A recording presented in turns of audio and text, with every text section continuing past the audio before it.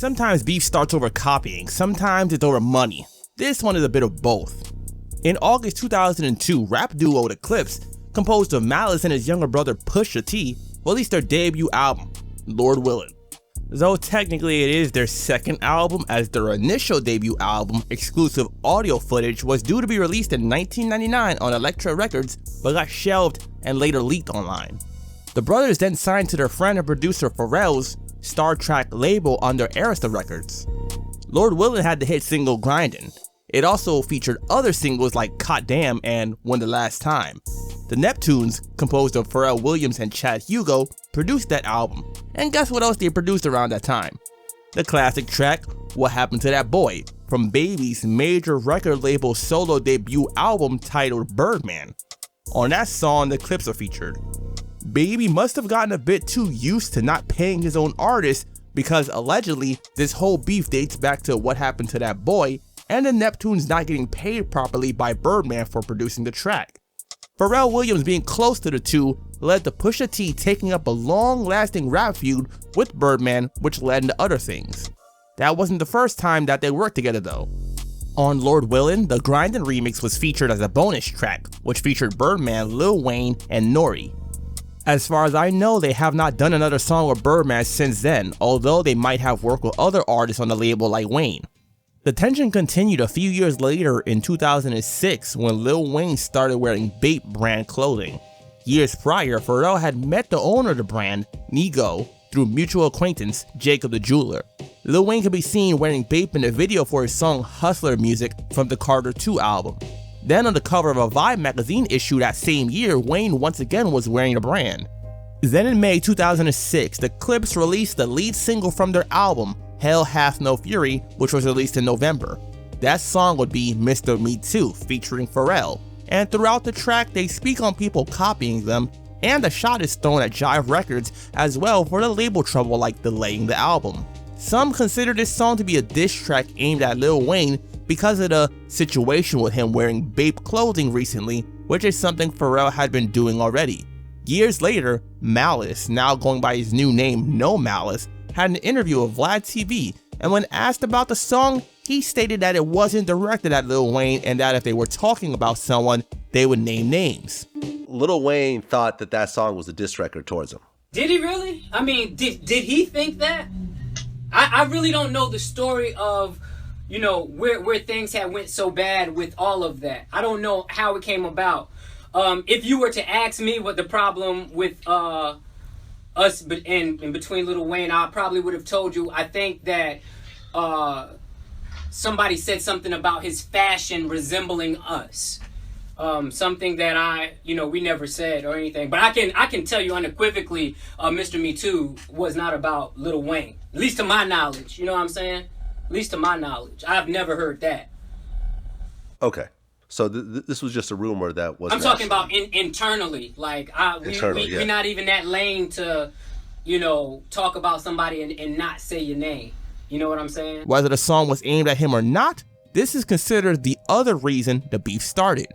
Then on the track, We Got It For Cheap intro from the Hell Hath No Fury album, Pusha T allegedly took a shot at Wayne with the lines, "I'm the best since he died and he lied. The spirit of competition. One verse could start jihad. CPR Pusha. The flow tends to revive. Pulling the covers back. I expose what you disguise. My presence is felt. The pressure is on."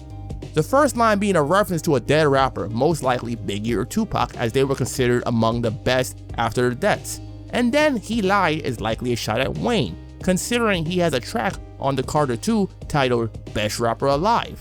And he started calling himself the best rapper alive, like on the track Bring It Back from the first Carter album, where on the outro he says, "The best rapper alive since the best rapper retired," which was a reference to Jay-Z, who had announced his retirement back in 2003.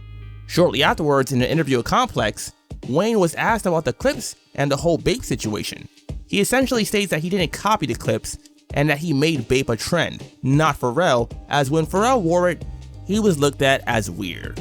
Also, he disses the Clips by stating that they had to get on What Happened to That Boy to get hot. Now, I understand being upset and all at getting dissed, but that's just simply not true.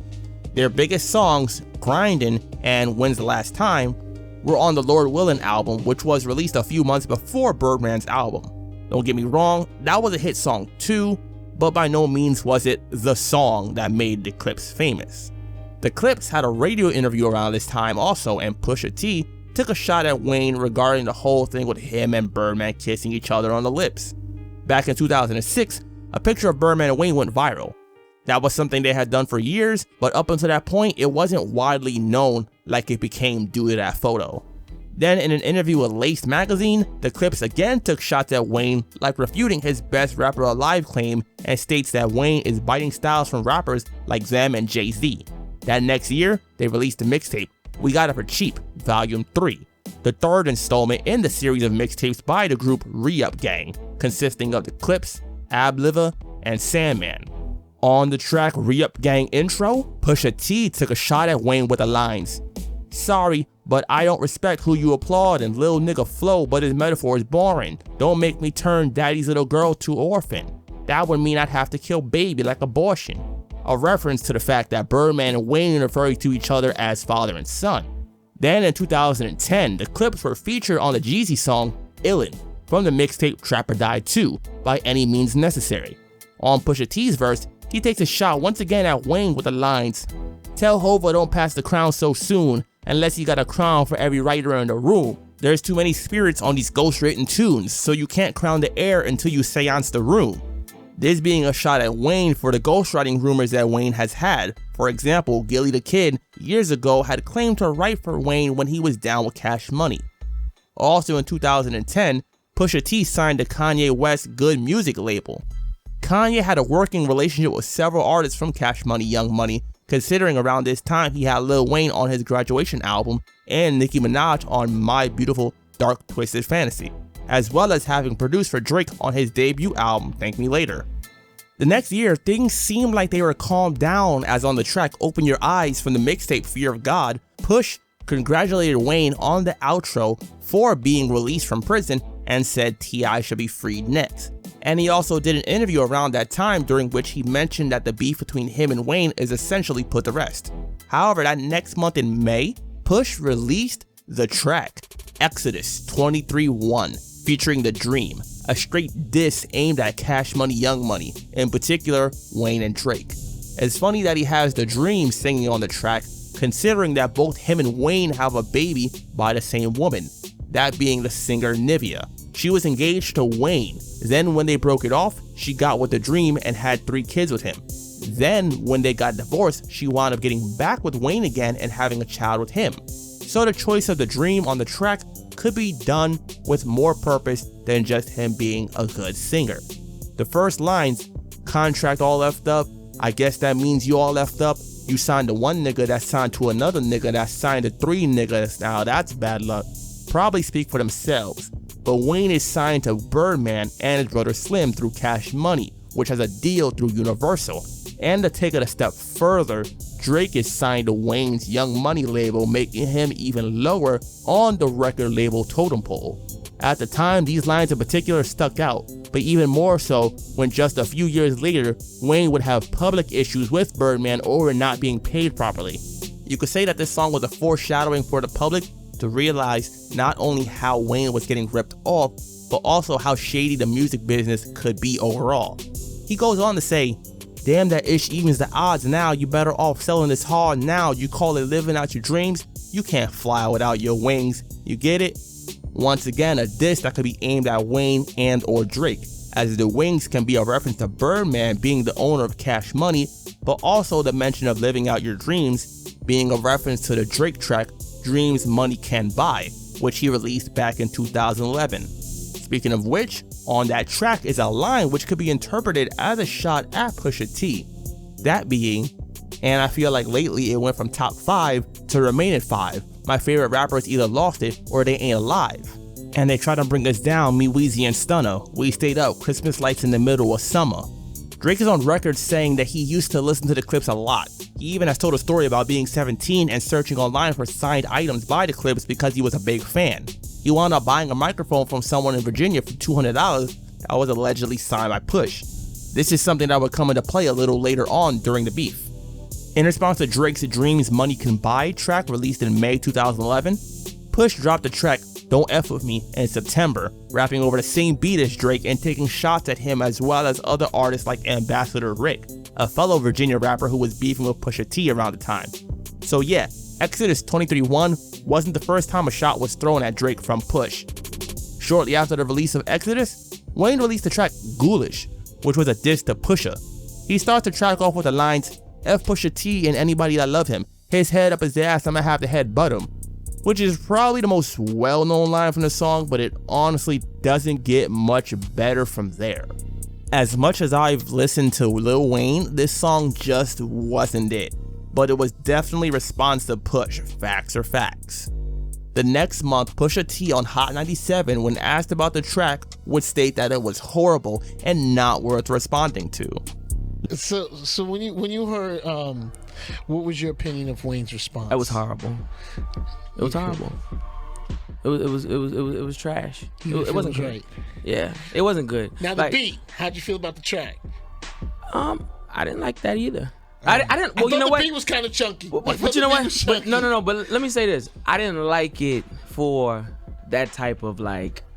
Response, right? Yeah, Got like you, it wasn't. Got you. It wasn't that. And I didn't feel like in all honesty, man, I haven't said anything about it because I didn't think it was like good enough to respond to. I didn't. Lil Wayne in an interview around this time also stated that it was just a reaction that he had and that he doesn't apologize for it because he's human, but that there isn't real beef between them.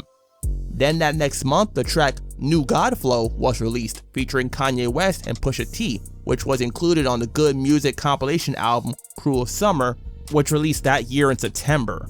On the song, Push takes shots at Birdman in the second verse with lines like, step on their necks till they can't breathe, claim they 5 stars but sell your dreams, they say death multiplies by 3s, line them all up and let's just see. Birdman is known for having star tattoos on his head and has an album titled 5 Star Stunner. Around this time, Jay Mills, a rapper signed to Young Money, released a diss track titled Hearing Voices aimed at Pusha T in response to Exodus 23-1. He doesn't name Pusha by name, but makes references to someone talking about cocaine and sneak dissing. Then early in 2013, Jay Mills released the mixtape Dead Presidents 2, and on the outro, The Walkout, more shots seem to be thrown at Push with lines like, all caught up in their emotions, put some skirts around these niggas, talking about bricks and ain't no work around these niggas. Use a middleman, little man. Once again, a reference to selling coke, which Push is well known to rap about.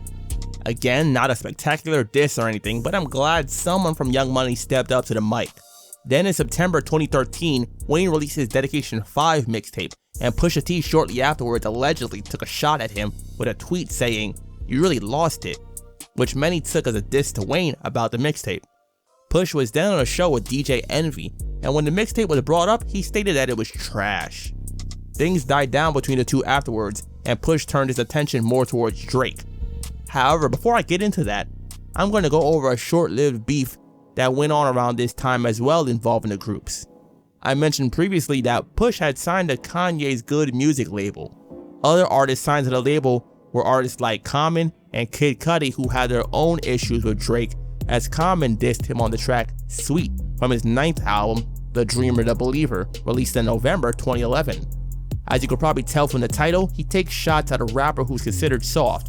If you know anything about Common as a rapper, he put out that diss track back in the 90s about Cube, and I've covered that beef previously on the channel, so check it out if you haven't yet for more details.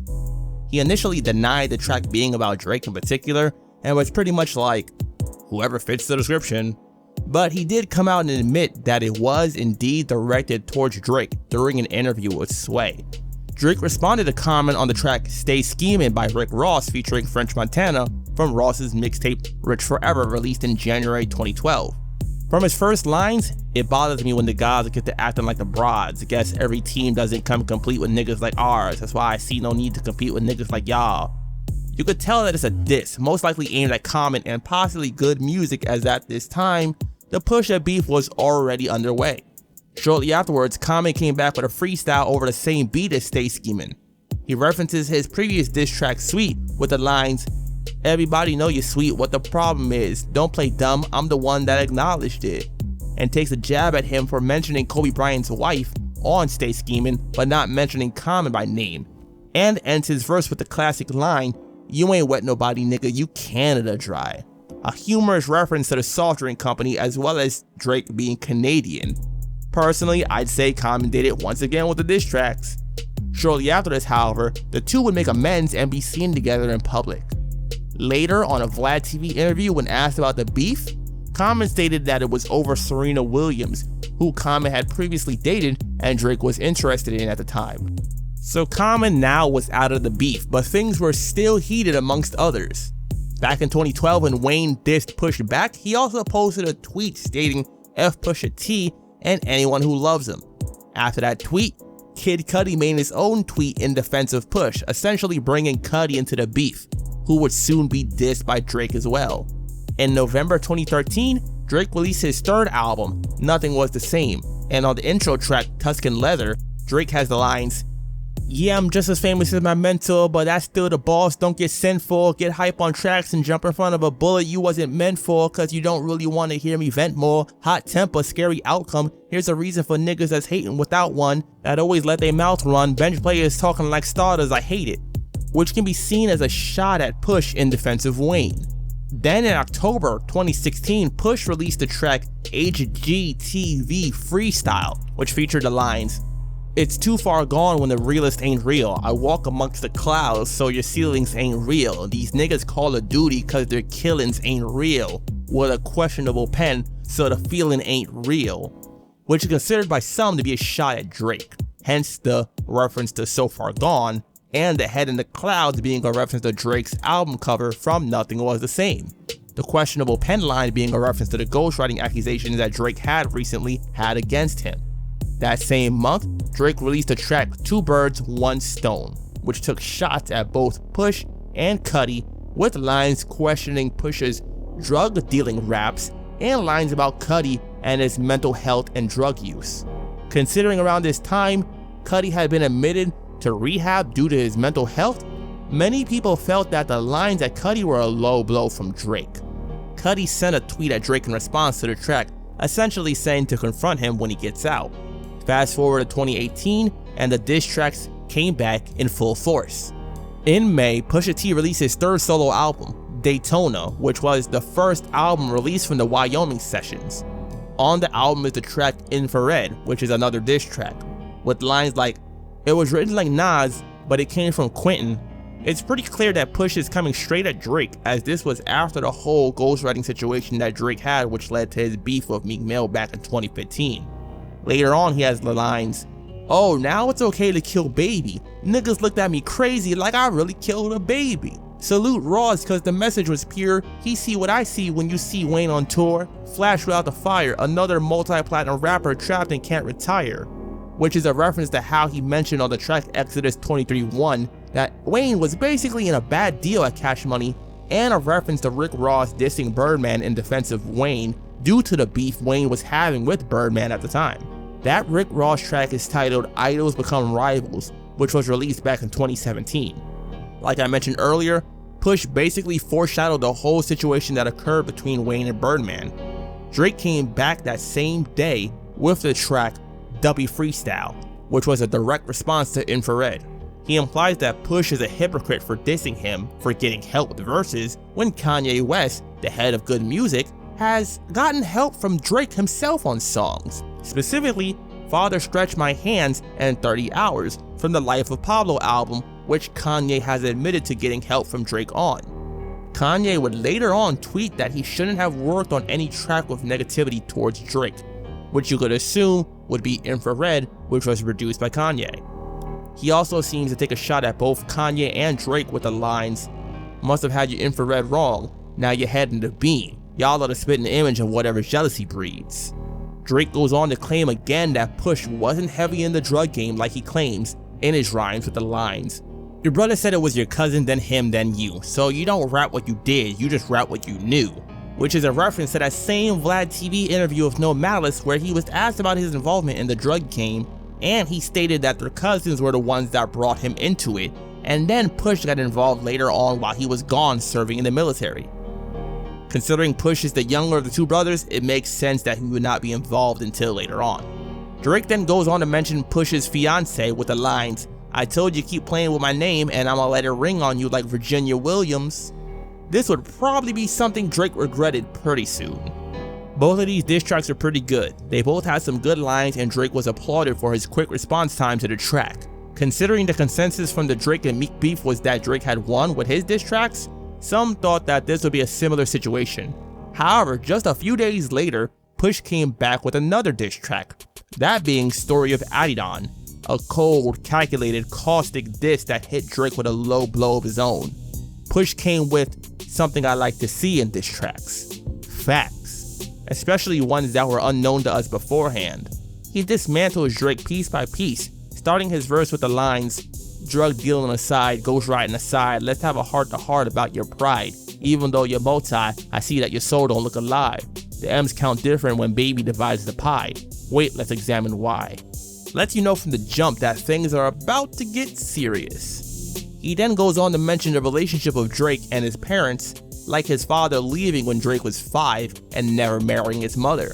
He also mentions Steve Harvey in the track with the lines, "Monkey suit Dennis, you parade him, a Steve Harvey suit nigga made him," which prompted Harvey to respond to the diss track himself while on the set of Family Feud. Push then responds to Drake's lines in Duppy Freestyle about his fiancée with lines referring to Sophie Brousseau, a former French porn star who went by the name Rose Divine, who Drake had a child with. This was probably the biggest blow from the diss track, as Drake until this point had been denying the rumors of having a child with her, so it was never confirmed to the public. He also gives the name of the child, that being Adonis, which is also where the name of the song comes from. He even mentions that Drake was going to use his upcoming deal with Adidas to announce the new sneaker line, Adidon, that was named after his son. So Push essentially killed two birds with one stone here, just like Drake did on the track dissing Cudi and Push, by putting out Drake's personal family issues as well as stepping on his Adidas deal. If that wasn't hard enough for you, Push ends his verse with the lines talking about Noah Shabib, aka 40, Drake's longtime friend and producer, with the lines, "OVO 40 hunched over like he 80, tick tick tick, how much time he got, that man is sick sick sick," which is a reference to how 40 has multiple sclerosis or MS. Push received some backlash online due to this line. If you've seen my series on the most disrespectful lines in diss tracks, this line definitely made an appearance in one of those videos. To make matters worse, the day after this song was released was also National MS Day, which Push called ironic when he called into the Breakfast Club the next day and talked about the diss track. In June that year, Drake released his double disc album, Scorpion. On that album, he makes references to the whole situation with his son and the beef. Like on the track March 14th, he talks about being a single father and essentially considers it ironic now, as he had always spoken about his parents' relationship and how his mother was a single mother since his father left. The big question was how Pusha found out about the baby. Drake had gone on LeBron's show, The Shop, and discussed the beef between him, Ye, and Push. He stated that he knew his child would come up in the beef, and that when he was in Wyoming, he talked to Kanye about the troubles he was having with the mother of his son, and was under the assumption that it was Ye that leaked the information to Push. However, shortly afterwards, Push made an appearance on the Joe Budden podcast, and they also talked about the beef. Push stated that the information didn't come from Ye, and that it actually came from a woman that 40 was dealing with.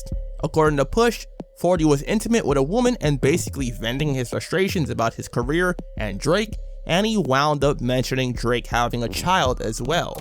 Also, Rap-A-Lot founder Jay Prince had got involved at this point and told Drake not to respond to the diss track. He had an interview with the LA Leaker speaking on the beef and basically states that he wanted to be squashed between the two. Yeah, I mean, it was one of them situations.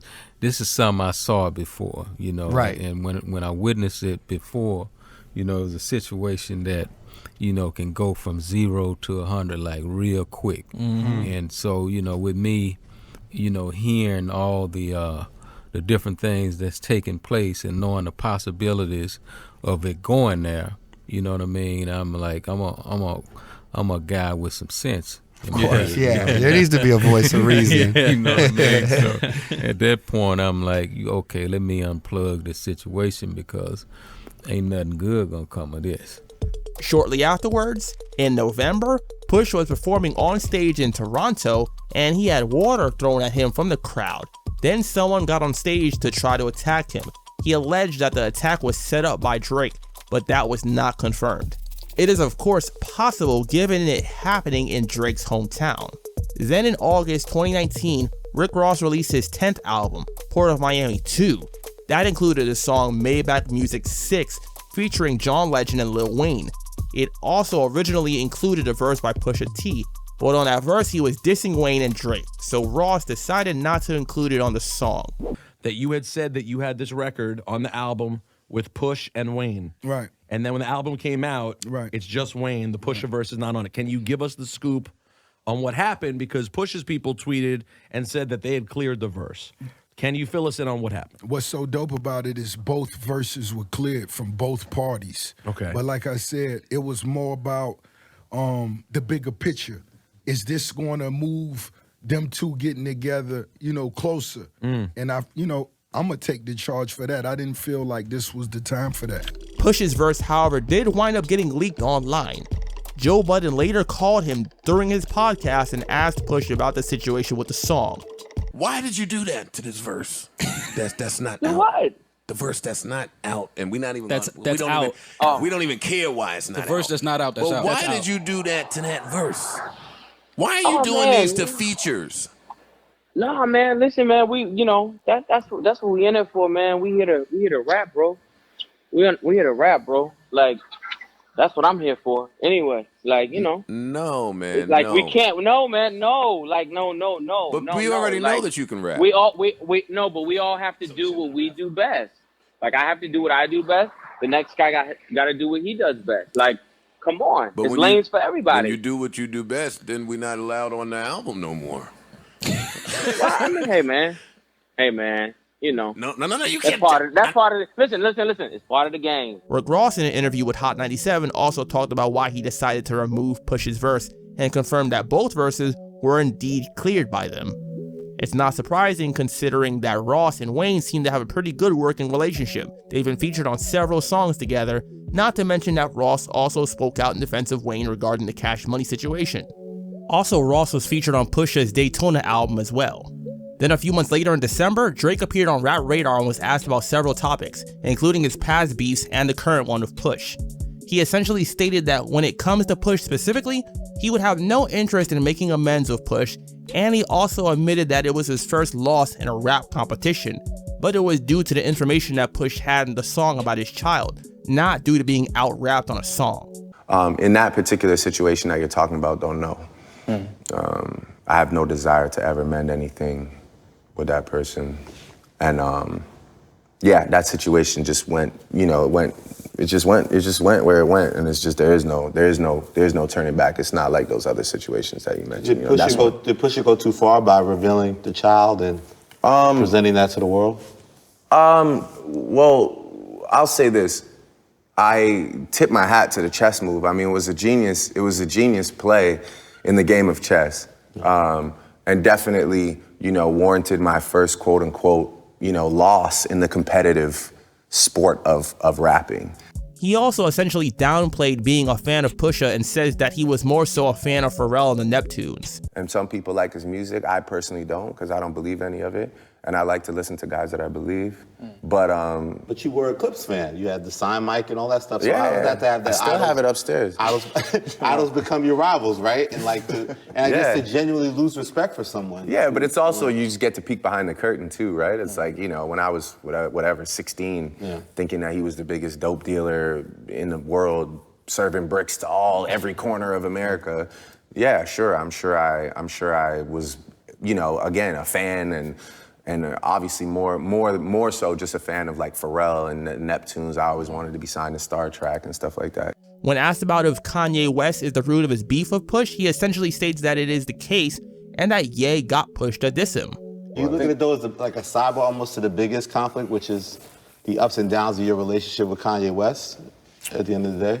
I think that that's where all of this kind of stems from. It's all kind of rooted in that situation, yes. I think that he definitely recruited a guy with a similar dislike for me, no matter what he says in interviews. Considering all the stuff said in interviews and on Twitter, it is pretty clear that Ye does have his own beef with Drake. I'm not going to be going in depth on that beef here though, as it is a very detailed and still ongoing situation, which might be covered in a later video. Also, this video started with Wayne, so I don't want to go too far off base. In February the next year, Brooklyn rapper Pop Smoke was shot and killed in California during a home invasion by a group of people looking to rob him for his jewelry. A few months later in June, his debut studio album and first posthumous release, Shoot for the Stars, Aim for the Moon, was released. On that album is the song Paranoia featuring Young Thug and Gunna. However, Pusha T was also supposed to be on the song as well. On his verse, he was once again taking shots at Drake. Like the Rick Ross track though, his verse was also removed from the official version of the song, but the version with the verse is available online. Young Thug, however, didn't like the fact that Push used his verse to throw shots at Drake and called Push out on it on Instagram, stating that he doesn't respect it and he has nothing to do with their beef. Push responded back on IG as well, for example stating that Young Thug was the last verse added on the song and he was only added at the request of Push to begin with. Also that no one knew that the verse was about Drake and that Drake is the one that told them, the same with the Rick Ross song Maybach 6 where the same situation happened. Essentially using his star power to block certain things, which isn't anything new, but in a rap beef, personally, things should stay at a rap for me, especially if things haven't gotten physical or anything. The beef was pretty quiet since then, but then in April 2022, a spark was made again when Drake apparently sent shots at Push on a Jack Harlow track that leaked online, with lines from Drake talking about revenge and then going on to speak about middlemen again. It's probably pretty clear that it is aimed at Push despite no names being mentioned again. Shortly after that track, Push made an appearance on The Breakfast Club again to discuss his new album titled It's Almost Dry and also discuss the alleged diss at him from Drake. He brushed it off as not worth a response after what he's already said to Drake. If he says something about you, like people are saying the song that leaked with Jack Harlow, he's taking shots at you. Do you let it slide or do you respond? Man, you know what? I think, like, I even heard that. And it sounds old to me. Mm-hmm. Like the flows sound old. Like it don't sound like, and then it's like even what is considered like the shots is like, bro, after what I've done, like the middleman talk and all that type of talk, that's not scathing for me. I'm here to like burn down everything. So it's more like a subliminal. Yeah, it's like, and it's subliminal. It's like, bro, I'm not subliminal with nobody today. Like, I'm not doing that. So basically, Drake's gonna have to come harder than that to get another diss track from him, it seems. Not much else has happened since then in the way of the beef between Push and Lil Wayne or Drake. This beef isn't exactly finished yet, it seems though, but it has definitely quieted down again, and hopefully things remain that way. Though I'm not opposed to hearing a new diss track by either party. I think both artists clearly had some good lines and both are good rappers overall. As far as who had the better disses to each other though, it probably comes with no surprise that I would personally go with Pusha T. Coming from an artist as prolific as Wayne, it's surprising that he really delivered so little in the beef in terms of diss tracks, and Drake was really the main one taking things up on wax.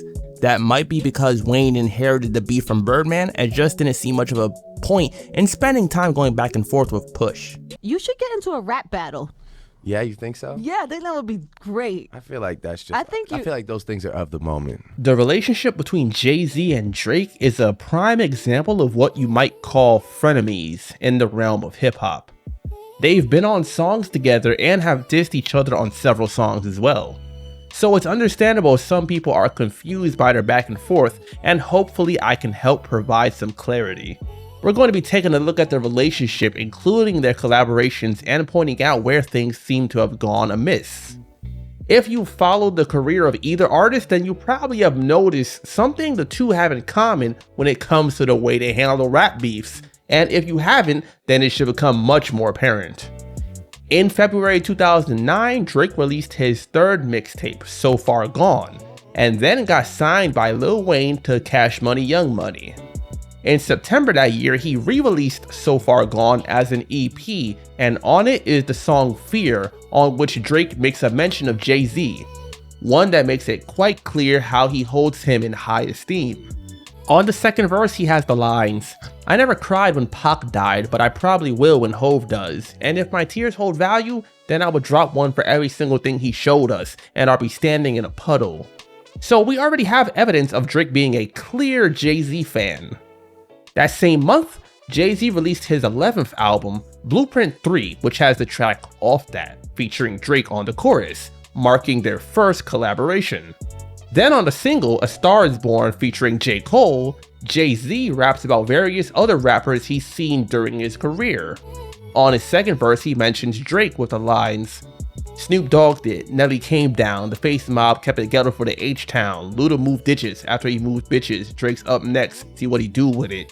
So, that quick, Drake got featured on a Jay-Z album and mentioned in another song on that same album. So their relationship started on pretty good terms, it would seem. We're going to get into how things started to break down though in a minute. In October that year, Jay-Z made an appearance at Much Music in Toronto, and he was asked about Drake, to which he would say that he's talented and give him some advice. Well, Drake, amazing. I know that you're a fan, I know you've worked with him, and he speaks really highly of you. So, I mean, he is already at that point where he could blow up into craziness. So what do you wish that somebody would have told you at that point? I just, he just needs to focus. I mean, he's proved that he's very talented, with that mixtape, which was phenomenal. He proves she likes it. He proved that he's very talented. So he just has to maintain that focus, because right now all the eyes are on him, and not lose that. And if he say, I think he's going to be fine. Later that year, Drake had an interview with Wrap Up TV in which he mentioned that he has a song that he wants to get Jay-Z on for his debut album. I actually get the record from Jay-Z in the studio. You gotta tell us more. Well, I mean, I hope he likes it. I just did it. I'm gonna shoot it to him and see if he likes it. But it's crazy. It's actually produced by the one that I wanted to use, produced by these dudes from Toronto, Tony Masons, and they co-produced with 40. And man, it is like a special record. In June 2010, Drake released his debut album, Thank Me Later, which has the track Light Up featuring Jay-Z. On Jay's verse, he speaks to Drake, giving him some advice with the lines, "Drake, here's how they gonna come at you, with silly rap feuds trying to distract you, in disguise in the form of a favor, the Barzini meeting, watch for the traitors." Over the years since the release of the album, Drake has been embroiled in multiple rap beefs, including Meek Mill, Joe Budden, Kendrick Lamar, and even Jay-Z himself. Those other situations I've covered on the channel already, so check them out too. On the album's outro, Thank Me Now, Drake has lines that some have interpreted as a reference to Jay-Z. Those being, "I can relate to kids going straight to the league when they recognize that you got what it takes to succeed, and that's around the time that your idols become your rivals. You make friends with Mike but got to AI him for your survival." Allen Iverson, as a rookie, crossed over Michael Jordan in an NBA game back in 1997. If those lines are indeed a reference to Jay-Z, then of course Drake would be Allen Iverson in this situation, while Jay would be Michael Jordan. Shortly after the release of the album, Drake had an interview on MTV with DJ Envy, and he was asked about Light Up, and he would explain how his verse came about. The joint with you and Jay-Z on the album, right? Mm-hmm. Now, I know you and Jay are cool, but it still has to be a little competitive when you go in and lay in your verse and him going and laying his verse, because I know you trying to eat him up, you trying to eat you up. Yeah. Now, when you listen to his verse, you be like, woo, he's going in, or same thing with Jeezy's verse or Wayne's verse. Yeah, usually when it's your album, you got to do your verse first. It's kind of like rare that someone will send you a song and be like, get on my album. Did you ever want to do your verse over and be like, you know what? You know what? Actually, my verse was way harder on Light Up before. Mm-hmm. And a song that I had used I had done a song, and then the song was never supposed to, nothing was supposed to happen with it, and it leaked. Mm-hmm. And then the bars from that song were just so hard. It was a song with Big Sean, and those bars, there were some bars on that song that fit so much better on Light Up. It made so much more sense. And the last night before mastering, I had to go in and switch the first 12 bars. So on Light Up, I lost my footing a bit. Jay came and killed me on that. Jay killed me. That's what I think. Drake around this time announced that he and Lil Wayne were going to be putting out a collaboration album after Wayne got out, as at this time he was locked up on Rikers Island over weapon possession charges. Then in August that year, Drake and fellow co-founders 40 and Oliver launched the festival OVO Fest, and Jay-Z made a guest appearance. That next year in August, Jay-Z and Kanye West released the collaboration album Watch the Throne, asserting their dominance as two of the biggest names in rap. A few months earlier in May, DJ Khaled put out the single I'm On One from his 5th album We the Best Forever, which was also released that year. The track features Drake, Lil Wayne, and Rick Ross, and Drake ends his verse with the lines, "Me and 40 back to work, but we still smell like a vacation. Hate the rumors, hate the bullshit, hate these fucking allegations. I'm just feeling like the throne is for the taking." Also around this time, the Drake song Dreams Money Can Buy leaked, and on the second verse he has the lines, "And I feel like lately it went from top 5 to remaining 5. My favorite rappers either lost it or they ain't alive. And they trying to bring us down, me, Weezy, and Stunner. We stayed up, Christmas lights in the middle of summer." Between the lines from those two songs, some felt that Drake was throwing shots at Jay and Ye, as Drake himself has stated that they're two of the artists that influenced him musically, and the line about the throne being for the taking is seen as a reference to the Watch the Throne album. Drake took to Twitter shortly afterwards, however, to deny dissing Jay in response to the rumors. Then in August that year, after the release of Watch the Throne, Lil Wayne released his 9th album, The Carter 4. On the song It's Good, featuring Jadakiss and Drake, Wayne seemed to respond to lines Jay-Z had about him on the song Ham, which was the lead single from Watch the Throne. The Jay lines themselves were a response to Birdman from a 2009 interview in which he reacted to Jay-Z being given the #1 spot on MTV's Top 10 Hottest Rappers list in 2009. Birdman would state that Lil Wayne is the hottest rapper as they make the most money. I'm sure they make a lot, but I doubt it's more than Jay-Z, and besides that, I wonder if anyone told Birdman that rapping ability has nothing to do with how much money you make.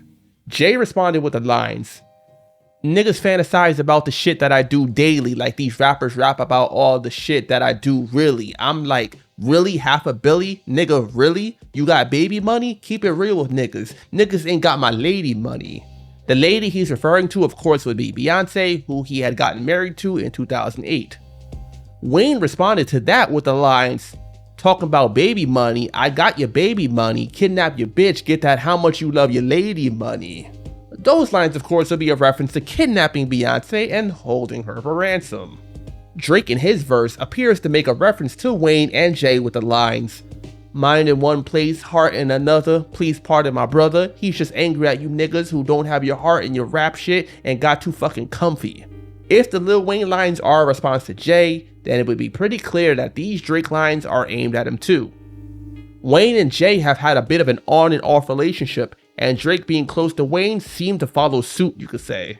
Also, those lines might extend to Ye as well, given the collab album. The whole Cash Money, Young Money, and Jay-Z issue is an actual thing. It's especially obvious if you look at some of the things Nicki Minaj in particular has had to say about Jay-Z and Roc Nation. Later that year, Drake had an interview with Billboard, and he was asked about the Grammys as he had been nominated several times at that point but had not yet won any. Drake would say that the one that really hit him was when he lost out on the Grammy for Best Rap Solo Performance for Best I Ever Had to Jay's song DOA, Death of Autotune. Then in November that year, Jay-Z sent Drake a handwritten note congratulating him on the sales for his second album, Take Care, which was released in November that year. Also around this time, Drake had an interview with XXL in which he would announce that the collaboration album between him and Lil Wayne was shelved because they didn't want to be seen as competing with the Watch the Throne album and get caught up in the hype of it. Then in September 2013, Drake released his 3rd album, Nothing Was the Same, and just like his first album, Jay-Z was featured on a song. The outro of the album is 2 songs, and Jay-Z is featured on the part called Pound Cake, which was also released as one of the singles for the album. Apparently, the song was actually supposed to be on Jay's 2012 album Magna Carta Holy Grail, but he changed his mind and let Drake have it. When the album was released, Drake had an interview on Hot 97 with Angie Martinez, and she asked him about the song and Jay, in which she would say positive things like Jay is a good mentor. We played Pound Cake. We did. Were you and Jay in the studio together? No, I actually Boo. in a rare. Well, no, we were, but Jay did his verses first, and originally that his verses were on a different beat. And I worked up the nerve to ask him, not only for the song that I had heard, but I actually worked up the nerve to ask him for the acapella because I wasn't crazy about the beat. Well, I just thought that I wasn't crazy about it. I just had an idea for it, and so me and Boy Wonder and 40 kind of put our minds together and made this other beat. And when we sent it back to Jay, shout out to OG Juan. OG Juan was like, man, this song, this is one of those ones. This is gonna be a moment in New York. So we knew it was kind of a special moment. It was definitely following the trend of Light Up and what people want from me and Jay. I think a lot of the time, like a song like Paris, for example, is like one of my favorite rap songs that's come out in the last, I don't know how many years, but it's such a big record, got the world so involved in rap music. And I always want to do that with Jay, but at the same time, whenever it comes down to it, I always end up just going bars. You just want to spit. Yeah, I mean, it's just like he's definitely one of my favorite rappers and one of my favorite people, period. So it's tough not to want to just go off just and rap. Give people those moments. Yeah, that's what I want to do is just rap. So you have built a nice relationship with him. I mean, yeah, I think one of the strongest, I think, if not the strongest. Of all the other rappers? Yeah, definitely. Wow. Who knew? Yeah, I know. Yeah, he's just an incredible mentor to me and gives me great guidance and is very, very supportive. Things seem to have changed pretty quick, however, as a few months later, in February 2014, Drake had an interview with Rolling Stone, and he made a comment about how Jay makes a lot of art references in his music nowadays, and that he would love to collect art himself, but the rap art world thing is getting kind of corny. Also, when talking to Rolling Stone, Drake would state that the hit single Niggas in Paris from the Watch the Throne album inspired him to make his hit single Started from the Bottom from Nothing Was the Same. In March that year, Jay responded to Drake on the Jay Electronica track We Made It, which is a remix of the Soulja Boy song We Made It, which was featured on his 2013 mixtape The King. Shortly after the release of the Soulja Boy song, Drake put out a version with him rapping on it too. On Jay's verse, Z, not Electronica, he responds to Drake with the lines, "Sorry Mrs. Drizzy for so much art talk, silly me rapping about shit that I really bought, while these rappers rap about guns they ain't shot and a bunch of other silly shit that they ain't got." Up till this point, it was pretty subliminal, but these lines were direct and straight to the point. About a week later, Drake released the track Draft Day, on which he seemed to respond to Jay. He has the lines, "I'm focused on making records and getting bigger, just hits, no misses, that's for the married folk. Tell them fix my suite up cause I'm coming home. I heard they talking crazy I was out of town. You know they love to pop all that shit when I'm not around, but when I'm here, not a sound. That'll make me snap, jot it down, go in the booth and lay it body down." As I mentioned earlier, Jay-Z and Beyonce got married in 2008, and being out of town is a reference to how Drake was on tour at the time. Then he also makes a reference to Jay-Z with the lines, "I think I'm on my 8th flow, just watch me paint flow. We all do it for the art, so I can never hate though." Those lines are a reference to Jay's line about how he has really bought the art that he raps about. Then Drake ends the verse saying that he left the beat playing at the end so someone can get their lives off, which can be seen as a reference to how Jay-Z responded to Drake using a beat that Drake had recently rapped on. Then in April that year, Drake was at an NBA game for the Toronto Raptors and Brooklyn Nets, and during the game he joined the Toronto Sports Network broadcast, and he made a comment about Jay-Z, saying that he's somewhere eating a fondue plate.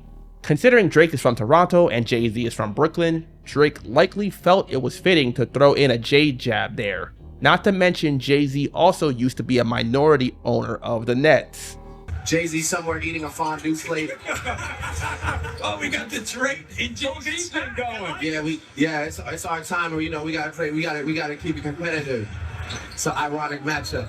Shortly afterwards, DJ Khaled released the song They Don't Love You No More, featuring Meek Mill, Rick Ross, French Montana, and Jay-Z, which was the lead single from his then upcoming album I Changed a Lot. Throughout Jay's verse, he appears to respond to Drake. He has the line, "Tell these crabs in the barrel we eatin' hella lobster." It might seem like a random line about eating seafood, but on draft day, Drake has a line about eating oysters, which are generally cheaper than lobster, so this could be seen as a braggadocious response from Jay.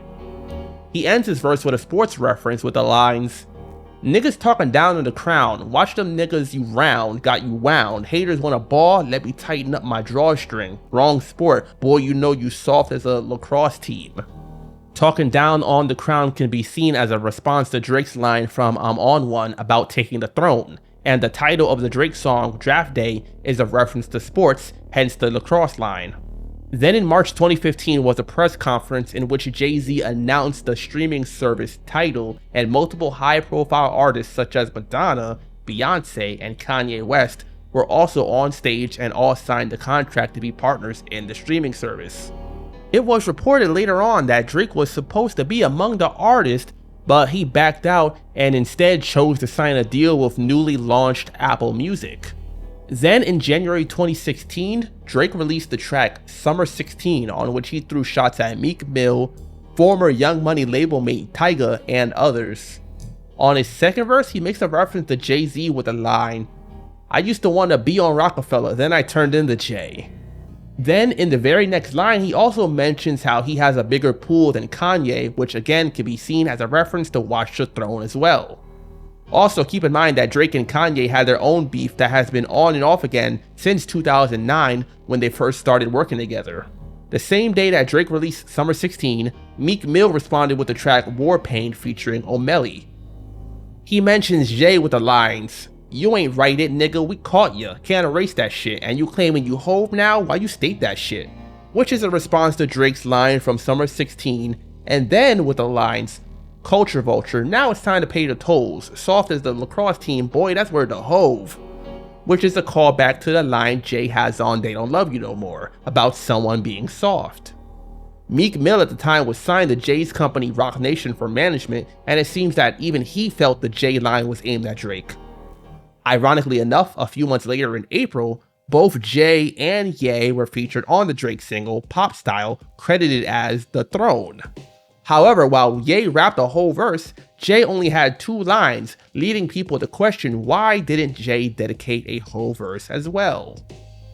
Also on the album version of the song, the 2 were not featured at all, and Drake has a second verse instead. Then in July that year, DJ Khaled released the single I Got the Keys from his then upcoming album Major Key. The track features Jay-Z and Future, and once again it appears that Jay had some lines that could be taken as a subliminal response to Drake. It's kind of funny how DJ Khaled is involved in this beef simply because he keeps putting these guys on his songs and they're sending shots at each other. He starts his first verse with the lines, "Niggas always asking me the key. Till you own your own, you can't be free. Till you're on your own, you can't be me. How are we still slaves in 2016? Then on his second verse, he has the lines, "Real life, I'm like Hove. Real life, I'm life goals. In real life, they're like me. In real life, I'm like, no. My swag different. That bag different. My wife Beyonce, I brag different." Now remember how in Draft Day, Drake had a line, "Just hits, no misses, that's for the married folk," and how in Summer 16 he had the line about becoming Jay, and you can see how this connects to what Jay said in this track. A few months later, in October that year, Drake released the track Sneakin' featuring 21 Savage, the day before his 30th birthday. On Drake's verse, he appears to continue the subliminal back and forth with Jay with the lines, "You ain't own it right away, you had to wait on niggas, man. I'm only 29, have some patience with us." As I mentioned a minute ago, Jay had lines about ownership, and he had pretty recently been given ownership of his catalog, minus reasonable doubt, as in 2004 he negotiated with Def Jam to be given his masters back after 10 years, and in 2013 he got them back. With that context, it seems to widen the gap business-wise between Jay and Drake, but basically Drake is saying that given the age gap between them, it might be a bit of an unfair comparison, and that Jay had to wait for years for ownership. Then in February 2017, DJ Khaled released the song Shining, featuring Beyonce and Jay-Z as the lead single from his then upcoming album Grateful. Like seriously, this is a freaking pattern now at this point, but yeah, anyway. On Jay's verse, he appears to respond to Drake once again with the lines, I know you ain't out here talking numbers, right? I know you ain't out here talking summers, right? I know you ain't walking around talking down, saying boss shit when you a runner, right?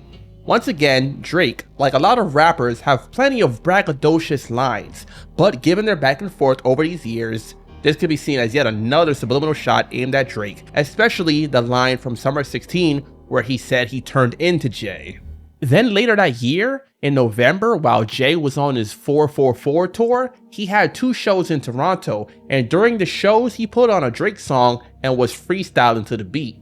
On one day it was the song KNT from More Life, and on another day, Know Yourself from If You're Reading This, It's Too Late. So it would seem that he probably wasn't seeing the beef of Drake as a huge issue. In June 2018, Drake released his double disc album, Scorpion, which features the song Talk Up, featuring Jay-Z. As you can tell by the title, this is a sequel of sorts to Light Up. To me, it's the best of all the collaboration songs between Drake and Jay-Z. Also on the album is the song Survival, on which he talks about his various rap beefs like with Pusha T and Meek Mill. He seems to make a reference to his beef with Jay-Z, however, with the line, taking shots with the GOAT and talked about shots that we sendin'. Once again, Drake has stated that Jay-Z is one of his favorite rappers, so it would be a clear reference to Jay-Z and the shots that they have aimed at each other. Then in August that year, music executive and photographer Lenny S., known for his work at Rockefeller and Roc Nation, posted a picture on Instagram of Drake and Jay-Z together during the Detroit show on the On the Run 2 tour by Jay and Beyonce. A few months later in December, Drake made an appearance on Rap Radar and they talked about the line from Survival and how he and Jay have respect for one another and really did talk things out, as the line states. You take shots with the GOAT, you talk about the shots that you sent with Jay-Z. Like, why has that relation remained intact? Why has it never gone left? I think that we have, I think Jay has a lot of respect for me, and he's aware of the massive amount of respect that I have for him at the end of the day. And I think we both enjoy we both enjoyed our moments of, him, checking the young boy and me trying to be like, nah, I'm here, Any lines that stick out to you? You'd be like, oh, I know what you were talking about. Yeah, of course. I mean, yeah, there's plenty. And that bar from that song is a real thing. We met up and really spoke about all our jabs and fallouts and what prompted some of those things and but which song is that you said? Which one? No, we're talking about Survival. talking about the bars that we send in? Yeah. Survival, yeah. 2 months later, in February 2020, Drake released a video for the songs When to Say When and Chicago Freestyle. When to Say When samples the Jay-Z song Cry from his Blueprint album, and part of the video was shot at the Marcy Projects in Brooklyn, which is where Jay-Z is from. So it would seem that Drake was paying homage to Jay-Z. The 2 songs were then featured on his mixtape Dark Lane Demo Tapes, which was released in May that year. That next year, in September, Drake released the album Certified Lover Boy, and Jay-Z is featured on the track Love All. So that makes it a total of 5 officially released songs between the two, 1 on a Jay-Z album and 4 on Drake albums. However, if you count Pop Style, then it would be 6 songs. A few years later, in August 2024, the podcast, The Bigger Picture, put out an episode, and one of the topics they talked about was the relationship between Drake and Jay-Z and their collaborations. I still love the first one. Yeah, Light Up. That's my favorite. Well, no, you're talking about Paris Mort, or well, you know what's interesting about I love at the first 2 I like the most, Light Up and then Pound Cake and Pound the other Cake, one. yeah. But the funny thing about Pound Cake, he told me the story that was one of the rare times. Who told you the story? Drake. Drake told Drake you. and Jay. No, Drake really first at the Crown when I did Drake's Crown. That Jay loved that verse so much, it was on another record off Magna Carta. He asked for that verse.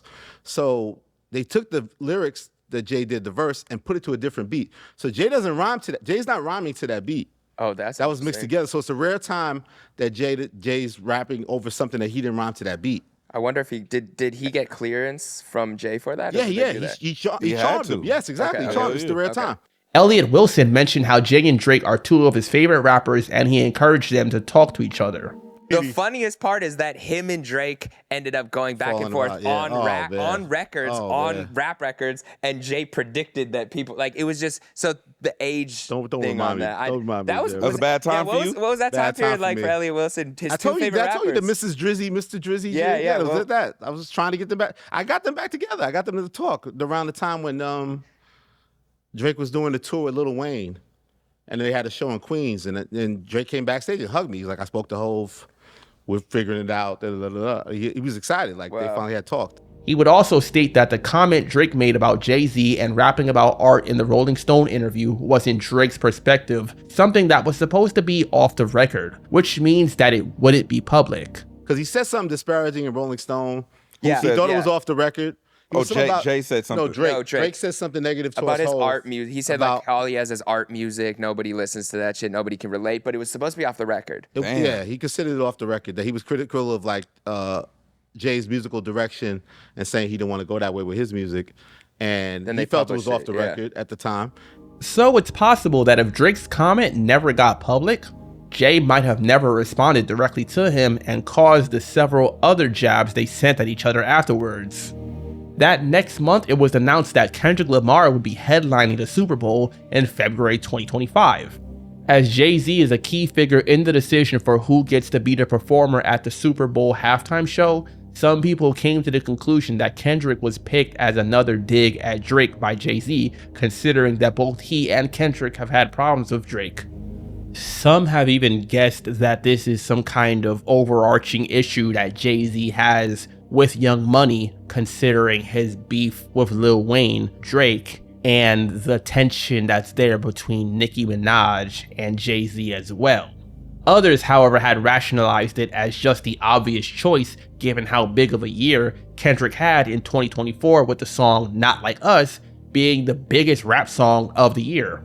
Fast forward to March 2026, and Jay-Z had an interview with GQ, and he was asked about his thoughts on the beef between Kendrick Lamar and Drake. He would state that things had gotten too negative and that he doesn't know if battling should be part of the culture anymore. And the last pillar is battling. We love the excitement, and I love the sparring and the music you get. But in this day and age, it's so much negative stuff that comes with it. They almost wish it didn't happen. Really? Yeah, because it's almost like it's a final thing. Now, people that like Kendrick hate Drake. Yeah. No matter what he makes, no matter what he says, and it goes far too. It's like attack on his character and his thing, and it's like, I don't know if I love that. Yeah. I don't know if it's helpful to our growth. Then he would go on to explain that he didn't pick a side in the beef by picking Kendrick for the Super Bowl. It was just an obvious choice as Kendrick had the know moment of the year. I hate that I have this point of view. I do, because I know what it sounds like. I know what it feels like. I hate it. It's just how I feel about it. Well, it even kind of extended to you, right? Because people made it a personal thing that you chose Kendrick for the Super Bowl. It's like, oh man, he's choosing the side and he's he's not. Like I don't have, what do I have to do with that? I chose the guy that was having a monster year. I think it was the right choice. Word. It wasn't in some sort of alliance to a battle. I don't. Yeah. What I care about them two guys battling, like, what's that got to do with me? Word. Have at it. Have fun. It's almost like, not just me, by the way. They drag everybody in it. Like, everyone's part of this conspiracy to undermine Drake, I guess. But like, what the fuck? Like, what? I'm fucking Jay-Z. Now, what are your thoughts on the beef? Do you think they'll put out more music together anytime soon? Who took the crown in this subliminal sparring match? Which song out of the ones they were on together is your favorite? Do you ever think a rap beef would start over someone not sending out a simple tweet? Meek Mill and Drake have a relationship going back to 2012, at least musically. Drake was featured on Meek's Dream Chasers 2 mixtape released in May of that year on the track Amen, which was also released on his debut studio album Dreams and Nightmares, released in October that year. The track was one of Meek Mill's first big singles and marked the beginning of a working relationship between the two. Fast forward to 2015 and Meek was working on his second album, Dreams Worth More Than Money, which featured the hit single Rico, once again featuring Drake, which was released in June. Then on July 21st, Meek Mill came through with the tweet that shocked the internet. Apparently being upset that Drake had not made a tweet in support of his album, Meek decided to out Drake for having a ghostwriter for his verse on the Rico song. This wasn't the first time Meek did something like that, however, in regards to an artist not tweeting in support of his album. He did so prior with his fellow MMG label mate Wale back in 2014. In a series of tweets, he had sent one saying, "Stop comparing Drake to Me Too. He don't write his own raps. That's why he ain't tweet my album, because we found out." He also had another tweet stating that if he knew Drake didn't write the verse, he would have taken it off the album. That would lead many to believe that Drake had a ghostwriter. That was revealed to be Quentin Miller. However, it's not ghostwriting in this instance, as Quentin is directly named in the writing credits for Drake's album If You're Reading This It's Too Late, which was released in February that year. Quentin is credited on multiple songs including Used To, 10 Bands, and Know Yourself. Several others got involved after the tweets by Meek, one being fellow rapper OG Mako, who tweeted also in support of Meek and gave the name of the alleged ghostwriter Quentin Miller, and said that some people already knew, but Meek had essentially put it out in the open now. He stated that the reason he did it was to support his friend Quentin. However, Quentin didn't take it that way, as in interviews he would essentially dismiss OG Mako as any sort of friend anymore because of it. That other rapper from Atlanta that, you know, did interviews about me talking about how we're friends and shit, he's the one that really said my name. You know, I called him about that, and, you know, his explanation was crazy. Needless to say, we don't have anything to do with each other anymore. I'm not even gonna say his name. Several other tweets went out, including those by MMG head Rick Ross, Roscoe Dash, and frequent Drake collaborators 40 and Boy Wonder, as well as others, all chiming in with their opinions on the situation. 40, for example, made a series of tweets defending Drake and confirmed that Quentin did write verses for Drake and that it's listed in the credits. The point of a ghostwriter is that they aren't publicly credited, so Quentin having writing credits on the album pretty much discredits that claim, although it is true that he did write verses for Drake. He would be considered just a writer, not a ghostwriter. Canadian politician Norm Kelly also chimed in with a tweet telling Meek that he was no longer welcome in Toronto, which prompted Meek to respond to him on Twitter as well. OG Mako and Boy Wonder had a back and forth on Twitter also because of the allegations, with Boy Wonder backing Drake and Mako supporting Meek. Funkmaster Flex from Hot 97 even got involved on the side of Meek Mill by stating that he has reference tracks for Drake songs. If you don't know what a reference track is, it's basically a track recorded for someone else to use as reference for when they record a song with their own vocals. On the 22nd, a day after Meek's Twitter spree, Funk Flex played a reference track for the Drake song 10 Bands by Quentin Miller, further confirming the allegations. However, Quentin himself would deny the allegations at first before coming clean on working with Drake. Then on July 25th, Drake played his first diss track to Meek Mill, Charged Up, on the Beats One radio show OVO Sound. Throughout the song, Drake doesn't mention Meek directly, but makes it pretty clear he's responding to the whole ghostwriting situation and Meek. The lines, "No woman ever had me starstruck or was able to tell me to get my bars up," stand out in particular as being a reference to Meek Mill and Nicki Minaj's relationship, as at the time, they were together and Nicki Minaj was the bigger name and considered by some to be the better rapper. It was pretty tame for a diss track, however, but it was only a part of what Drake had in store for Meek at the time. Meek responded on Twitter, essentially calling the track weak. Around this time, Funk Flex went on the radio and announced that he would be playing a Meek Mill track dissing Drake. However, no such track wound up being played, which you could imagine was a hit to his credibility and not received well by all the people steady listening, waiting for the Meek response. And a Meek response it was. Flex did wind up eventually playing more Quentin Miller reference tracks, however, including Used To and Know Yourself. Ebro, also from Hot 97, would get on the radio the next day and speak about the situation and essentially defend Flex, and also manage to throw shots at rival station Power 105 again while he was at it. We specifically were told that Meek had something for Flex last night. And we waited and waited and waited and waited and waited. And now y'all could go as hard as y'all want to go at Flex. We've been through many wars here at Hot 97 before. Nobody is afraid of y'all. Matter of fact, yo, Breakfast Club, I'm gonna deal with you later. Because your whole existence is based on coming on Hot 97 and talking about people here.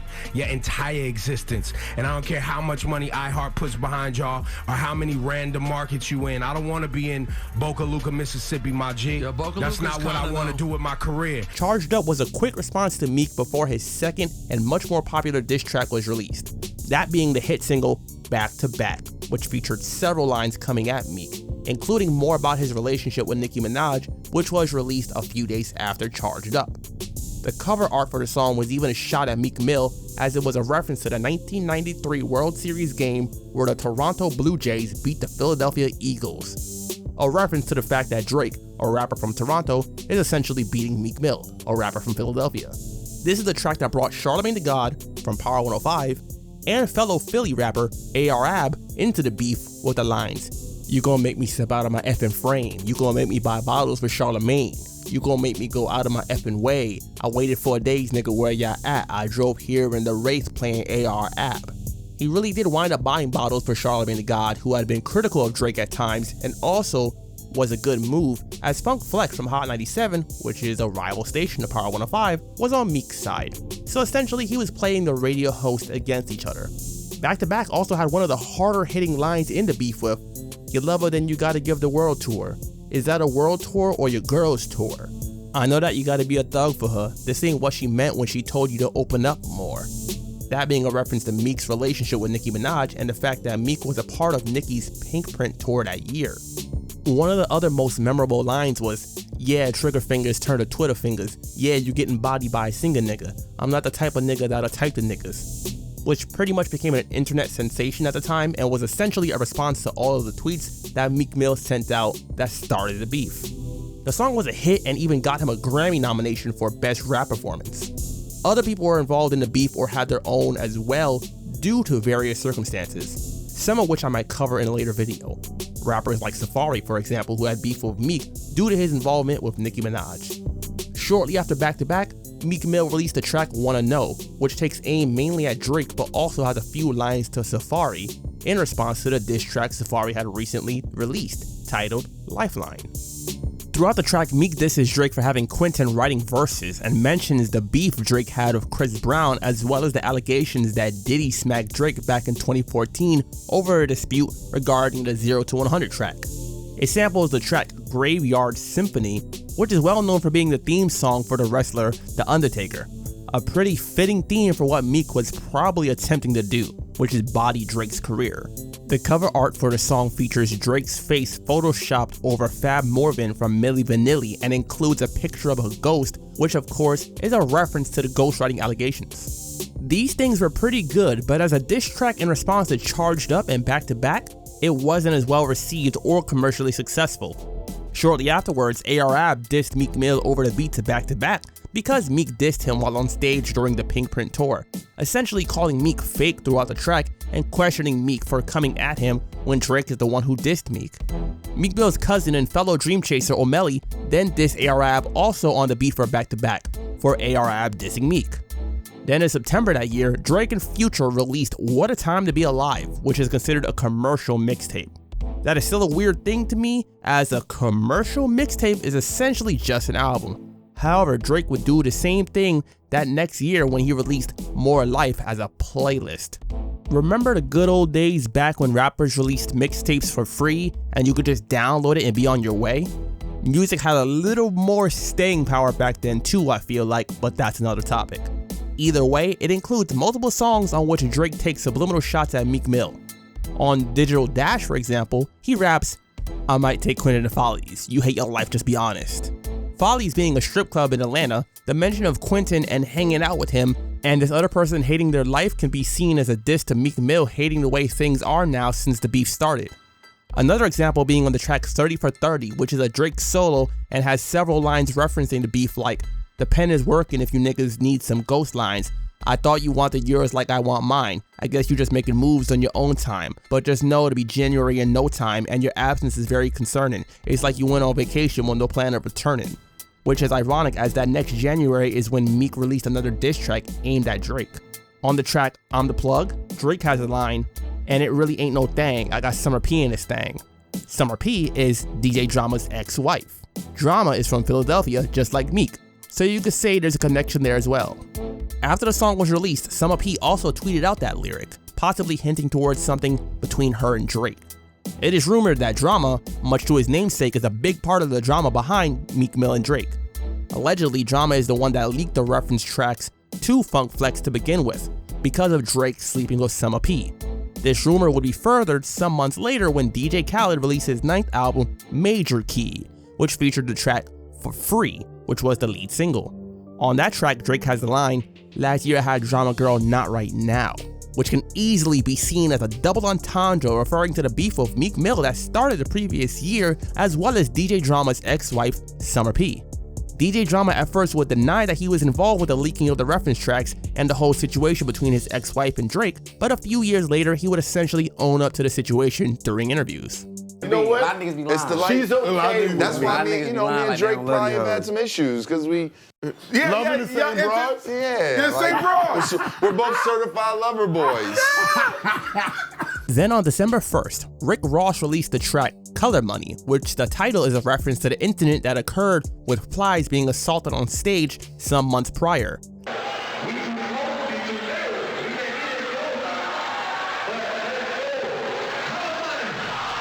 The track is from Ross's 8th album, Black Market, released that same month. Rick Ross takes aim at Birdman in the second verse with lines like, "Color Money got your chick out on a world tour. My little homie made $1 million on his girl tour. We back to back and down to whack a nigga unborn. Miami niggas got him changing all the gun laws. So run, Forrest, got some shooters and they dying too. I got more money than that pussy that you signed to."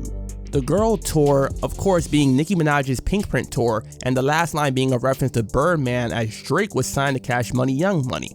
Ross went on the Breakfast Club shortly afterwards, and when asked about the lines being possibly aimed at Wayne, Birdman, or Jay Prince, he stated that Wayne is the homie, Jay Prince is the big homie, and that besides that, it is what it is. So in other words, yeah, shots fired at Birdman. That's a good answer. All right, let's get right to it. Are you taking shots at Drake on Color Money? I mean, I just released Color Money, and that record is what it is, you dig? And it's a lot of different people that's going to interpret it a lot of different ways, and it is what it is. Well, how did you mean it? Because we had a debate up here about it. We did. I feel like it was just a clever play on words. I thought it was but a little then the stab. run, Forrest, run. A little stabby stab. I mean, everybody who know Rose know how I get down, and when I come. So, I just say, let's see how it fold. Let's see how it unfold. We most definitely know how I come and what I do. I don't play no games. Because you said you get more money than the person that you signed to, so then that means it's kind of like you're throwing shots at, I guess, Baby, Wayne, Jay Prince, feel? maybe. How you feel? I feel like it was just a play on words. I don't know, though. He's not going to answer the question. Weezy, my homie. I was Okay. just with Weezy the other night That's in what the I thought. club. He was just on the remix with me. Jay Prince, that's my big homie. Anything else? See, Take it how you want check, it. a little chin check. Yeah, take it how you want it. In January 2016, Meek Mill released the EP 4 for 4, which he used to diss Drake as well as 50 Cent for chiming in on social media and clowning Meek Mill for getting dissed by Drake on Back to Back, as well as the fact that 50 and Rick Ross were beefing at the time as well. He sends shots at 50 on the tracks Pray For Him and Gave Him Hope. On the track I'm the Plug, Meek raps over the beat to the Drake and Future song I'm the Plug and uses the same cadence from Jumpman. Both tracks are from What a Time to Be Alive. He sends shots at Drake for having a writer with the lines, "Ain't nobody tell them this ain't what they want, man. You ain't really write it. I'm like, who's your stuntman?" Stuntman being a reference to the fact that some actors have a stuntman doing certain physical feats that they wouldn't be able to do themselves. A pretty simple but effective line. It can also be a reference to the fact that Drake was an actor before he became a rapper. For those that don't know, he played Jimmy Brooks on the teen drama Degrassi: The Next Generation. Personally, that was my introduction to Drake, as I used to watch the show back in high school. Meek Mill ends the track quoting Drake's world tour line from Back to Back and essentially states that he's made a lot of money from the tour and gets to sleep with Nicki Minaj at the same time. Killing two birds with one stone, I guess. About 2 weeks later, Drake released the track Summer 16, where he sends several shots at Meek again. Who would have thought that rappers don't like being outed for using writers for some of their verses? Drake mentions the fact that him and Meek were at the same hotel briefly, and he played back-to-back on the floor above where Meek was staying with the lines, "I let this record drop, you was staying right below me, nigga, we must have played it 100 times, you was going to bed," and follows it up with perhaps one of the funnier lines of the beef. "You don't have to try and say it louder, nigga, trust we heard you the first time," which is a reference to Meek Mill's tendency to yell his lines in his songs, which has been a critique of Meek Mill that many have brought up online, and it's something that has personally turned me off from his music as well. Right after Summer 16, Meek Mill released 4 for 4 Part 2, which, like the first EP, is 4 tracks long and includes a diss track to Drake. That being the track War Pain featuring O'Malley, which is a direct response to Summer 16, despite the fact that it had just been released that same day. Allegedly, the lyrics to the track were leaked to Meek before it was released, so he was able to respond to it immediately. It was rumored to be leaked by DJ Khaled, who has had Meek Mill and Rick Ross on several of his albums. Meek, however, would claim that it was Drake's ghostwriter who leaked him the song. Once again, a shot at Drake. Regardless of who did it, Meek responded to various lines from Summer 16. Drake compared himself to Jay-Z on that song, and on War Pain, Meek Mill refuted Drake's claim with the line, "And you claiming you Hove now? Why you state that ish?"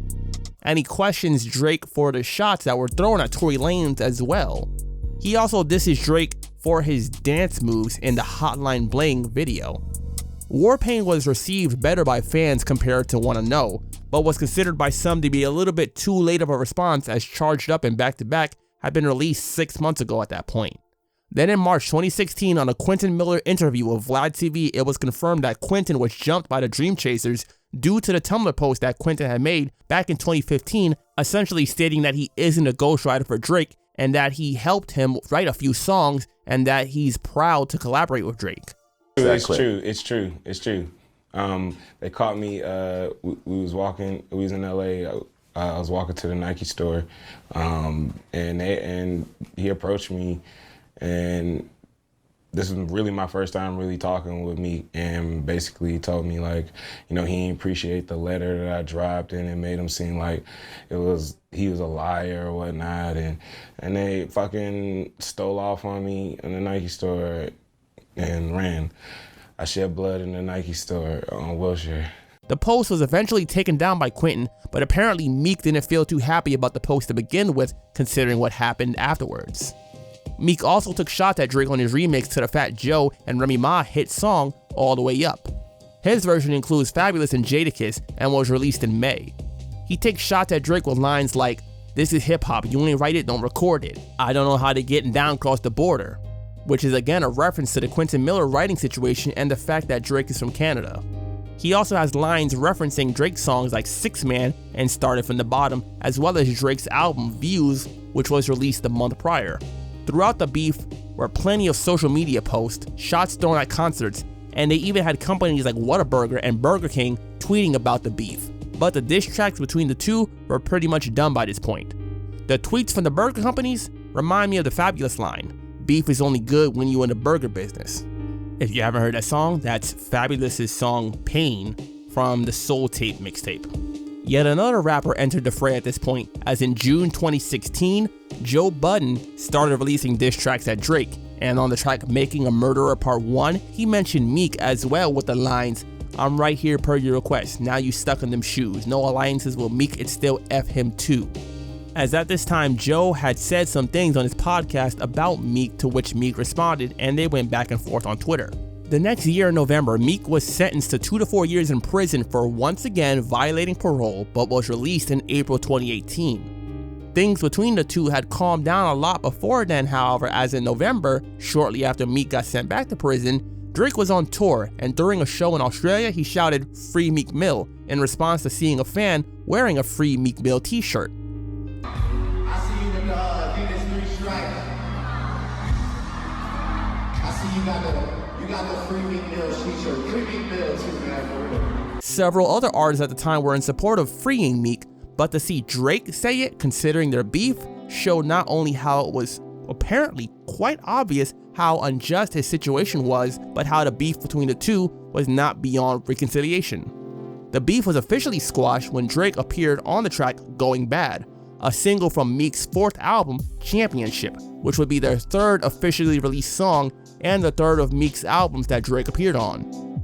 In the years since then, other people involved in the beef like DJ Drama, Funkmaster Flex, and Quentin Miller have had various interviews giving more details on the beef that weren't known or confirmed yet at the time.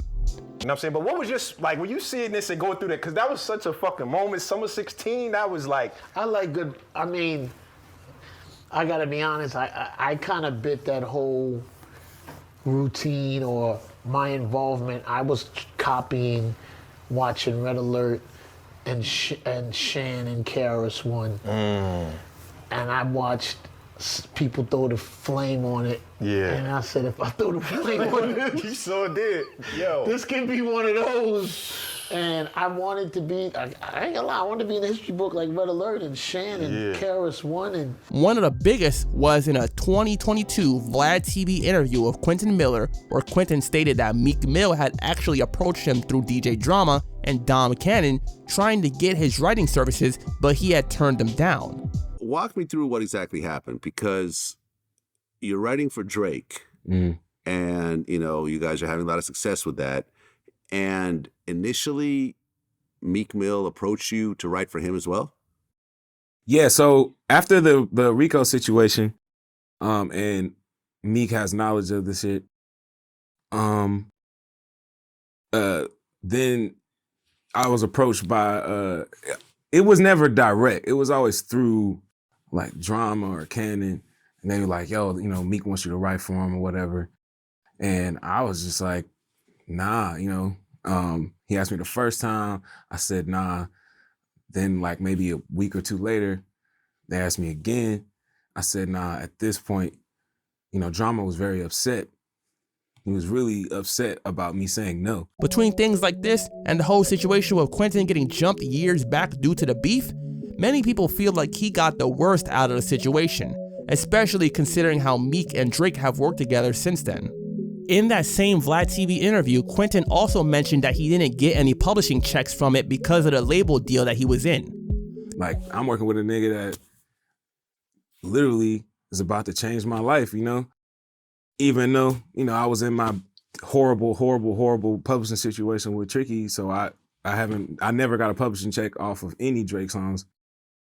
Wait. You never got a publishing check off of any Drake song? No. I never got a single publishing check off any songs. I had to feed my family off getting paid under the table in that situation because Tricky and them wouldn't let me go. And it took me, I didn't get out that deal till 2019, 2020. I signed 2011. Oh. Yeah, and they wouldn't let me out. So think about that. Quentin really did get the short end of the stick in this situation. Doing all that writing and not getting properly paid for it and getting dragged into a beef and talked about by so many people, not to mention losing his leg due to a car accident. DJ Drama since then has been on various podcasts himself and has essentially come clean since the beef and admitted that his involvement in the beef was due to Drake and him sharing a woman. Off top, the way you started saying Drake smashed my girl. Right. Your ex-girl. My ex-girl. Me and Drake have shared women. Okay. Yeah, y'all light skin. I know how y'all niggas get down. I'll be sure. They go to I'll be sure club. He tell y'all who y'all can hit. You have women in common. That's a better way of saying it. We have women in common. Right? We have women in common. He even stated that he feels like everyone in the beef made a mistake, including Nicki Minaj, Drake, Meek Mill, and himself. And not only that, Quentin Miller didn't do anything wrong, and he's a talented artist. Listen, everybody did something wrong. Okay. Everybody. Quentin did something wrong. DJ Drama did something wrong. Drake did something wrong. Meek Mill did something wrong. Nicki Minaj did something wrong. In hindsight, you can definitely say that everyone had their role to play in this situation. This is one of the biggest beefs of the past decade, and also one that, like some rap beefs of recent, started on social media. A simple tweet set off a chain of events that changed the careers of at least a few people, and some might say that this was a plot that was conspired by people to try to discredit and bring down Drake from the top of the rap game. However, what do you think about the beef? Leave a comment in the comment section below with your thoughts and what else you'd like to see. Personally, I like the fact that both of these artists put out diss tracks and didn't rely solely on social media posts, despite Drake's line about Twitter fingers. I also find it interesting that they were both also involved in several other rap beefs around this time as well, like Meek Mill beefing with Safari, Game, and 50 Cent around this time, and Drake beefing with Pusha T, Joe Budden, and Kanye West. I think Drake came out on top and had the better diss tracks overall, but I will also admit that I've never been a fan of Meek Mill's music much to begin with, but both of them have still had a lot of success in the rap game. How often does a rap beef start because someone didn't like how another rapper feels about their album? 40, you sound amazing. 40 continues to progress. Drake, you do not. I said the other day on this podcast, I miss the Drake that starts the waves, not hops on other waves. And I'll say it again. Jersey's own Joseph Anthony Budden II and Aubrey Drake Graham from Toronto, Canada have a bit of a rocky relationship. Before they had a rap beef that resulted in numerous shots being thrown back and forth, they actually were on pretty good terms with one another. In 2009, Drake made an appearance on Joe's YouTube channel. The video was posted on his channel in April 2009, only 2 months after the release of Drake's So Far Gone mixtape, which was critically acclaimed and featured the hit singles Best I Ever Had and Successful, featuring Trey Songz and Lil Wayne. Joe at this time was off his major record label deal with Def Jam and releasing music on independent label Amalgam Digital, like his third and fourth albums, Padded Room and Escape Room, which both released in 2009, as well as the self-titled debut album by the group Slaughterhouse. Drake was on an incline in his career and would soon become known as a superstar. In the conversation with Joe on his channel, Drake spoke about how he's a fan of Joe, which would definitely come into play later on. Good situation. I'm happy. I'm honored. I'm honored to be around you, man. This is the first time. Yo, come on. Okay, so I can't be honest on your network here. I can't be honest to your fans and say I'm honored to be around you. We all used to listen to you, so I don't need. You need to take. You need. That's what you need. You need to learn how to take compliments. Over the years, Drake released albums like his debut, Thank Me Later, and his second, Take Care, which is considered a classic album by many. Then Nothing Was the Same in 2013, and so on. The tension between Drake and Joe rose in 2016 when Drake released the album Views in April. At this point, Joe was working on his Rage and the Machine album, which released later that year in October, and was his retirement album as he decided to focus on his podcast, which at the time was named Our Name This Podcast Later, rather than his rap career, both solo and with Slaughterhouse. On his podcast, Joe had some choice words about the album. He stated that Drake sounds uninspired and that the music sounds great, commending 40, Drake's friend, and one of the main producers, and said that he's progressing while Drake isn't. I think that kid on that album that I heard sounds real fucking uninspired. That's what I think. I think that music is real good. You can't fool a real nigga. You can fool them. You can fool the people that are not paying attention. That music sounds good and I enjoy it. I played that album all the way to DC and all the way back multiple times. 40, you sound amazing. 40 continues to progress. Drake, you do not. So basically, the beats are cool, but Drake's performance was not. This apparently rubbed Drake the wrong way, as in May, a snippet was posted online of Drake saying, "Pump, pump it up," which is a reference to Joe's hit single, Pump It Up. Then in June that year, Drake released the track 4 PM in Calabasas, which is a track in which he throws shots at Joe Budden and Diddy mainly. The Diddy lines are because of the altercation that they had over the beat for the song 0 to 100 released in 2014. On the song, Drake has the lines, "Look at me now, they look at me like the golden child, can't nobody hold me down, especially not right now, certain shit is just too wild to reconcile, take that, no love in their heart so they fake that, DiCaprio level the way they play that, damn nigga what is that, y'all don't hear no songs, they hit my phone like you did that, they even hit my line like where you been at, it's always on some shit like when can I get a favor or where my bitch at. Like I'm about to tell you where she been at, close to Korea as I got her kidnapped. She ain't sorry and I ain't sorry, it's too late for sorry." On an episode of Joe's podcast, they made a reference to Drake being the golden child. I think you are like the fucking golden child. I think you are so much greater than me. So much. Guess what though? You couldn't be greater without me.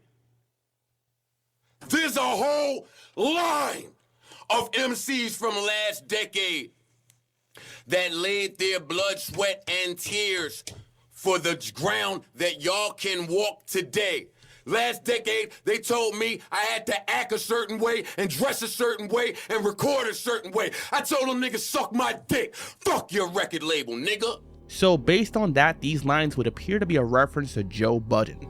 Also, Drake was seen on vacation with Joe's ex-girlfriend Tahiri back in 2013, so further reason for these lines to be aimed at Joe.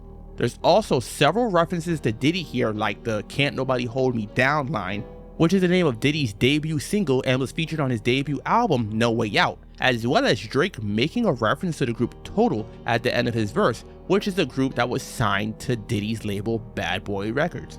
Joe Budden responded on social media with a tweet, and then in June released the first of his diss tracks aimed at Drake, Making a Murderer Part 1. The artwork for the track is an owl with a spurt of blood, which is a reference to Joe killing OVO, Drake's label, which has an owl for the logo. The first verse of the song is a setup for this extensive bar fest that Joe lays out for Drake. I'm right here per your request, now you stuck on them shoes. No alliances with Meek, can still F him too. Before we start, to the fans, I'm uncomfortable too. Stuck in the booth, feeling like y'all cause I got love for the dude. But now my phone blowing up, they're like, what I'm gonna do? Show the world you shouldn't poke a man with nothing to lose. All of this just because I wasn't in love with his views. Whatever happened, I just know they got me fucking confused. With those lines, Joe makes it quite clear that this is aimed at Drake and makes a reference to Meek Mill, who Drake was beefing with at the time, as Meek took a shot at him because Joe said Meek's music is too hard for him to be soft and sappy because of his relationship with Nicki Minaj. Yeah, part of my problem with that is that Meek's music is too hard. Meek's music is too hard for me to look at him with this fucking sappy fuck shit. Yeah. Like, be the hardcore guy that I'm sure she was attracted to at some point. He then makes it quite clear that this is because Drake got upset that Joe criticized the Views album. After that first verse, Joe plays a clip from the conversation he had with Drake from the video on his YouTube channel, where Drake was saying that he's honored to be around Joe and that he's one of the best. Clearly a fan. This alone comes across as a big blow, either painting Drake as fake, who is dissing someone he looks up to, or a liar, as he might have just been saying that to Joe since he was on camera and in front of him. Either way, it's not a great look for Drake. This is reminiscent of how Nas dissed Jay-Z on Ether for being a big fan of his. Joe goes on in the second verse to diss Drake, starting the verse off with the lines, "Look, enough of the sentimental crap. Cool if you into that. Fuck all of these subs, who they intended at. I won't believe it's me without forensic facts." Which is a reference to the sentimental music that Drake was known for making at the time, and the subliminal shots that he aimed at Joe on the 4 p.m. in Calabasas song. He makes a reference to Quentin Miller, who was outed as being a writer for Drake, and then goes on to call Drake his son with the lines, "I come around with every inch of the mag. I'm a wordsmith for real. You thought Quentin was bad. You made me proud, lad. But it seems my child mad with all the clout that he grabbed is still doubts from his dad." Some would say that Joe and other rappers like him paved the way for artists like Drake to really achieve mainstream success. Joe was known to not be just a pretty lyrical rapper, but also one that often rapped about personal issues like his drug problems and relationships with women, just like Drake has done in his career. He disses Drake for taking subliminal shots instead of being direct, and even mentions Drake's beef with Kendrick with the lines, "You're so indirect, shit wasn't real clear, either Jimmy acting or he really missed a wheelchair. What he don't know is we the most kindred of souls. I shoulda did this 2 Kendricks ago." The Kendrick line most likely being a reference to the Control verse, which set off their beef, and the subliminal shots that went back and forth since then. Speaking of which, I covered the Kendrick and Drake beef recently on the channel, so if you haven't seen it yet, go check it out. He then has a double entendre later on in the second verse with the lines, "So how you calling out the lyrical god? Your face light up when you see me talking Miracle Watts, cause your words ain't saying a thing. I kill a gram without weighing a thing. Nigga, you baiting a king." Miracle Watts is a model who Drake mentioned in a song before, and of course a watt is a unit of measurement. In the third verse, Joe brings Jay-Z into the fray with the lines, But since the OG's hoe, here's what I wanna know. If ain't no real niggas allowed, the fuck would I wanna go?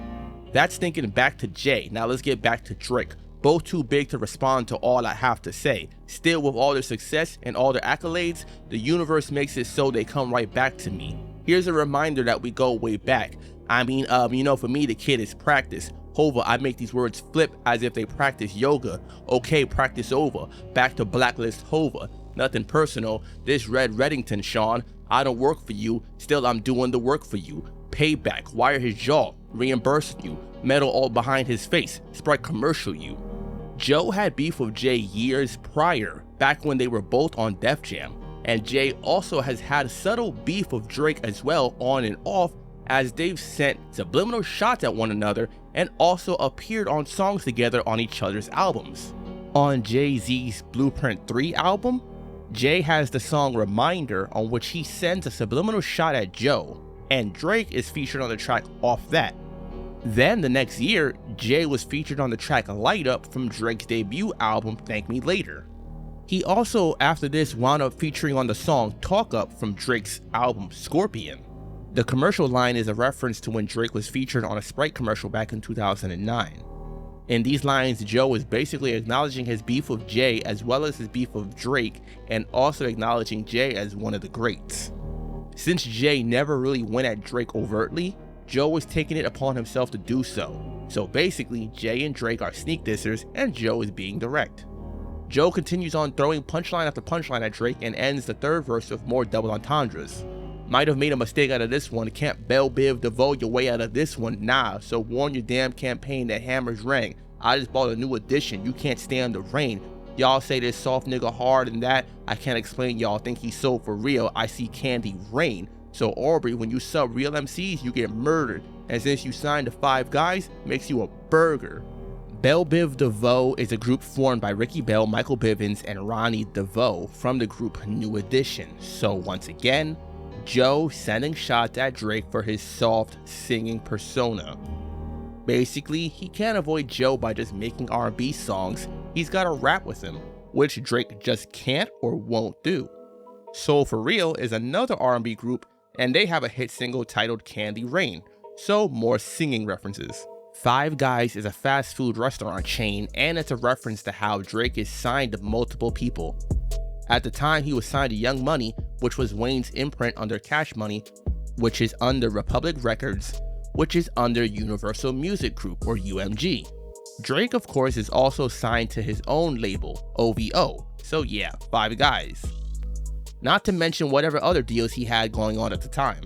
After the third verse, Joe stopped rapping to speak about how when Drake got with his ex Tahiri, Joe just told him that it's cool and didn't have an issue with it, yet when Joe criticized Drake's album, Drake didn't just take it and had to say something about it, basically calling Drake a hypocrite or too sensitive. Then he goes into a fourth verse, continuing along the lines of Drake and his situations with women. He starts the verse off with the lines, "I'm from the school of pussy don't get me punch drunk. Maybe it's different in the city you come from. Look, I'm from the school of these hoes belong to everybody. No celeb exempt. Goes for everybody. So when I see you fuck shorty, not a bitter bone in me. I ain't think of how to handle the plans that I'm aware, have fun, understand that it's fam. Told that to you and not her, that's just the man that I am. My nigga, kids got no respect. Odd, cause you call me for the whole check on every hoe you check. That makes sense. Bad bitches, that's what Joe do best." Joe at times has been known for the women he has dated, which once again is another similarity he has with Drake. So basically, Joe is telling him that he's been with a lot of the women that Drake has been with, and letting us know that Drake has reached out to Joe about women to get his advice or opinion, as Joe was famous years before Drake and has experience with the dating scene in the industry a bit. Joe finishes the fourth verse with the lines, "Might have made a mistake out of this one. Days long, can't trace songs your way out of this one. So don't worry yourself. And before I go fuck a record label, I appear courtesy of myself, Joe." Once again, making references to other R&B singers like BBD, New Edition, and Soul For Real, and also taking a shot again at Drake for being signed to multiple record labels. Not long after Joe released that track, battle rapper Hollow Da Don, who Joe had a battle rap against back in 2014, put out a diss track against Joe titled Making a Murderer Part 2. Obviously, it's named after Joe's diss track, and throughout the track, Hollow makes multiple mentions to the beef between Drake and Joe. About a week after releasing Making a Murderer Part 1, Joe put out another diss track to Drake titled Wake, following the naming starting with the first track after Joe lyrically murdered Drake. He's now issuing the Wake. To further drive the point home, he starts the first verse with the lines, my condolences, whole family in mourning, send my condolences, crazy, I just spoke to him. Later on in the verse, he makes a reference to Drake's beef with Pusha T with the lines, the passiveness in your manner, I might react to it, automatic shit, ratchet kids at your crib that can't even spell Calabasas, bitch, so I take all the guns, load half the clips, I just noticed you run, we mentioned half the clips, I'll say that for another time, I get back to it. This is a double entendre, as the Clips was a duo of Pusha T and his big brother Malice, now known as No Malice. Pusha T, being one of the members of course, is half the Clips, and a clip is also a part of a gun used to hold the ammo, so yeah. Joe continues on with plenty more wordplay for Drake. He disses Drake for switching up his accent and whatnot when he's around other people with the lines, say he Canadian, maybe Asian, Croatian, be sounding like his Jamaican friends depending on what state he in. As around this time, he released the tracks One Dance and Controller, which are both dancehall tracks. He calls out Drake for riding other people's waves to stay relevant with the lines, you leverage your celeb, taking waves over, that's territorial takeover. Maybe he thinks nobody notices. Gucci wasn't home 2 seconds before you rode his dick. Bodied Versace flows, copy that he stole, adios mio, sorry migos, adios amigo. Was that your plot all along? Why you ain't do that video with Fetty, but you hopped on a song? No, really, we want a party album, but you keep stealing all the parties album to go and put it on your party album. At this point, Drake was known for hopping on a bunch of songs by different artists. For example, using songs by The Weeknd for his album Take Care, or hopping on Migos' Versace song for the remix, or Fetty Wap's My Way track. It's become a running joke that the song becomes Drake's once he hops on it, and this is something he's done throughout his career, which has given some people the perspective that Drake is someone that uses people. He then goes on to mention fellow New Jersey rapper-producer Mike Zombie, who produced Drake's hit single Started From the Bottom with the lines, are you lifeless? Sounds like a zombie on the track. Remember Started From the Bottom? It was Zombie on the track. Know who else started from the bottom? Zombie on the track. How come after that joint I don't see Zombie on the track? I'm from Jersey, so Zombie, I got your back. Be alarmed, the real is finally back. Sometime after Started From the Bottom was released, a version with Mike Zombie rapping on it was put out, which had some believing that it was a reference track for Drake's version. Several times in Drake's career, reference tracks have been leaked, showing that he does indeed have writers. In these lines, Joe also questions where Mike Zombie is at since he produced one of Drake's biggest songs, but he apparently hadn't been heard from much since then. Once again, a reference to Drake using other artists for his own benefit and then leaving them out to dry. About a week or so after dropping Wake, Drake still hadn't responded, and Joe then released the aptly named track Afraid, mocking Drake for allegedly being afraid to respond. On top of that, the track samples the song The Resistance by Drake from his debut album Thank Me Later, one of my favorite songs from the album in fact. On the first verse, Joe breaks down Drake from the early parts of his career, like when he was on Degrassi and before he allegedly got cosmetic surgery with the lines, see, some of us know you as Jimmy, barely old. He had the baby belly fro. Nigga was trail up in his clothes. Barely got a hold and it's seeming very out of control. Wish we could go back and grab the Blackberry with the scroll. Oh yeah, Aubrey, that's the one we trusted. Not this new Aubrey with his stomach sculpted. Drake is known for getting his start in the entertainment industry by being on the Canadian teen drama Degrassi as a teenager before he started putting out music.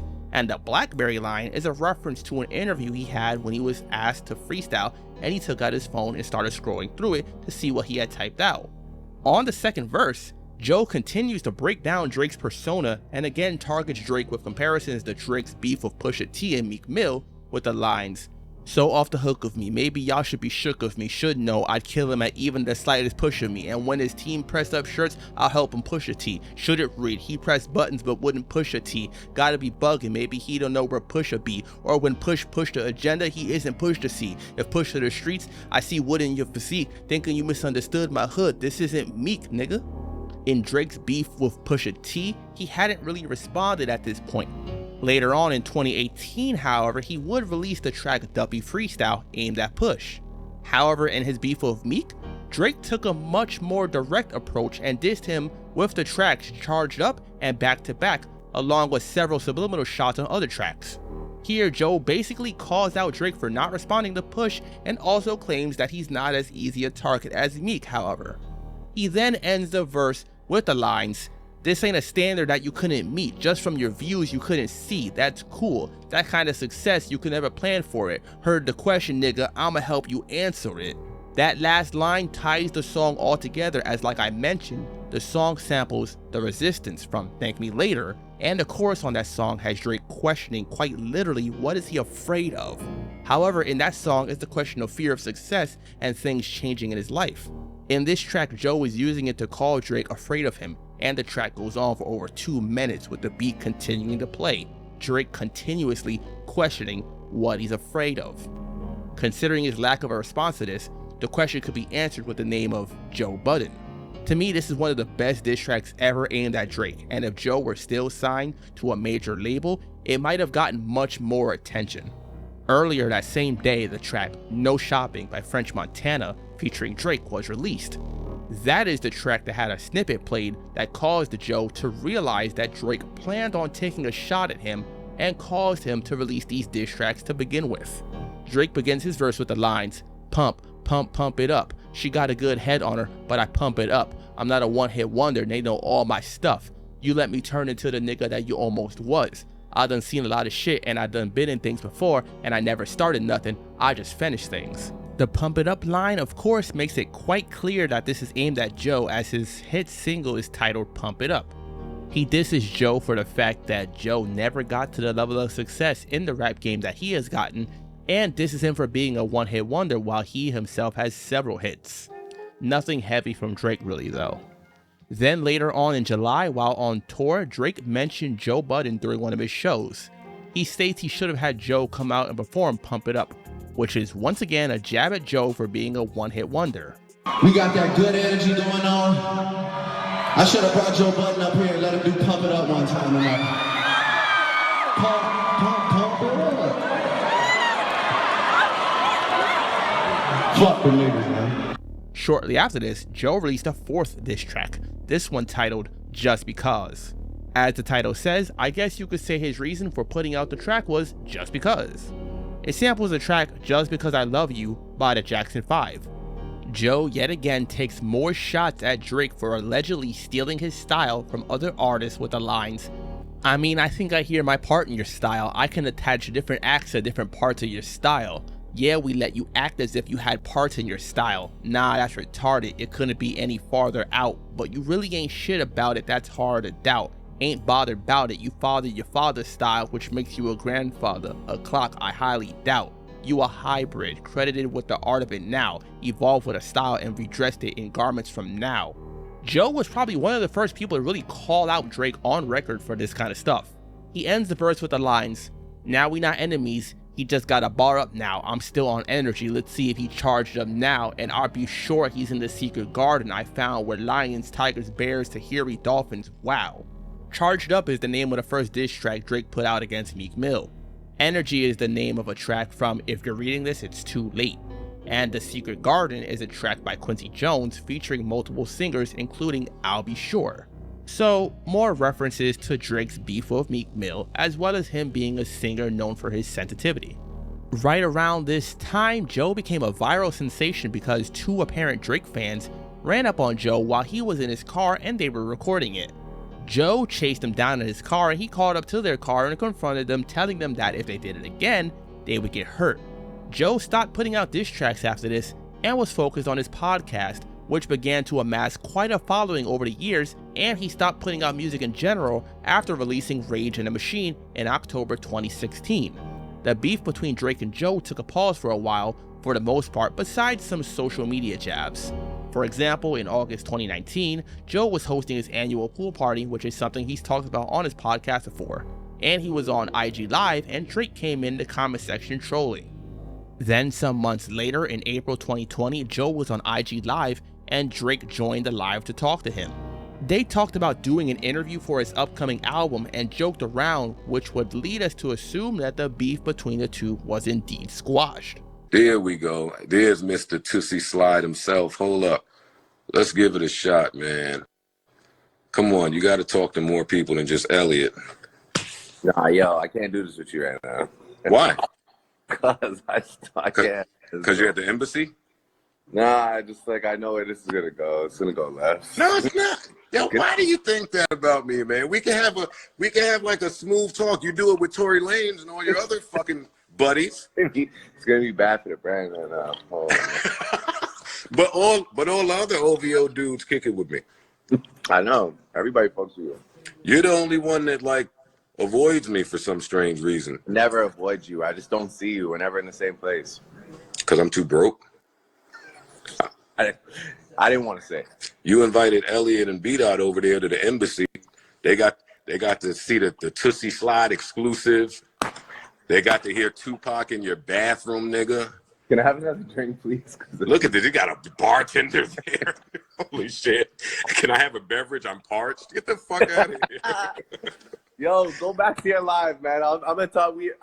We have an interview to do for when the album's ready. I don't want to do this right now. You've been saying that for a year, and then now I have a whole leaked album with 30 Drake joints. That's old shit. That's not the new shit. Don't worry. All right, fine. Enjoy yourself over there. I'm gonna be in your comments though. Don't worry. Yo, but let me ask you, why are you trolling me this way? Honestly, you don't think it's hurtful to me? Why? What do you mean? It's with an encouraging undertone. Yeah, I'm hanging up, nigga. Bye. Then in July 2022, Drake was on vacation and posted a video of the spot he was at as they were playing Pump It Up. Where else, Joey, would you have him going so crazy? Then the next year in October, Drake released the album For All the Dogs. Joe Budden on his podcast gave his opinion on the album, and just like with Views, Drake didn't like it. Joe stated that Drake is rapping for the children and that he's basically too old to be with these younger rappers. This is like Yachty rapping. This is like he rapping for the children.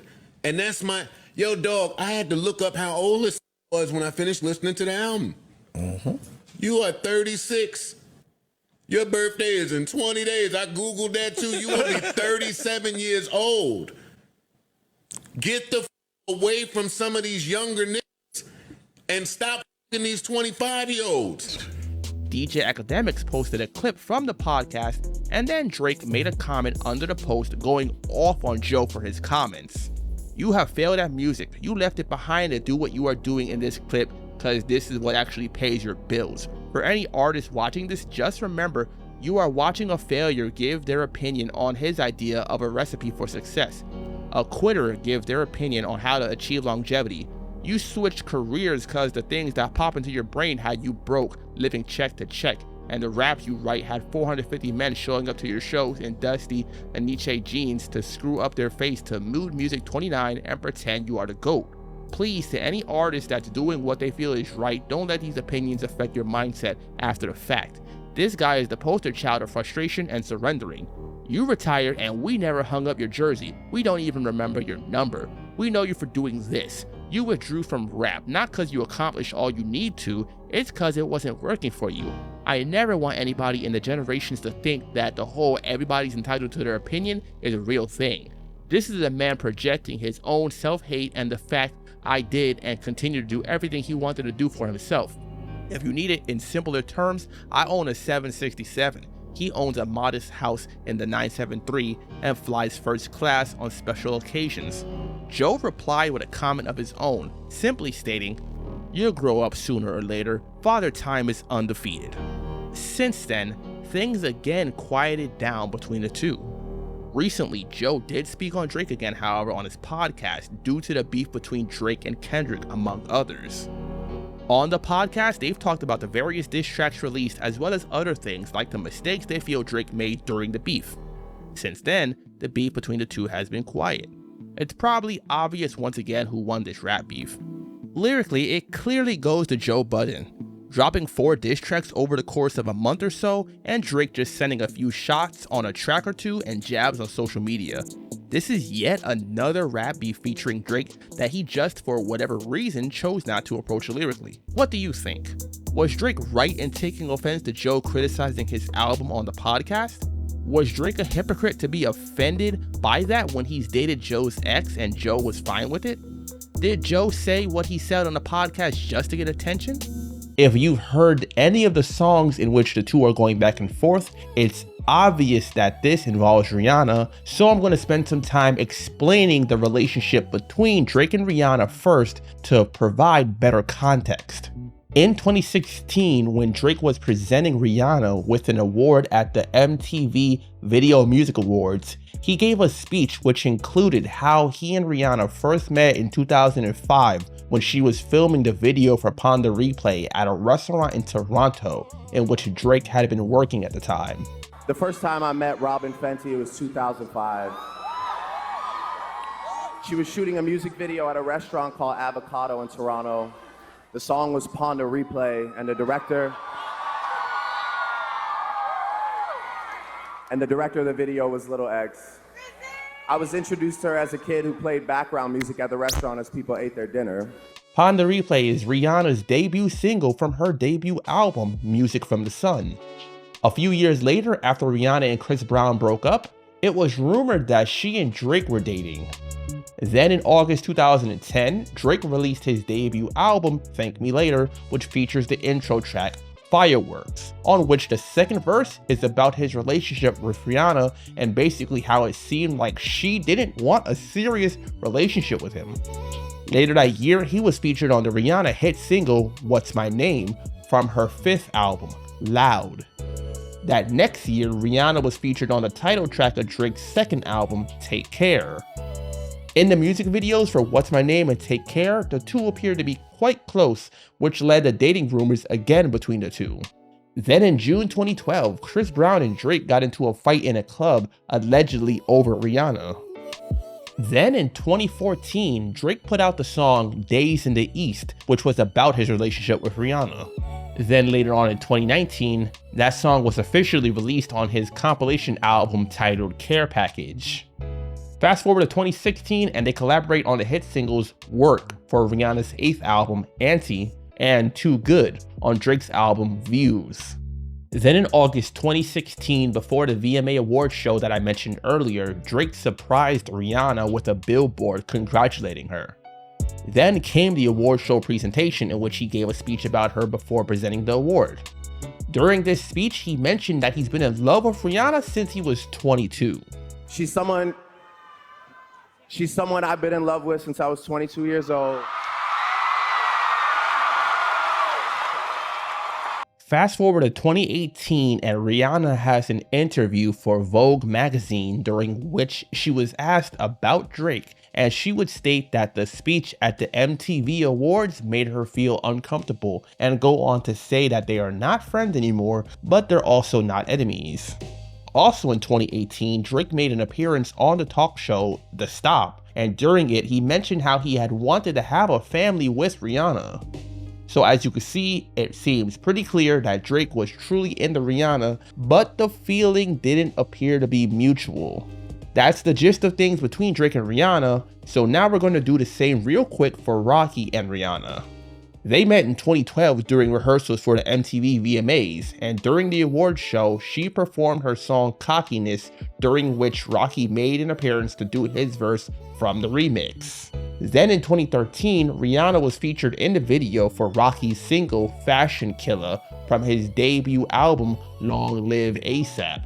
Also that year, Rocky went on tour with Rihanna as the opening act for the North American leg of her Diamonds World Tour. Over the years, they were seen at various events together, but maintained that they were just friends. In December 2019, they were spotted walking down the red carpet together for the British Fashion Awards, and then in January 2020, it was announced that Rihanna had split from her boyfriend, Hassan Jamil, and rumored that she and Rocky were now together. In 2022, they had their first son. In 2023, their second son, and in 2025, they had a daughter, and are reportedly open to having more children. Last but certainly not least, let's walk briefly through Drake and Rocky's relationship, starting with him being invited to Drake's Club Paradise tour along with Kendrick Lamar as opening acts. That same year, Drake also featured on Rocky's hit single, Fucking Problems, along with Kendrick Lamar and 2 Chainz. Then in 2013, Rocky was featured in the music video for the Drake hit single, Hold On We're Going Home, from his album, Nothing Was the Same. Rocky in interviews at that point would speak highly of Drake and how he helped his career by bringing him on tour. I really appreciate Drake and what he did for me. A lot of people don't know, what it meant for me to have him really support me in the beginning of all of this, because that's when it really mattered. This was before the bandwagons, before the big hype. It was just, he respected the art, and I really appreciate him for that. One of the first signs of tension on Wax would be on the Drake song, Fucking Fans, from his album Certified Lover Boy, released in September 2021. On that song, he seems to make a reference to Rihanna with the lines, "You was at the crib reading stories that they sent you. Most of that was bullshit, but some of it I did do. Hard for me to justify the women I was into, especially when the whole entire world wished they had you. Then I locked the door that night in Vegas cause I had to. Then I had a kid even though I never planned to. I cannot imagine when your girls gave you that news." Considering the line about the whole entire world wishing that they had her, the woman he's referencing would appear to be Rihanna, as she has been one of the most famous female artists since she started putting out music. Then in January 2022, it was made pretty clear that he probably wasn't too thrilled about the relationship, as he apparently unfollowed both Rocky and Rihanna after they announced that they were expecting their first child together. Then in October 2023, Drake released the album For All the Dogs, on which he seems to make multiple references to the couple throughout the album. On the intro track Virginia Beach, he appears to make a reference to Rihanna on the intro of the song, as he mentions someone that told him that he could have treated them better, and makes a reference to a Parsons degree. The Parsons School of Art and Design is a private school in New York, and Rihanna was given an award from the school in 2017. Hi. Good evening, everyone. Good evening. Good evening, Parsons. Thank you so much. Thank you to the new school. Thank you to the CLF board. Thank you for all you supporters here tonight. Wow, that is crazy. And thank you to the students.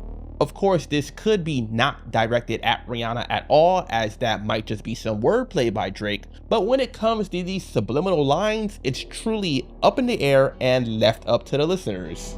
Then on the song Fear of Heights, he sends subliminal shots at Rihanna and A$AP Rocky on the first verse, as he makes a mention of Anti, which is the name of the Rihanna album, and says that the sex was average. Then ends the verse with the lines, "Yeah, that man, he's still with you. He can't leave you. Y'all go on vacation. I bet it's Antigua." Antigua is an island in the Caribbean, just like Barbados, in which Rihanna was born, and of course at this point, the man Rihanna was with was Rocky. On the song Another Late Night featuring Lil Yachty, Drake makes a direct reference to A$AP Rocky with the line, "I ain't Pretty Flacco, bitch, this shit get really rocky." Pretty Flacco is the name of an A$AP Rocky song and also one of the nicknames Rocky goes by. Then on the track Red Button, which was featured on the Scary Hours edition of the album released in November that year, Drake made yet another reference to Rihanna with the lines, "Press this red button, dog, and everything forever changes. Word to M Dollar, she the only one who could maybe save it. Shoulda hit you first, but sis, you know about the shit I've taken. Niggas thinks it's sweet, but I'm not a diabetic patient." M Dollar is a close friend of Rihanna, so once again, another subliminal right there. Then on the song All the Parties featuring Chief Keef, Drake makes yet another reference to Rihanna with the lines, "Walk in the closet, got more chrome in than Stark, 40K a night to sleep with the mark. Guess it's time for me to cover the shark. Me and KD about to turn up the art." Rihanna and Drake had gotten matching shark tattoos in 2016, and Rihanna covered up her tattoo in 2021. Also, around this time when Drake was on tour, he would play Work as part of his set list, but would say he doesn't sing the song anymore. Yeah, I don't sing this song anymore. You can sing it for me. It sounds pretty ridiculous, but yeah, it's once again another dig at Rihanna. It would seem that Drake was quite hurt, and it's understandable, but the way he handled it definitely had some people looking at him in a different light. Then in January 2024, Kid Cudi released the album Insano, which features the track Wow featuring A$AP Rocky. On Rocky's verse, he makes a reference to Drake with the line, "These niggas can't stomach me, gotta go get a mandrake." The stomach line is a reference to the allegations that Drake got cosmetic surgery on his abs, and a mandrake is a toxic plant that causes stomach problems among other things if ingested. Do you think Rocky was intending for a double entendre there, or was it unintentional? In April 2024, Metro Boomin and Future released their second collaborative album, We Still Don't Trust You, which features the track Show of Hands, featuring A$AP Rocky, on which Rocky seems to respond to Drake. On his verse, he has the lines, "Niggas swear they bitch the baddest, I just bagged the worst one, niggas and they feelings over women, what you hurt or something? I smashed before you birth, son. Flacco hit it first, son. Still don't trust you, it's always us, never them. Heard you drop your latest shit, funny how it just came and went." At that point, For All the Dogs was Drake's most recent album, and he had several lines on there referring to Rihanna and Rocky, and the woman that Rocky hit first is a reference to Sophie Brousseau, the mother of Drake's son. Then in May that year, Drake released the diss track Family Matters, on which the first and third verse are aimed at Kendrick, and the second verse is aimed at the other people he was beefing with. On that second verse, he throws shots at Rocky with the lines, "Rakim talking shit again, gas cause you hit my BM first, nigga, do the math who I was hitting then. I ain't even know you rap still cause they only talking about your fit again. Probably gotta have a kid again before you drink or dropping any shit again. Even when you do drop, they gonna say you should've modeled cause it's mid again. Smoking Fenny about it, should've put you on the first one, trying to get it in. Ask Fring if this a good idea the next time you cuddled in that bed again. She'll even tell you leave the boy alone before you get your head split again." A common thing people talked about around that time was Rocky's relationship with Rihanna and not his music, since his most recent album at that point was Testing, which was released in May 2018. Earlier in the day before releasing Family Matters, he also put out the track Buried Alive Interlude Part 2, which, as you can probably tell by the title, is a sequel of sorts to the track Buried Alive Interlude that Kendrick Lamar had on Drake's Take Care album, and he uses the same cadence that Kendrick had on the track. On his verse, he has the lines, "Took you on your first tour with us, trying to catch a vibe. I was headlined, you was standing on the side. Brought you and that other hoe along for the ride." The lines are aimed at Kendrick, but it's also a subliminal shot at Rocky as the other hoe that Drake took on tour, as like I mentioned earlier, both Kendrick and Rocky were opening acts for the Club Paradise tour. Then in August, Rocky put out a single titled Hijack, on which he makes a subliminal shot to Drake. On Rocky's first verse, he has the lines, "Don't compare that pussy boy to me, feeling like I'm Sosa, Chiefy Keef, tired of them niggas sleeping on me, I don't like naps, niggas fuck around and stole the flow and y'all like that?" Rocky says the phrase "like that" multiple times throughout his verse, and "Like That" is the name of the song in which Kendrick dissed Drake on from the Future and Metro Boomin album We Don't Trust You, so that would appear to be a reference to that. Also, Drake is well known for copying people's flows, so Rocky is claiming here that Drake also copied him. Speaking of stealing flows, this is going to be mentioned again very soon, and if you listen to A$AP Rocky, then I'm sure you already know why. Rocky ends his verse with the lines, "These niggas want my wife bad, the people want my next track, the coppers want my black ass, fucked up but it's like that." His wife, of course, being Rihanna. That line would appear to be yet another reference to Drake wanting her. Then that next month, Rocky released the track Ruby Rosary featuring J. Cole. On his first verse, he appears to make a subliminal shot at Drake with the lines, 10-man army scared niggas trying to crow with me, nigga want smoke with me, tell them push up Hercules, Hercules, tell them push up, tell them pull up 33, my mind obliques, tell them push up ambulance on the scene. Push Ups is one of the tracks that Drake released in 2024 that was aimed at Kendrick and others. Then on the second verse, he has the lines, "You a dead man walking like you barely alive. Cut everything but the family ties. Cut the shit, cut the lies. Word to the wise, who in your top 5? I don't get fresh to death, bitch, I'm buried alive. I heard a dog talking funny like it's Family Guy."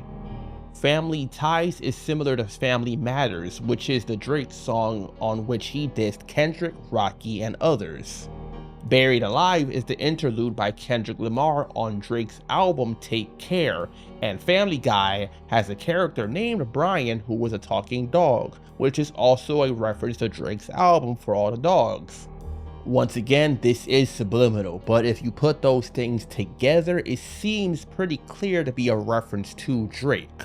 Also in August, Drake released 100 gigs, which was 100 gigabytes of various files like behind the scenes footage and unreleased songs. On the song It's Up, featuring Young Thug and 21 Savage, he seems to make another subliminal reference to Rocky.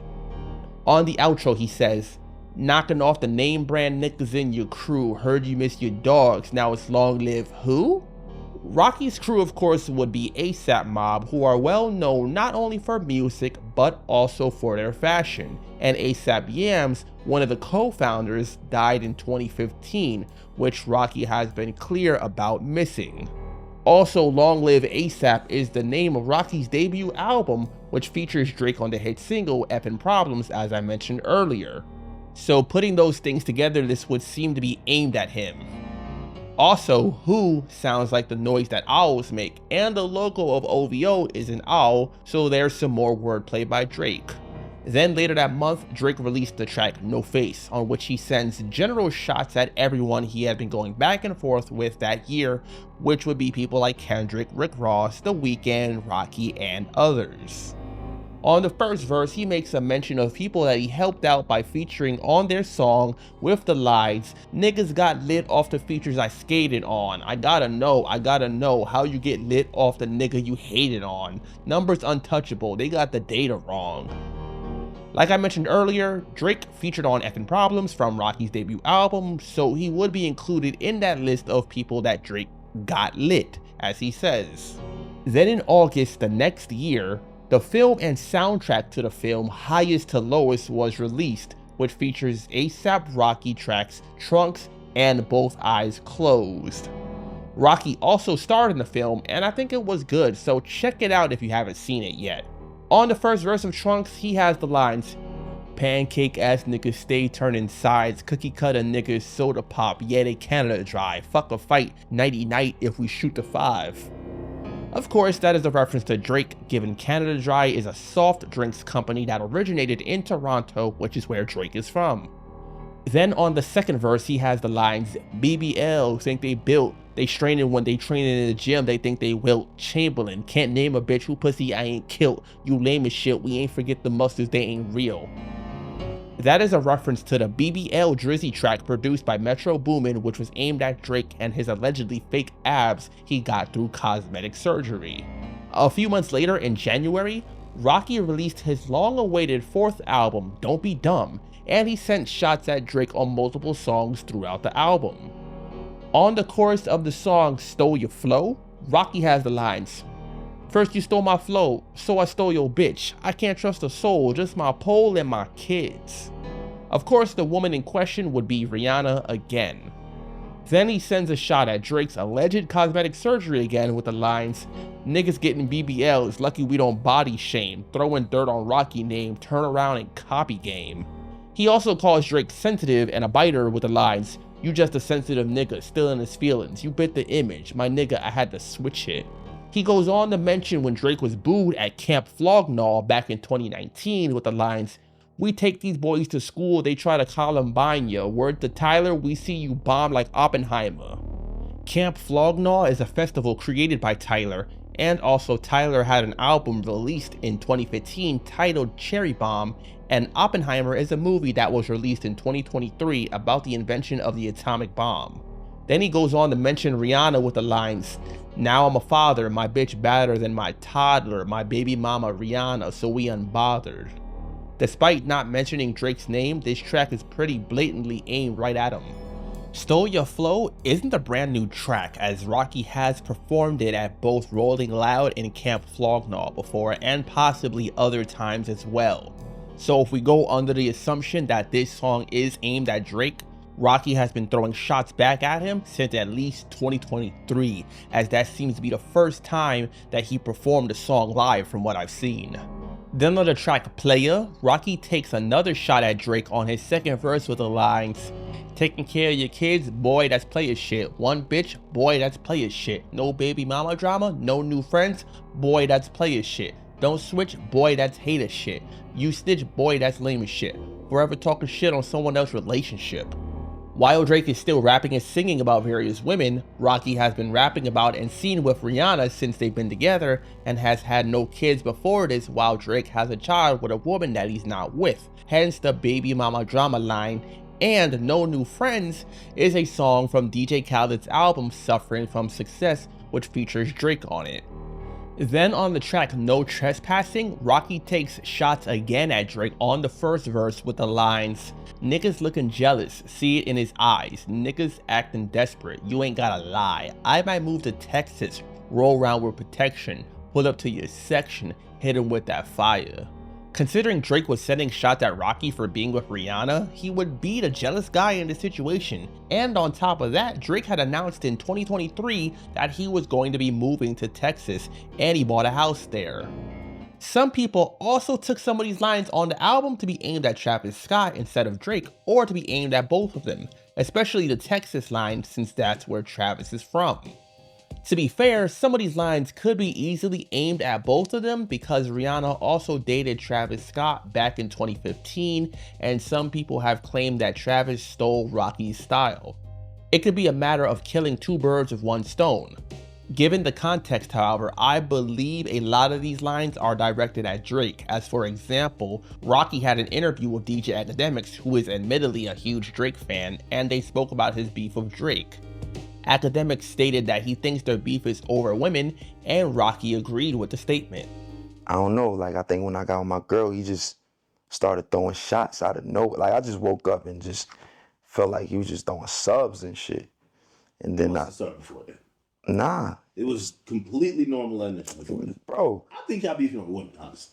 I think so too, but I don't know. But it starts before ring. I don't know. Perhaps. I mean, you know what I'm saying? Like, listen.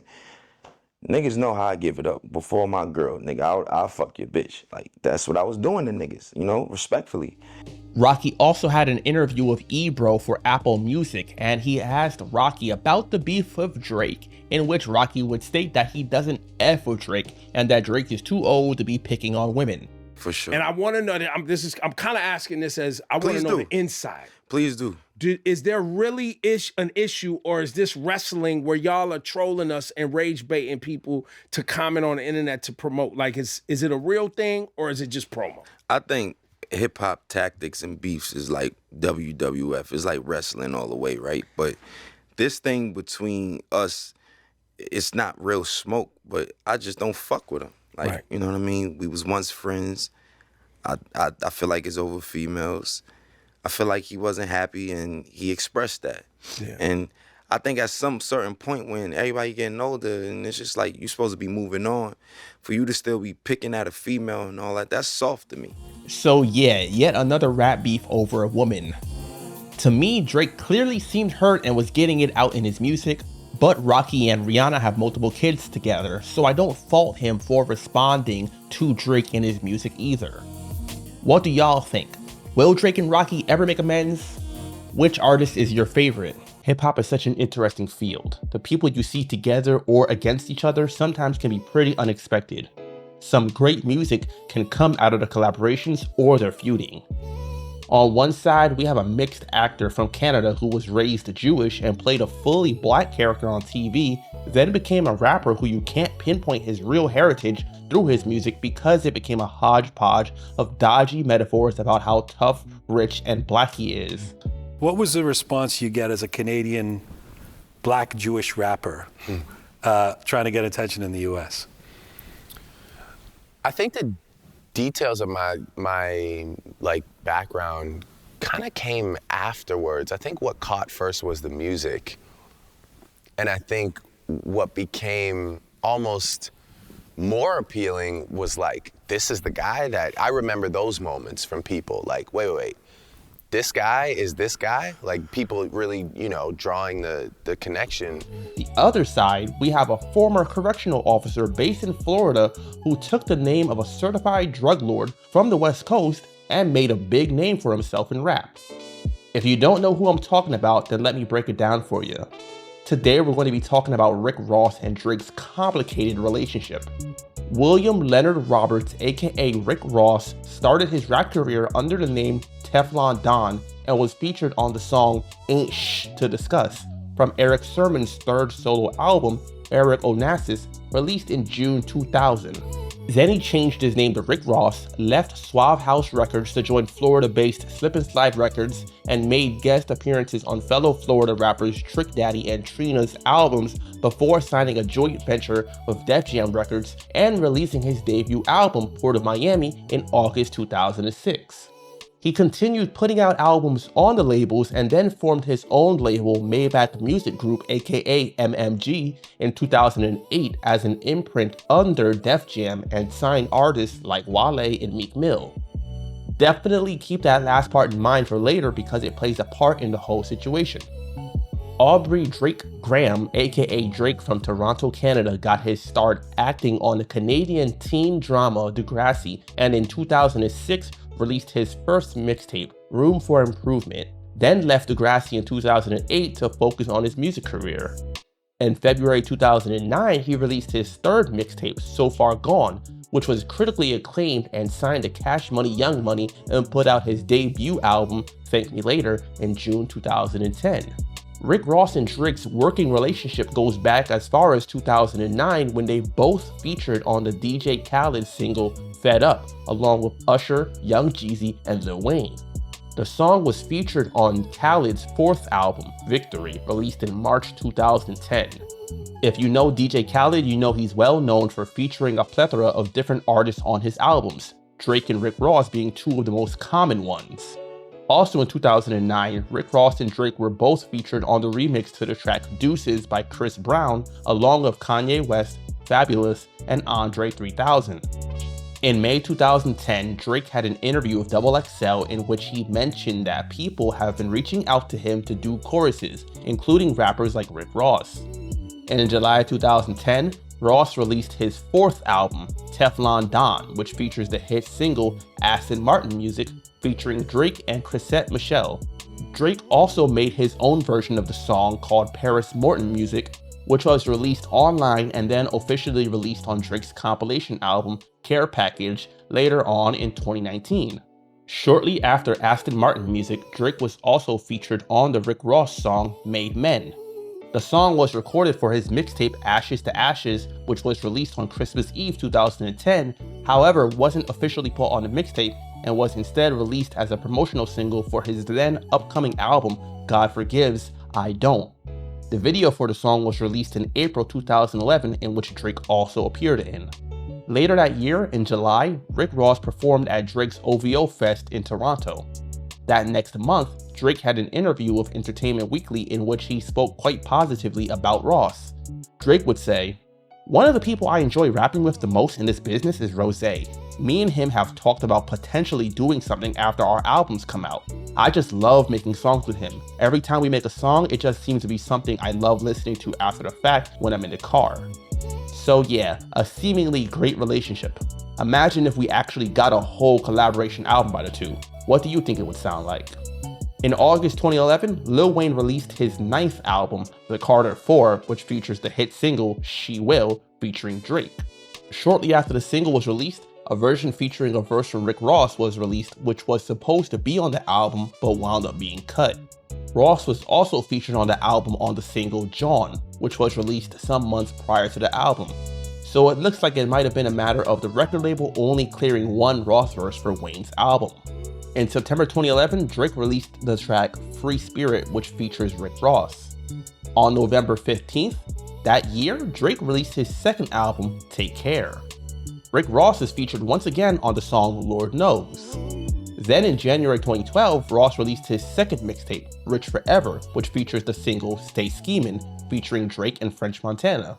On that song, Drake takes shots at Common on his verse, as at this time they were at odds over Serena Williams, who Common was dating and Drake had previously dated.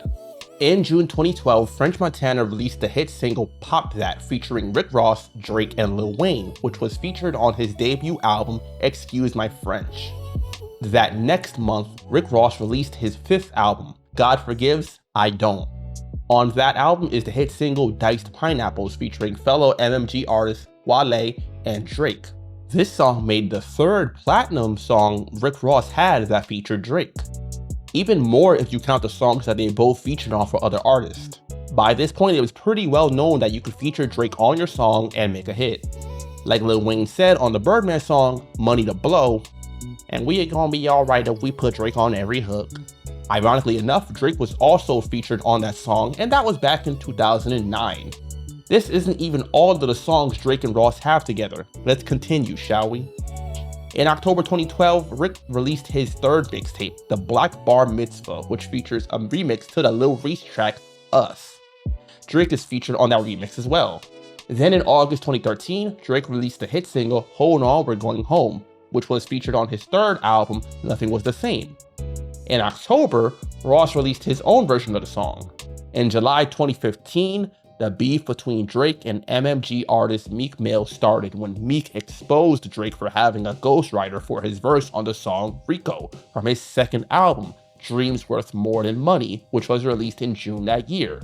This beef I've covered previously, so check that out after this for the details. In July, Drake released the diss tracks Charged Up and Back to Back, aimed at Meek. The beef between Ross and Drake officially starts right around here. Ross released his 8th album, Black Market, on December 4th that year, which features the track Color Money, on which Ross seems to send subliminal shots at both Birdman and Drake. On the 2nd verse, Ross has the lines, Color Money got your bitch out on a world tour. My little homie made $1 million on his girl tour. We back to back and down to whack a nigga unborn. Miami niggas got him changing all the gun laws. So Run Forest got some shooters and they dying too. I got more money than that pussy that you signed to. Survive, who called this a color money conversation? 100 stacks will cover everything I'm contemplating. The tour lines are a reference to Drake's song Back to Back where he dissed Meek for being on Nicki Minaj's tour. The money line seems to be a shot at Birdman as Drake was signed to Young Money, which is under Cash Money, which Birdman is a co-founder of, along with his brother Slim. This could have also been seen as a reference to Wayne, considering Drake was signed to Wayne, who was signed to Birdman. However, Rick Ross had an interview with The Breakfast Club the week of the album release and was asked about the lines from the Color Money track. They asked if it was aimed at Lil Wayne, Birdman, or Jay Prince, to which Ross stated that he was cool with both Wayne and Jay Prince, which would imply that those bars were aimed at Birdman. Because you said you get more money than the person that you signed to, so then that means it's kind of like you're throwing shots at, I guess, Baby, Wayne, Jay Prince, maybe. How you feel? I feel like it was just a play on words. I don't know though. He's not gonna answer the question. Weezy, my homie. I was Okay. just with Weezy the other night That's in what the I thought. club. He was just on the remix with me. Jay Prince, that's my big homie. Anything else? Take it how you want it. A little chin check. In April 2016, Drake released the album Views, which featured hit singles like Hotline Bling and One Dance. On the song Weston Road Flows, Drake appears to take shots at Rick and Meek with the lines, "Yeah, I brought your wifey out to St. Martin. She violated. I sent her back where it all started. How quick they are to forget about their bachelor apartment. Leave it to niggas like you to show them light in the darkness." In October 2014, Drake was in St. Martin with his crew and filmed a music video for his friend and fellow Canadian artist P. Rain, and threw a party as well. Rick Ross's ex, Lyra Galore, was in attendance, and in the video for the song DNF, featuring Drake and Future from his Dear America EP. Later in 2016, Ross made an appearance on the Drink Champs podcast hosted by Nori and DJ EFN. During the podcast, Ross spoke about the issues between him and Meek Mill and Birdman, Wayne, and Drake. He defended Meek and made a subliminal dig at Drake's potential money issues on Cash Money. Because at the end of the day, they both rich niggas. Like, you know You what I gotta mean? understand, it's like this. Okay. Shit, we are rich niggas. That's what I'm saying. You know That's what I'm saying. Yeah, so like. I know I'm a rich nigga. Yeah, I know you what are I'm rich. saying? Let's make some noise for him knowing he already You know what I'm saying? Right. So I know, you know what I'm saying? I know what Meek Mill getting. Everybody don't know what they business like. I don't know what's really touching the bank account. But I like that shot. That's yeah. That was nice. That was a nice one. I like that. At this time, Lil Wayne was feuding with Birdman over allegedly being owed money, so basically Ross is saying that his business is right while Birdman is ripping off his artist. Then on March 17th, 2017, Ross released his 9th album, Rather You Than Me. On that album is the track Triple Platinum featuring Skrilla. On the first verse, Ross has the lines, "Had a phone call with Drake so we could fix the madness. Time for the real niggas just to really cash in." So according to Ross, the beef between him and Drake had been squashed. The shots continue from Drake, however, it seems, as the next day, March 18th, Drake released the mixtape More Life, which features the song Can't Have Everything. On the third verse, Drake has the lines, "Tell your big homie I'm all for going there again. He ain't even die and I ball with his inheritance." Considering Drake's beef with Meek Mill, these lines would seem to be a clear reference to Meek, and Rick Ross being the big homie he's referring to. That might seem to be pretty confusing, but you might be able to just chalk that up to when the tracks were actually recorded. Can't Have Everything might have been recorded before he spoke to Ross, while Triple Platinum was recorded afterwards. Sometime after the release of the album, Ross made an appearance on the podcast Best Seat in the House, hosted by Hovain, and was asked about the line from the song. Ross would confirm that he and Drake spoke and made peace. When Meek and Drake did begin to have, slight differences, I'm pretty sure if Drake was with anybody else camp other than Cash Money, I may have been more vocal about it, but I seen it was the two little homies. I seen what it was. It was smooth. I ain't tripping. Things were pretty quiet for a while. Then in June 2019, they went back to collaborating as Drake released an EP titled The Best in the World Pack to celebrate the Toronto Raptors winning the championship, and Ross was featured on the song Money in the Grave. Then in July that year, Ross released the hit single Gold Roses, which features Drake, and was featured on his album Port of Miami 2. That next year in January, Ross had an interview of Complex in which he was asked about his collaborations with Drake and if they were still going to do their collaboration album. Ross stated that whenever they come together for a song, it's great and that the time for the collaboration album has passed, but that it was still a possibility. Gold Roses was also nominated for a Grammy for Best Rap Song at the 2020 Grammy Awards ceremony. Then in March 21, Drake released the EP Scary Hours 2, which features the track Lemon Pepper Freestyle, featuring Rick Ross.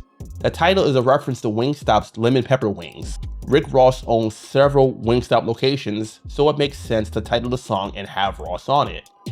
Around this time, Ross had an interview with Myasia Simone from MSL Media in which she asked about the possible collaboration album with Drake. Ross said that it was heavily in consideration. One question for the coach. What up? Are we gonna get a Drake Rick Ross album? Are we gonna get that? What I'm gonna tell you is after our latest, release, his incredible project he released, Lemon Pepper Freestyle, we had that conversation. Okay. And it's most definitely under serious consideration. Yes. Real talk. Some months later in September, Drake released the album Certified Lover Boy, which includes the track You Only Live Twice, featuring Lil Wayne and Rick Ross. The title of this track might be a reference to the album, as it was previously reported that the album was to be titled YOLO, which is an acronym for You Only Live Once. Then in May 2023, Ross made an appearance on Drink Champs again, and when asked about Wayne and Drake, Ross would speak highly of both. With Drake, he stated that they work quite well together, and they have made a lot of music together. Our relationship most definitely is real close, you know what I mean? I'm gonna be honest with you. It's like you and Drake got an album together. I'm gonna be honest, I don't know how much music we got, because it's so easy working with the homie. It's not a lot, I'm gonna be honest. We in the 2 percentile when it come to writers and creators. It's called a 2 percentile. The 2 percentile, y'all, listen. If you're not ready for this, that's the album. That's the album. Walk out of the room.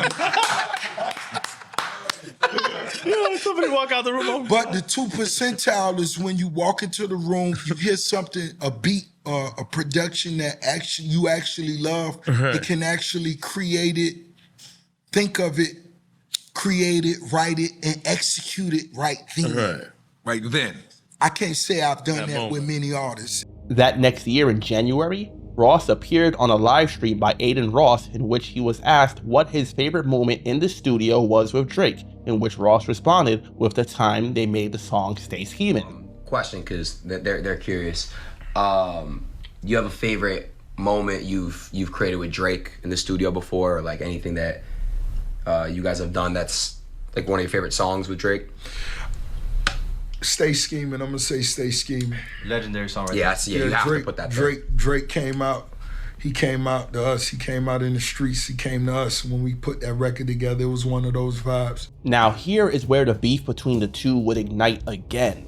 In March 2024, the beef between Drake and Kendrick reached the boiling point, and Kendrick appeared on the Future and Metro Boomin collaboration album titled We Don't Trust You on the track Like That, in which he disses Drake and J. Cole on his verse, prompting both to respond with tracks of their own. That beef I've gone over in great detail previously as well, so make sure to check it out. Rick Ross was featured on the track Everyday Hustle from the album, and Ross also unfollowed Drake from Instagram around this time. Also that month, Ross and his girlfriend Christina Mackey broke up, and Drake gave her an invite to his concert in Miami, which is speculated to be the reason Ross unfollowed Drake. So once again, Drake was doing his usual thing in the midst of a rap beef, targeting their girlfriend or ex. In response to Like That, Drake released the track Push-Ups. Throughout the song, Drake disses Future, Metro Boomin, Kendrick Lamar, Rick Ross, and more. He starts the second verse off with the lines, I might take your latest girl and cuff her like I'm Ricky. Can't believe he jumping in, this nigga turning 50. Every song that made it on the chart he got from Drizzy. Spend that little check you got and stay up out my business. That is a reference to the numerous songs Drake and Rick Ross did together, as like I said earlier, multiple songs that Drake featured on with Rick Ross went platinum. Drake did that with several other artists, but Ross was probably second only to Lil Wayne himself in features with Drake. Then on April 13th, Ross responded with the song Champagne Moments. In the first verse, he takes shots at Drake with the lines, Ghostwriters, they get to floss what you coulda had, record label taking a loss, are you in your bag? You a worker wanting to chart, don't make me laugh. That's a reference to Drake's Ghostwriters and his OVO label. It's often said that most OVO artists besides Drake don't have much success with releasing music. During the chorus, Ross has the lines, niggas leaking their records when we speaking directly, if we keeping it gangster when you see me, you check me. Which is a reference to the Push-Ups track that got leaked days before Drake officially released it. Ross starts the second verse going off on Drake again with the lines, getting bullied, don't walk up on me cause the clip is fully, niggas pussy, don't wanna push me, I'm like really would he? Like his moves, but he never had to fight in school, always ran, another nigga had to write your grooves, flow is copy and paste, Weezy gave you the juice, another white boy at the park wanna hang with the crew. Essentially, he's dissing Drake for not being a tough guy and for having a ghostwriter. He then makes a reference to the chorus from the Stay Schemin' track with the lines, look me right in my face, he beginning to shake, told you niggas stay scheming, I predicted my fate. If you don't remember the chorus to that song, Ross talks about riding for his people, or in other words, he's a loyal person. Now this could be seen as a reference to how he slightly jumped into the beef between Meek and Drake, but if you listen to the outro of the track, this seems to be directed at something else. He ends the verse making a reference to his ex-girlfriend Christina talking to Drake with the lines, I could shoot up the block, I got pictures to paint, let you DM my hoe but got bitches you can't. Let you get on my songs, it was good for your face. Now bitch nigga, it's on, ain't no room for debate. On the outro, a clip plays from Drake saying that Ross is his favorite person to rap with, and then Ross mentions how Drake never really wanted to be black and how he allegedly got plastic surgery to make his nose smaller. Then he mentions that he unfollowed Drake because Drake sent a cease and desist to French Montana over a song. That song being Splash Brothers from French Montana's mixtape Mac and Cheese 5, which was released in February that year. Apparently Drake was originally on it, but he wanted his part removed from the song, which was replaced by Lil Wayne and Rick Ross. The cover art of the song is also a shot at Drake as it's a picture of Drake as a white guy. Ross started calling Drake BBL Drizzy at this point as well because of the alleged cosmetic surgery. Me waking up from a nap, I just realized BBL Drizzy called his mommy on me. He shared their text messages between each other. Cupcake Drake, tell your mama you stayed out past your curfew, white boy. You wanted to hang at the park with the niggas, smoke weed with the niggas while we washed our old school Chevys. White boy, you got a Chevy, white boy? I doubt it. But anyway, big nose. Big nose. Boy, you had 25% body fat with a carved out 6-piece. Stop. We know what time it is. That shit costs 40 bands. Stop. But tell your mama, well, in Miami, we say old girl. Tell your old girl she a beautiful lady. I told you that before, and I meant that. But you tell your mama, white boy, you stayed out at the park too late, and you can't call her when you get in this shit. Around this time, Tia Kemp, the mother of Ross's first son, went on social media and spoke about the beef and told Drake to reach out to her because she has information about Ross. Drake told Will to drop it, get him 50. He can't. He probably could give him 4. I'm just saying, I don't know what that big fat would do. Drake, call me, Boots. I got something to tell you. I ain't lying. On May 3rd, Drake released the track Family Matters, which was a response to Kendrick's Euphoria and 616 in LA tracks. The first and third verses are aimed at Kendrick, while the second verse is aimed at all of the other people that had recently dissed him. He disses Ross with the lines, "What the fuck, I heard Rick drop nigga talking something about a nose job, nigga Ozempic got a side effect of jealousy and doctor never told y'all niggas, put a nigga in the bars, let a nigga rot kinda like your old job, nigga house sitting on some land but it's out where no one really even know y'all niggas, bitches gotta drive 2 hours before you pay him just to give a blow job, nigga musta snorted up a snowball cause my last record deal was 400 M's, these days that's a low ball nigga." Ozempic is a weight loss drug and is a reference to how Rick Ross had recently lost weight. Just like Ross had accused Drake of getting cosmetic surgery, Drake is essentially accusing him of taking weight loss medication to lose weight rather than doing it through the normal means, and the lines about being behind bars are a reference to Rick's previous job as a correctional officer. Then on May 5th, Drake released the track The Heart Part 6, which is a response to Kendrick's songs Meet the Grams and Not Like Us. Drake also takes a shot at Ross again with the lines, "I slit your throat with the razor and do Rick Ross air like that one flight from Malaysia." This is a reference to an incident on May 3rd where the plane Rick Ross was on had an emergency landing. After it happened, Ross took to social media and jokingly implied that Drake was the one behind it, given their beef at the time. So with those lines, Drake is playing into Rick's accusations. Thank everybody for all the prayers, but I'm gonna tell you, we on the jet and I'm seeing the fighter jet. I see his nose. It's like Tom Cruise from Top Gun. I seen his nose. I'm seeing him in the cockpit. And I'm like, damn. I see his cheeks and nose going back from the G-force. I'm like, damn. And then, hey man, it happened. You know what I'm saying? I can't say what happened, but it happened. A few days later, on May 10th, The Game released the track Freeway's Revenge, which is a reference to Ricky Donnell Ross, aka Freeway Ricky, who I mentioned in the beginning. In 2010, he filed a copyright infringement lawsuit against Rick Ross for using his name. The court ruled in favor of Rick Ross, however, so Ross didn't have to change his name. Freeway is from Texas but moved to LA where he started his drug empire, and Game of course is from LA. On the track, Game thoroughly breaks down Rick Ross's persona. He starts the first verse off with the lines, "Cut open his stomach and stuff bricks in it, put his body on a scale like it's fish in it. I could see a bitch in him, $20 million home renovation just to slit your wrists in it. Suicide, it's suicide, rip apart the Maybach, I know the truth's inside." The mansion line is a reference to the health scare Ross had back in March 2018, as he had a seizure which landed him in the hospital for 4 days.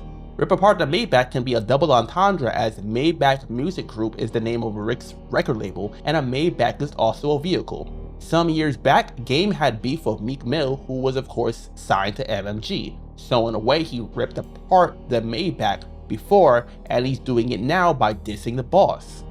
Later on in the verse, he has the lines, "It's that time of the month to give this pussy something to bleed on. Your baby mama told me that you like to get peed on. You a CO, that's the last time you had keys on. And we know you treat Gunplay like he a peon, and he knows some shit that ain't cool for him to speak on." The pissing is a reference to an interview Ross had back in 2022 in which he stated he likes pissing on women. The line about Gunplay goes back to how Gunplay's family started a GoFundMe for his daughter's medical condition, and DJ Envy from the Breakfast Club mentioned that Rick Ross should have supported Gunplay. Then Game ends the first verse making mentions to Freeway Ross, Biggie, 50 Cent, and Drake with the lines, "The real Rick Ross know every bird gotta leave the nest. You stole your name, I pulled your file. You looked at B.I.G. and stole his style. I smell pussy, that odor foul. You ain't stole no birds, you trolled the owl." Some people compared Ross to Biggie due to his appearance, and the owl is a reference to Drake's label, OVO, as their logo is an owl. Then Game goes on in the second verse to throw more shots at Ross for his drug dealer persona. Game jumping into this beef on Drake's side was quite unexpected, as he's known to be on good terms with Drake and they've done multiple songs together, but Game has also done songs with Kendrick and they're both from Compton. So you might think that Game would stay out of it, or if anything, be on Kendrick's side. However, knowing Game's antics, it is entirely possible he just wanted to get involved with the beef but not directly diss either Kendrick or Drake, so picked Rick Ross as his target. The beef between Drake and Ross turned physical on June 30th at the Ignite Music Festival in Vancouver, Canada, as Rick Ross was there to perform and at the end of his set played Not Like Us. Ross and a member of his security were seen afterwards getting into a fight with some men who clearly didn't take too kindly to Ross playing the diss track aimed at Drake. Shortly afterwards, Florida record executive Uncle Luke from the 2 Live crew spoke on the situation between Drake and Ross and criticized Drake for liking a post that showed Ross getting attacked at the festival, stating that Drake should be the bigger person and not encourage the violence. Then in August, Drake released the song No Face. On the first verse, Drake responds to all the people that has been dissing him recently with the lines, "This is the shit that my daddy had raised me on. Niggas got lit off the features I skated on. I gotta know how you get lit off the nigga you hating on. Numbers untouchable, they got the data wrong. This is the moment I know they've been praying on." Drake featured on many songs, like I said earlier, Rick Ross being one of the most frequent collaborators. Then on the second verse, Drake has the lines, "They emptied the clip quick, swapped that shit out, and I came back reloaded. I'm just so happy that niggas who envied and held that shit in got to finally show it. I'm over the moon. Yeah, we'll see you boys soon." Once again, a subliminal shot at the people who had dissed him. Also in August, Ross made an appearance on Nightcap Sessions with Shannon Sharp and Chad Ochocinco. Shannon asked Ross about the beef, and Ross responded saying that he had gotten involved in the beef because his name was said and he had some fun. What I thought all y'all was like, cool. I'm gonna be honest, on some rap shit, it was no conspiracies. Rose name was said, Rose, I'm gonna jump off the porch. That's what I do. When they call Rose, yeah. I'm gonna jump off the porch and I'm gonna have some fun, and that's what I did. I had some fun. That next year in May, Rick Ross had an interview with Bootleg Kev in which he was asked about if they could talk things out. Ross responded stating that it is possible. I'd heard, now you can stop me if I'm wrong, what was the root cause of the falling out with Drake? Was it, someone had told me it was because of the way he had treated French on a record, is that? I mean, I spoke on that on the record I released, you know what I'm saying? Like I said, fuck that shit, you know what I'm saying? Did y'all got classics together? If it's real niggas, if real niggas gonna stay real, that's it. You know what I'm saying? Was it something really deep? Nah, fuck that though. But if you pussy, you pussy. If it's real, it's real. And that's what it is. Could that ever be something you could ever see, like you guys talking it out? And you guys have so many classics together, such a long history together. You never know. If a nigga send me a bottle of Luke Belaire, especially the white one, you know? You the never white know. Bottle, yeah. As of the time of writing, Drake and Ross haven't publicly squashed things yet, but we'll see how it goes. Personally, this beef to me wasn't anything that was expected considering how the two have put out so many songs together and seem to be friends. But friends do fall out, and this is hip hop. Despite my personal feelings on the personas that both these artists put on for their music, I do think they're good at what they do and enjoy some of their music. The beef between Drake and Ross fell a bit to the wayside because of the bigger issue between Drake and Kendrick, but it seems clear their relationship was affected. What are your thoughts on their beef? What song is your favorite collaboration by them? Mine would be Aston Martin Music, Money in the Grave, and Gold Roses. I can't see myself going bar for bar with Drake. A Compton rapper beefing with a rapper from Toronto, Canada? The history between Kendrick Lamar Duckworth and Aubrey Drake Graham goes all the way back to 2011 when Kendrick made an appearance on Drake's second studio album, Take Care, released in November. Drake gave him a solo track titled Buried Alive Interlude. It's basically a metaphor for Kendrick finding fame and meeting Drake, who he refers to as a Canadian, throughout the track. Lines like, "The same day we say we in the area, cruising in Toronto, hit me on the cellular. Thought you was gonna sell me a false word like the rappers I know. Sat down with a few drinks, located where you can't see us. A white waitress on standby when we need her." Are a reference to Kendrick meeting Drake and doing rich people things like eating at nice restaurants and driving luxury vehicles. Knowing what has happened since then, that track hits a bit different now, which I will be getting into later on. According to an interview Kendrick had, Drake was the first person to hear his album, Section 80, as he had emailed it to him. Drake told him how great it is, and then after the album was released, Drake said he wanted to work with him, which led to this track. Section 80 released in July, just a few months before Take Care, so it seems Drake kept true to his word pretty quickly. Drake has had a reputation for hopping on new rappers' songs to stay relevant, and looking back on this whole situation and how their beef has played out, this might actually be one of the first examples of that. Take Care is considered a classic album by many, and Kendrick having a solo track on it I'd say was a good look for him, especially the same year as the release of his debut studio album. At this time, they were both still relatively new rappers to the mainstream, as they both had had at least one album out and multiple mixtapes. But after the release of Take Care, Drake was most definitely the bigger artist of the two, especially considering that he was signed to Lil Wayne's Young Money label alongside artists like Wayne himself, Nicki Minaj, and Tyga. In February 2012, Drake started his Club Paradise tour for the album, which had artists like J. Cole, A$AP Rocky, and Kendrick Lamar as opening acts. Then in October that year, the hit single Effin' Problems by A$AP Rocky featuring Drake, Kendrick Lamar, and 2 Chainz was released and featured on his debut album Long Live A$AP, which was released on January 15, 2013. Also in October, Kendrick released his major record label debut and second album overall, Good Kid, Mad City, released on TDE, Aftermath, and Interscope, as opposed to Section 80, which was just a TDE release. On the album is the track Poetic Justice, which is named after the 1993 film starring Tupac and Janet Jackson. It was released on January 15th, the same day as Rocky's album, and just like Effin' Problems, this was a hit single which featured Drake. The first signs of trouble came months later in August 2013 when Big Sean released the promotional single Control featuring Kendrick Lamar and Jay Electronica, which was due to be on his then upcoming second album, Hall of Fame, but was left off due to sample issues. On the track, Kendrick has the infamous verse where he called out his contemporaries with the lines, "I'm usually homeboys with the same niggas I'm rhyming with, but this is hip hop and them niggas should know what time it is," and that goes for Jermaine Cole, Big Crit, Wale, Pusha T, Meek Mills, A$AP Rocky, Drake, Big Sean, Jay Electron, Tyler, Mac Miller. I got love for all you, but I'm trying to murder you niggas. Trying to make sure your core fans never heard of you niggas. They don't want to hear not one more noun or verb from you niggas. At that time, those were some of the biggest names in rap, and due to those lines, hip hop was in an uproar with several rappers responding to the track by rapping over the beat to it themselves. Some rappers took offense to Kendrick's claims of being the king of New York, namely Papoose, who fired back quickly on his freestyle refuting Kendrick's claims. Cassidy, Joel Ortiz, and other rappers also responded with their own freestyles. One rapper, however, in particular was not seen responding, that being Drake, at least not on wax. Drake responded in an interview with Billboard when asked about Kendrick's verse on the song.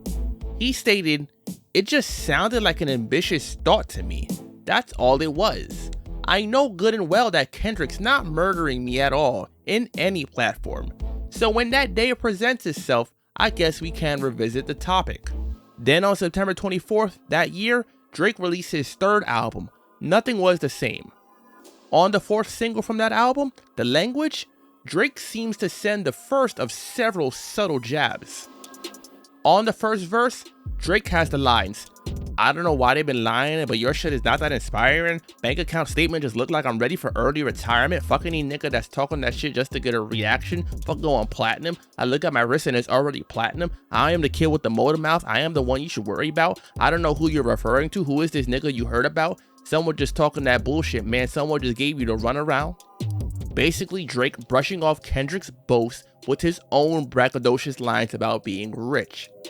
Birdman, who was featured on the outro of the track, was asked about the verse in an interview and stated that it wasn't about Kendrick, however.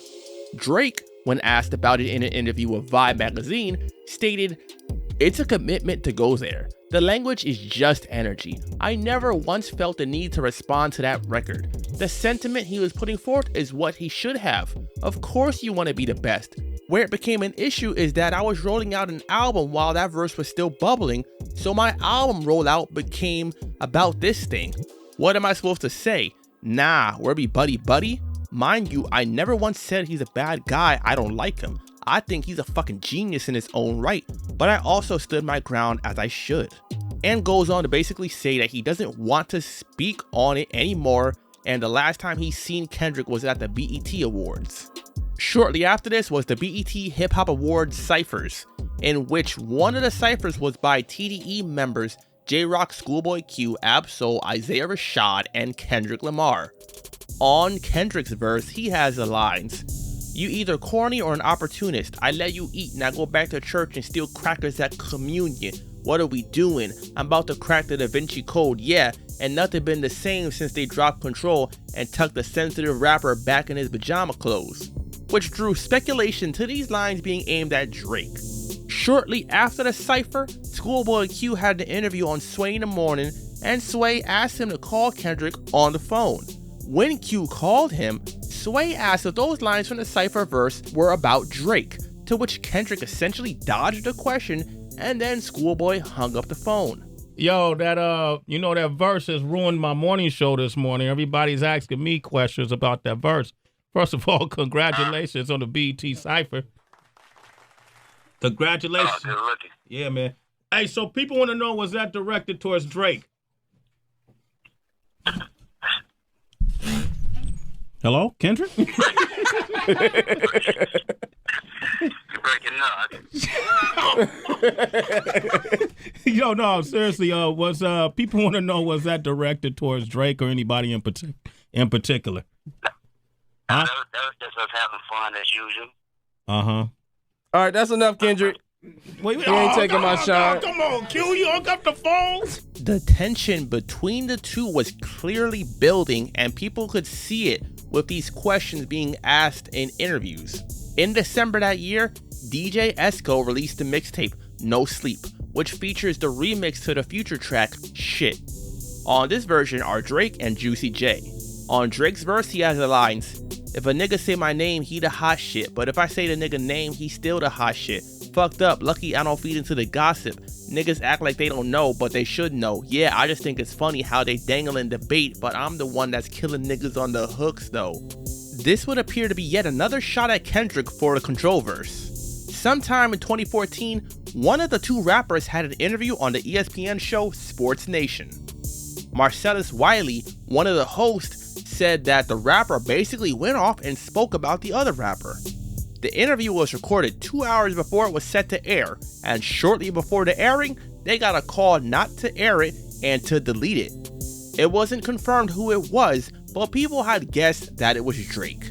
I haven't been sworn to secrecy, except it was orders given from one person's camp to our company that they should not air it.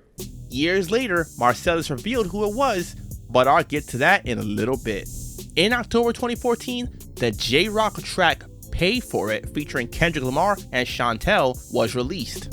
On Kendrick's verse, he has the lines, I tell them all to hail King Kendrick, resurrected my vengeance, been dissecting your motor mouth till I break down the engine. This ain't no warning shot, this irrelevant henchman. See my opponent, then cease your existence, ending our friendship. Baby, I'd rather die alone.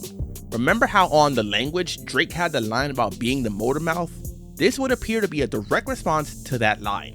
Then, in November 2014, Kendrick had an interview on The Breakfast Club and was asked if the Pay For It verse was a shot at Drake, to which Kendrick denied and said he couldn't see himself going bar for bar with Drake, to which Charlemagne replied saying that he'd beat Drake. Now, people think your verse on J-Rock's Pay For It is that you're throwing more shots at Drake. Any truth to that? Yeah, I think that's crazy. People need to leave that, let that go, man. Have y'all seen each other? Have y'all spoke at all? Oh my goodness, yeah, we spoke. I saw you retweeted when Tiger wrote that Drake was fake. No, I didn't. I didn't retweet that. No, I didn't. That's some inner issues. I don't deal with nobody else's business or problems. I stay to myself. But y'all spoke, y'all squashed it, everything good? Yeah, it wasn't no issue from the jump. You know, I think people talk about beef. It's just a whole nother dynamic. I can't see myself going bar for bar with Drake. You know, we're two different type of artists. You dig what I'm saying? You would eat Drake. I've argued that in many a circle. Okay. A few months later, in February 2015, Drake released If You're Reading This, It's Too Late, which features the tracks Used To and 6 p.m. in New York, both seemingly including subliminal shots at Kendrick again. On Used To, which features Lil Wayne, Drake has the lines, they gonna say your name on them airwaves, they gonna hit you up right after like it's only rap. This can be considered to be a subliminal shot at Kendrick in response to the Control track and BET Cypher verse, as since then people asked Kendrick on interviews if he has beef with Drake, but he denies it. 6 p.m. in New York is known to be a track where Drake disses Tyga, but there were some lines that could be directed at Kendrick as well, considering the tension between the two. Those lines being, oh please, take it easy, where's the love and the peace, why you rapping like you come from the streets, I got a backyard where money seems to come from the trees, and I'm never ever scared to get some blood on my leaves, phantom sliding like the shit just hit a puddle of grease, I cook the beef well done on the double with cheese, special order for anybody that's coming for me. Kendrick is known for being a pretty peaceful person and rapping about the street life, but making it quite clear that he was not a street person like that himself. Also, the line about a backyard where money seems to come from trees can be seen as a reference to the track Money Trees, which is a song from Good Kid, Mad City. The line afterwards about blood on the leaves, however, appears to be a reference to Ye, as he has a track titled Blood on the Leaves from his 2013 album Yeezus. Then in March that year, Kendrick released his third album, To Pimp a Butterfly. On that album is the track King Kunta, which was released as a single from the album. On the first verse, Kendrick has the lines, I could dig rapping, but a rapper with a ghostwriter, what the fuck happened? I swore I wouldn't tell, but most of y'all sharing bars like you got the bottom bunk in a two-man cell. This is supposedly a shot at Drake, as not long after this album released, Meek Mill would begin beefing with Drake because he outed Drake for having a ghostwriter for some of his verses. I covered that beef as well, so check it out if you haven't yet. Then in August that year, Dr. Dre released his third album, Compton. On the album is the track Deep Water, which features Kendrick Lamar, Anderson .Paak, and Justice. Kendrick starts his verse off with the lines, motherfucker know I started from the bottom, vodka baby bottle mixing that with Similac, my mama knew I had a problem. This appears to be a reference to Drake, as Started From the Bottom is a hit single from Nothing Was the Same. Also on Compton is the track Dark Side / Gone, which features King Mez, Marsha Ambrosius, and Kendrick Lamar.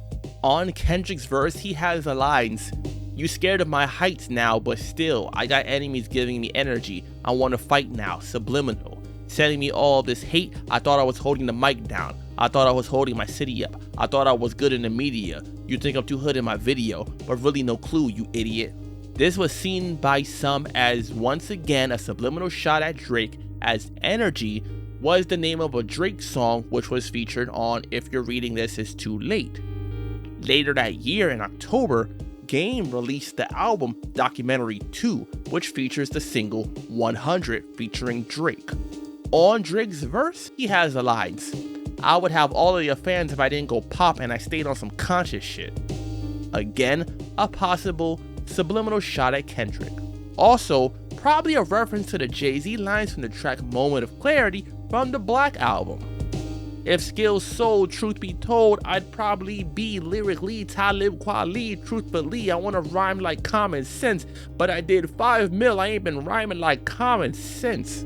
Then, in January 2016, then President Barack Obama had an interview in which he was asked to pick Kendrick or Drake in a rap beef, and Obama picked Kendrick, as he said that Drake is an outstanding entertainer, but Kendrick has lyrics and his recent album was outstanding. All right, so we had Drake versus Meek Mill. A lot of people were tweeting that to me.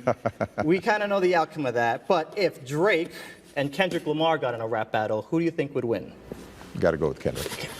I'm just saying, I think Drake is an outstanding entertainer, but Kendrick, his lyrics, his last album was outstanding. Excellent, all right. Best album, I think, last year.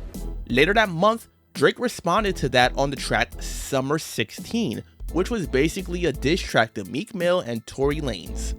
In his first verse, he has the lines, "Tell Obama that my verses are just like the whips that he in, they bulletproof." So yeah, this isn't necessarily a direct shot at Kendrick, but it shows that Drake was paying attention to the people comparing the two and those that think Kendrick is better. You think the subliminal shots are over yet at this point? Well, we're getting there. Let's take it to March 2017. Kendrick releases the song The Heart Part 4, the fourth of his Heart series, which dates all the way back to the first one, released in April 2010. On the track, Kendrick appears to throw some more subliminal shots at Drake. In his second verse, he has the lines, "My fans can't wait for me to sun your punk ass and crush your whole little shit. I'll big upon your punk ass, you a scared little bitch. Tiptoeing around my name, nigga, you lame. And when I get at you, homie, don't you just tell me you was just playing. Oh, I was just playing, K-Dot, come on, you know a nigga rock with you, bro? Shut the fuck up, you sound like the last nigga I know. Might end up like the last nigga I know. Oh, you don't want to clash, nigga, I know." Some say this is a shot at Big Sean. Some say it's a shot at Drake. Both of them were mentioned on the Control verse, and both had subliminal shots aimed back at him since then. So perhaps it was aimed at both. Another thing is, he ends his second verse with the lines, "You know what time it is, ante up, this is in forever, y'all got till April the 7th to get y'all shit together." April 7th that year, Kendrick put his upcoming album, Damn, up on iTunes for pre-order. The Heart Part 4 samples the song Don't Tell a Lie About Me and I Won't Tell the Truth on You by James Brown. Also, the chorus of the song is "Don't tell a lie on me, I won't tell the truth about you." Keep these things in mind for a little later because they play a part in this whole situation. Things picked back up a few years later as on October 6th, 2023, Drake released the album titled For All the Dogs, which features the hit single First Person Shooter featuring J. Cole, and on November 15th, they released a video for the song. On the intro, J. Cole has the lines, "Lot of niggas debating my numeral. Not the 3, not the 2, I'm the UNO. Yeah, numero UNO. Me and Drizzy this shit like the Super Bowl." For some years in rap, the big three, as they call it, has been considered to be Drake, Kendrick, and Cole. Right here, Cole is saying that out of the big three, he is number one. J. Cole doubles down on the sentiment on his verse with the lines, "Love when they argue the hardest MC. Is it K-Dot, is it Aubrey, or me? We the big three like we started the league. But right now, I feel like Muhammad Ali. Yeah, Muhammad Ali. The one that they call when they shit ain't connecting no more. Feel like I got a job in IT. Rhyming with me is the biggest mistake. That Spider-Man meme is me looking at Drake." Muhammad Ali was known to be the best boxer of his time by many, and Cole is comparing himself to Ali. So basically saying that him, Kendrick, and Drake are the top three, but he himself is number one.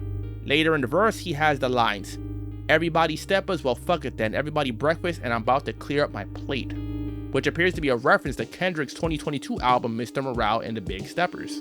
Then on March 22nd, 2024, Future and Metro Boomin released the album We Don't Trust You. On that album is the track Like That featuring Kendrick Lamar, and this is where things get more intense. The gloves come off, the subliminal shots are thrown out the window, and names are mentioned. Throughout Kendrick's verse, he disses Drake mainly, but also throws a shot at J. Cole in response to the first-person shooter verse. I've covered Kendrick's verse on a previous video talking about the track, but I'll do it again right here. He starts the verse off with the lines, "These niggas talking out of their necks, don't pull no coffin out of your mouth, I'm way too paranoid for a threat," which can be seen as a response to first-person shooter, pretty much setting the tone for the rest of the verse. He follows it up with the lines, "DOT, the money, power, respect, the last one is better. Say it's a lot of goofies with a check. I mean, I hope them sentiments symbolic. My temperament, bipolar, I choose violence." That's a reference to the Lox song Money, Power, Respect, and a double entendre as well, as Kendrick used to go by the name K-Dot, and D-Dot is a member of Bad Boy's Hitman producer group and a producer on that Lox song. He follows it up with the lines, "Niggas clicking up but cannot be legit. No 40 water. Tell him, yeah, get up with me. Fuck sneak dissing. First person shooter, I hope they came with 3 switches. I crash out like fuck rap. Diss Melly Mel if I had to. Got 2 T's with me. I'm snatching chains and burning tattoos. It's up. Lost too many soldiers not to play it safe. If he walk around with that stick, it ain't Andre 3K. Think I won't drop the location? I still got PTSD. Motherfuck the big 3. Nigga, it's just big me." Of course, this is a direct response to first person shooter and Kendrick saying he's quite ready for the beef. The Andre 3000 line is a reference to his Flute album and also again a shot at J. Cole, as Cole has a line about keeping a stick with him on the song Stick from the Dreamville compilation album D-Day Against the Grill's mixtape. Then he makes another reference to first person shooter and the Michael Jackson and Prince comparisons with the lines, "What? I'm really like that, and your best work is a light pack, nigga. Prince outlived Mike Jack, nigga bum. For all your dogs getting buried, that's okay with all these nines, you gon' see Pet Cemetery." Drake made a comparison to Michael Jackson on First Person Shooter because he was about to pass one of his records, and Pet Cemetery is a film and double entendre referencing Drake's album For All the Dogs. This prompted a social media uproar and the song became a hit, topping Billboard charts. People were awaiting a response from the other 2 of the big 3. The first one up to bat would be the head of Dreamville himself, J. Cole. About 2 weeks after the album was released, Cole released Might Delete Later, which featured the track 7-Minute Drill. Same as Like That, I covered this track on a separate video when it was released, and the link will be in the description with my thoughts on it. Then on April 7th, only 2 days later, during the Dreamville Festival, J. Cole did something that was quite polarizing. He apologized during his performance for putting out the diss track to Kendrick and made it clear that if Kendrick were to diss him back, he would accept it, as he shouldn't have dissed him in the first place. It's one part of that shit that make me feel like, man, that's the lamest shit I ever did in my fucking life, right? And I know this is not what a lot of people want to hear. I know I can hear my niggas up there right now like, nah, don't do that. But I got to keep it 100 with y'all, right? I damn near had a relapse, right? Because y'all heard some shit that happened 2-3 weeks ago, however long it was. Y'all heard that bazooka that was dropped on the motherfucking game, right? So all of this time of me moving on my own accord, for the first time I was tested. Why am I tested? Because I got the world and I got my niggas like, what you gonna do, Cole? My niggas like, boy, I must have had 1,000 missed calls. Oh my fucking God. Text flooded, I couldn't even answer my shit. Nigga, it's wartime, boom, boom, boom, right? Niggas wanna see blood. And I was conflicted because, one, I know my heart, you know what I mean? And like, I know how I feel about my peers, these 2 niggas that I just been blessed to even stand beside in this game, let alone chase their greatness, right? So I felt conflicted because I'm like, bro, I know I don't really feel no way, but the world want to see blood. I don't know if y'all can feel that, but the world want to see blood. So I say all of that to say, in my spirit of trying to like get this music out, I ain't gonna lie to y'all, I moved in a way that I feel spiritually feel bad on me. Like I try to like jab my nigga back and I try to keep it friendly, but at the end of the day, when I listen to it and when it comes out and I see the talk, that shit don't sit right with my spirit. That shit make me feel, that shit disrupts my fucking peace. So what I want to say right here tonight is in the midst of me doing that and in that shit, trying to find a little angle and downplay this nigga's fucking catalog and his greatness, I want to say right now tonight, how many people think Kendrick Lamar is one of the greatest motherfuckers to ever touch a fucking microphone? Dreamville, y'all love Kendrick Lamar, correct? As do I. So I just want to come up here and be like, publicly be like, bruh, that was the lamest, like, goofiest shit. And I say all that to say, it made me feel like 10 years ago when I was moving incorrectly. And I pray that God align me back up on my purpose and on my path. You know what I mean? I pray that my nigga really didn't feel no way. And if he did, my nigga, I got my chin out. Take your best shot. I'm gonna take that shit on the chin, boy. Do what you do. Many people saw this as something that has no place in hip hop, but some saw it as mature and quite characteristic of J. Cole. In what seems to be a crazy coincidence, this is 7 years from the date Kendrick said in the Hard 4. Remember, as I mentioned earlier, Kendrick mentioned April 7th on that song. Personally, I can see it from both angles, but what came to happen between Kendrick and Drake shortly afterwards had many people change their opinion on the J. Cole apology.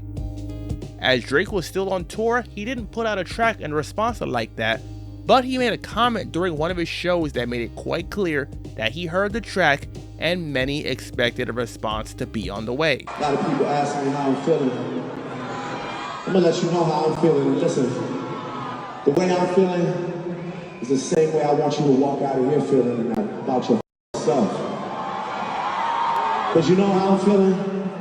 I got my head up high, my back straight, I'm 10 toes down in Florida or anywhere else I go, and I know that no matter what, it's not a on this earth that can ever me in my life. And that's how I want you to walk out of here tonight. Remember when I said earlier that Marcellus Wiley admitted later on which of the two rappers had the interview that they destroyed? Around this time, Marcellus had another interview on Vlad TV and confirmed that it was indeed Drake, like many had speculated. There was a situation with you a while ago where either Drake or Kendrick went on your show and let the other person have it. Yeah. I've been trying to pry this information out of you for years. I can tell you now, shit. You can tell me now? Yeah. Let's go. Let's go. Let's go. Vlad TV exclusive. Okay, let's go. Let's go. All right. Let me preface it by saying I wish I had the words in detail. Like, I wish I had the transcript, like, memorized. Okay. I wish I had the recall for the words that Drake said. So it was Drake? Oh, yeah, it was Drake. On April 12th, Metro Boomin and Future released the album We Still Don't Trust You, which is their follow-up to their first album, and it features the track Show of Hands, featuring A$AP Rocky, who on his verse took shots at Drake as well. On April 13th, that response came in the form of a leaked diss track.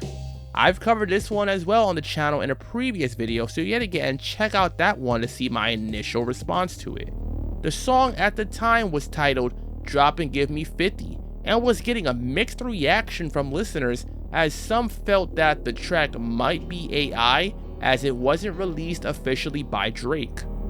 Throughout the track, Drake takes aim at several people, including Kendrick, Rick Ross, and The Weeknd, among others.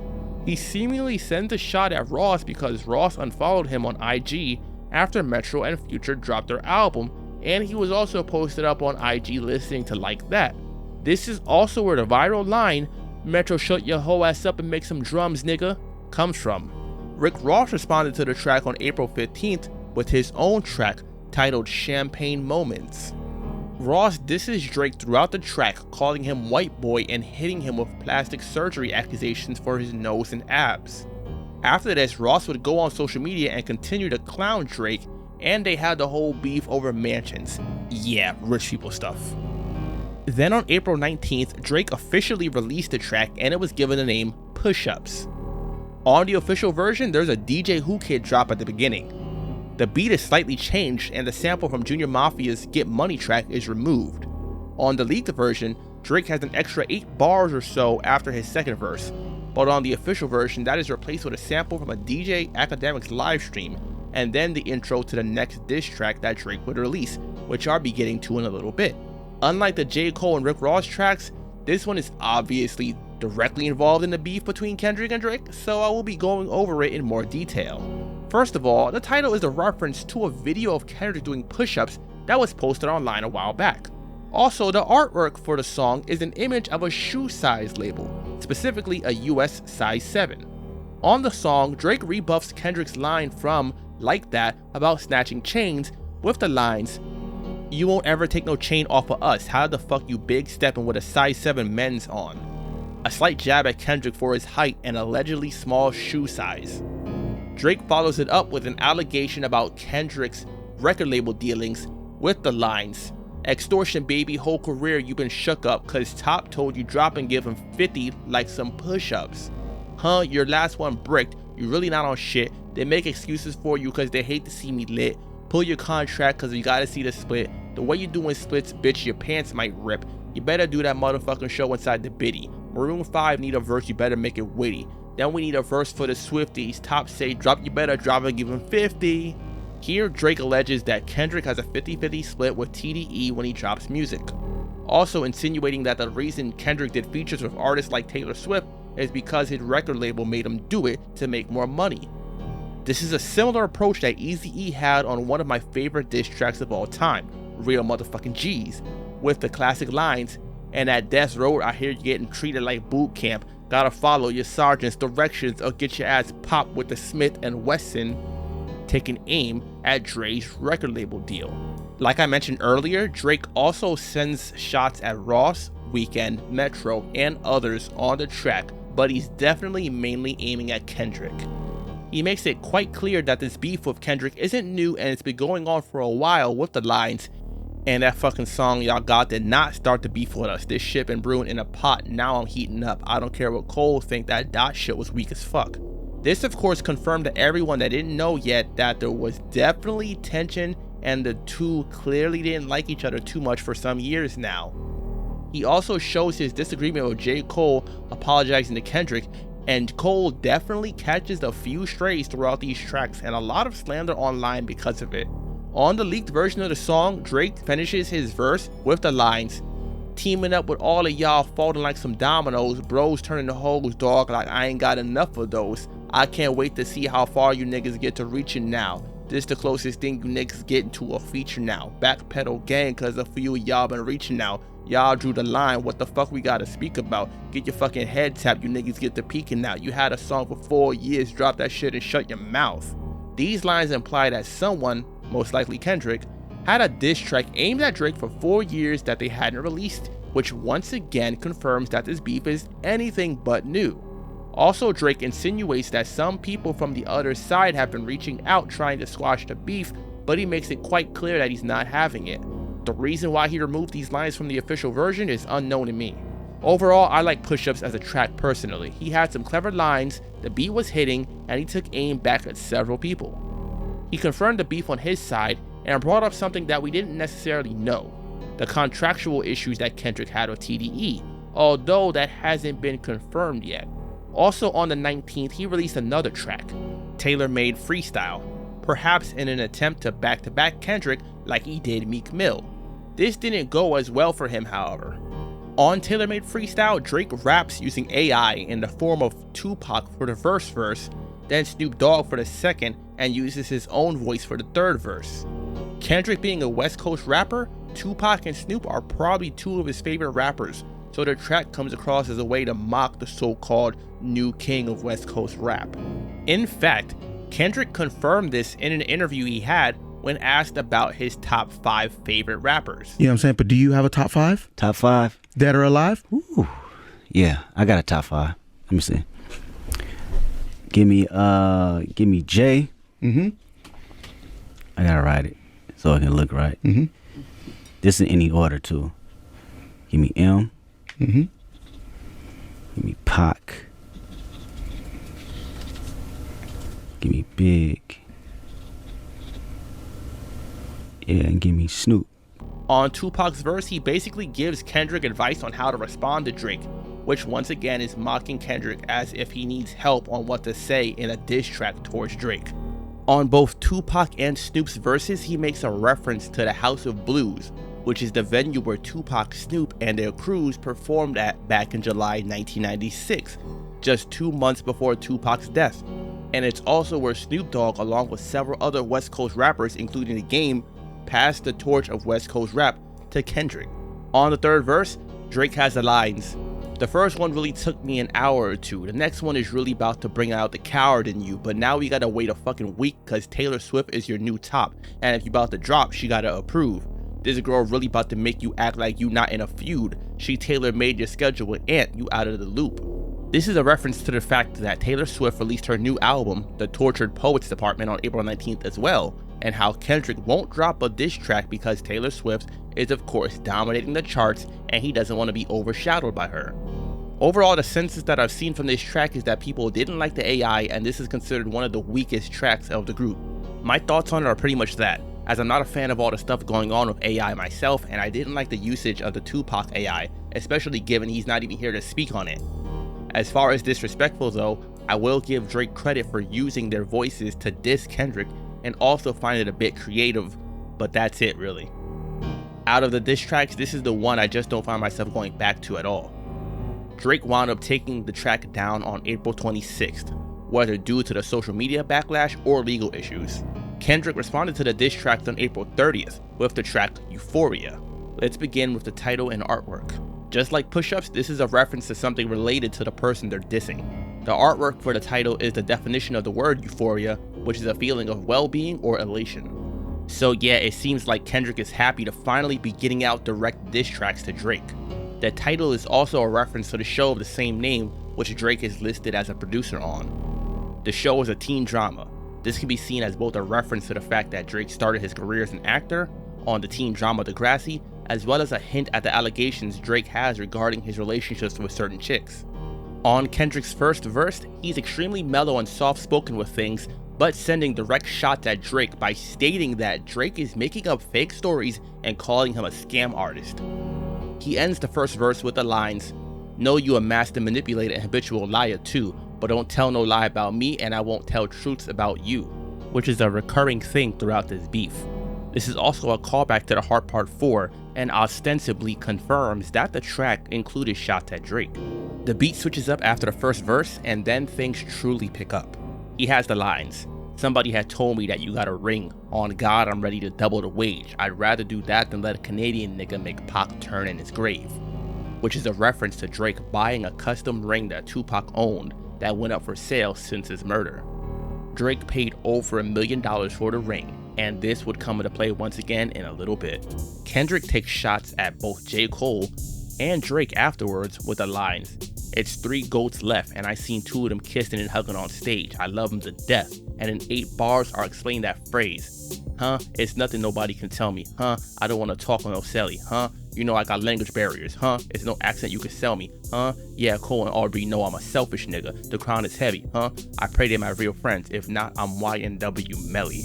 The big 3 is J. Cole, Drake, and Kendrick, and YNW Melly is a rapper that has been in prison since 2019 for allegedly shooting and killing 2 of his friends. So you can see the metaphor there, I'm sure. Basically, if they're not his real friends, he's taking shots. Kendrick takes shots at Drake for not really being for the culture with the lines, "It's always been about love and hate. Now let me say I'm the biggest hater. I hate the way that you walk, the way that you talk. I hate the way that you dress. I hate the way that you sneak this. If I catch flight, it's gonna be direct. We hate the bitches you fuck because they confuse themselves with real women. And notice I said we. It's not just me. I'm about the culture feeling. How many more fairy tale stories about your life till we had enough? How many more black features till you finally feel that you're black enough? I like Drake with the melodies. I don't like Drake when he act tough." Of course, Drake is mixed and he has a lot of features of black artists and is known for, at times, mimicking the styles of others and doing songs with up-and-coming rappers to keep his name buzzing. Kendrick makes it very clear his dislike for Drake, which just comes across as simple yet humorous. After the second verse, the beat switches yet again. On the third verse, Kendrick responds directly to the extortion lines from Push-Ups with the line, "Hey top dog, who the fuck they think they playing with? Extortion my middle name as soon as you jump off that plane, bitch." He then makes the claim that Drake wanted a feature from him with the line, Surprised you wanted that feature request. You know that we got some shit to address. Which led some to believe that the song in question is actually first-person shooter, and that it was supposed to have all three of them, but Kendrick rejected the idea, which left just Cole and Drake on it. This would make sense a bit as they make references to the big three, and Cole even names all three of them, which Kendrick probably would have wound up doing if he were to be on the track as well. He follows that up by saying that he hates when Drake says the word nigga and how it's cringy, which is just hilarious to me. Later in the verse, he has what are some of the other funniest lines from the track with, I'm knowing they call you the boy, but where is the man? Cause I ain't seen him yet. Matter of fact, I ain't even bleed him yet. Can I bleed him? Bet. When I see you stand by Sexy Red, I believe you see two bad bitches. I believe you don't like women. It's real competition. You might pop ass with them. Drake and Sexy Red have been seen together plenty online, and Sexy Red along with SZA are featured on the song Rich Baby Daddy from Drake's For All the Dogs album. He claims that Drake filed a cease and desist on Like That and makes a reference to Drake's back-to-back with the lines, try cease and desist on the Like That record? Ho, what? You ain't like that record? Back-to-back, I like that record. I'ma get back to that for the record. Basically implying that he's gonna back-to-back Drake. He then disses Drake for his parenting skills or lack of them with the lines, why would I call around trying to get dirt on niggas? Y'all think all my life is rap? That's whole shit. I got a son to raise. But I can see you don't know nothing about that. Waking him up, know nothing about that. Then telling him to pray, know nothing about that. Then giving him tools to walk through life like day to day, know nothing about that. Teaching him morals, integrity, discipline. Listen, man, you don't know nothing about that. Speaking the truth and considering what God's considering, you don't know nothing about that. Kendrick then has a line talking about New Ho King, which is a restaurant in Toronto, which is something that comes into play once again in a little bit. He ends the verse with the lines, if you take it there, I'm taking it further. Psst, that's something you don't want to do. He ends the song singing the line, we don't want to hear you say nigga no more. Which is once again a reference to Drake being mixed and raised by his Jewish side rather than his black side and not really being a part of the culture like that, as earlier in the song, he states that Drake saying nigga is cringeworthy. You didn't have a bar mitzvah. Come on, are you serious? You had a, hold on ladies and gentlemen, just tell, you don't understand how big you're about to be in the Jew world right now. You don't understand how big it is. First of all, I live in an all-Jewish area, so where is that? Forest Hill. Okay. I went to a predominantly Jewish school growing up. I definitely had a bar mitzvah in an Italian restaurant, mind you. My lord. Yeah. A nice Italian restaurant? A very nice Italian restaurant. The song of the night was Backstreet Boys, I Want It That Way. You are younger than me, my friend. I forget about that. Yeah, man. I was in there. I was in synagogue. I had my yarmulke on. Hebrew school, the whole nine. You did no Hebrew school? I cheated. I didn't really. So you just did that? No. Your parents are nice. Yeah. So they let you do the bar mitzvah without having to do the fucking Hebrew school. Mm-hmm. So your mom's Jewish. My mother is Jewish, and you know we have great Jewish dinners like Rosh Hashanah and Yom Kippur. First text message you ever sent me. Good Shabbos. Yep. Good Shabbos. He kept it real. Yep. Have you gotten approached yet by like the Jewish media yet? No, I haven't gotten approached by the Jewish media, but somebody today, who I won't mention, was like, you know how big you're gonna be? And I was like, wait, was that me 5 minutes ago? I remember saying that. Somebody's like, you know how big you're gonna be? And it's like, this has never happened before. It's like every Jew is going to just like really embrace. Well, here's the thing. There are Jews like my dad who like cling to like the biggest reaches. Yeah. Like, you know who's Jewish? Matt Damon. I'm like, no, he's not, Dad. He's definitely not Jewish. And like people reach, and the fact that you actually identify, that's gonna be big. Yeah. Euphoria is one of the longest diss tracks in the beef, and there's a lot to break down with it. 3 days later, on May 3rd, Kendrick kept true to his word and pulled a back-to-back on Drake. He released the track 616 in LA, which is a reference to the Drake timestamp songs, as some people call them, like 4 p.m. in Calabasas or 9 a.m. in Dallas. 616 can also be a reference to a few other things.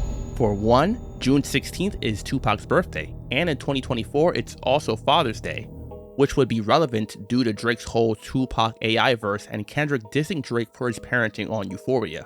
Also, according to a XXL interview that Kendrick had when he was asked about first meeting with Drake, he stated that it was on June 16th when he had his first ever show in Toronto. So this would be yet another meaning behind the title. The artwork, once again, is another puzzle for the internet to figure out. It's a picture of a single Maybach glove. Kendrick mentions YouTuber DJ Academics, who is admittedly a huge fan of Drake, with the lines, Yeah, somebody's lying. I can see the vibes on Ak, even he looking compromised. Let's peel the layers back. Seemingly accusing academics of being on Drake's payroll. Keep in mind, throughout this whole time, Ak was on live streams and making tweets updating people on the situation, and he was also in contact with Drake.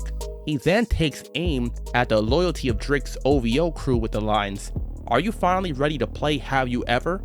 Let's see, have you ever thought that OVO is working for me? Fake bully, I hate bullies. You must be a terrible person. Everyone inside your team is whispering that you deserve it. Can't Tusi slide up out of this one? It's just gonna resurface. Every dog gotta have its day. Now live in your purpose. It was fun until you started to put money in the streets, then lost money because they came back with no receipts. I'm sorry that I live a boring life, I love peace, but war ready if the world is ready to see you bleed."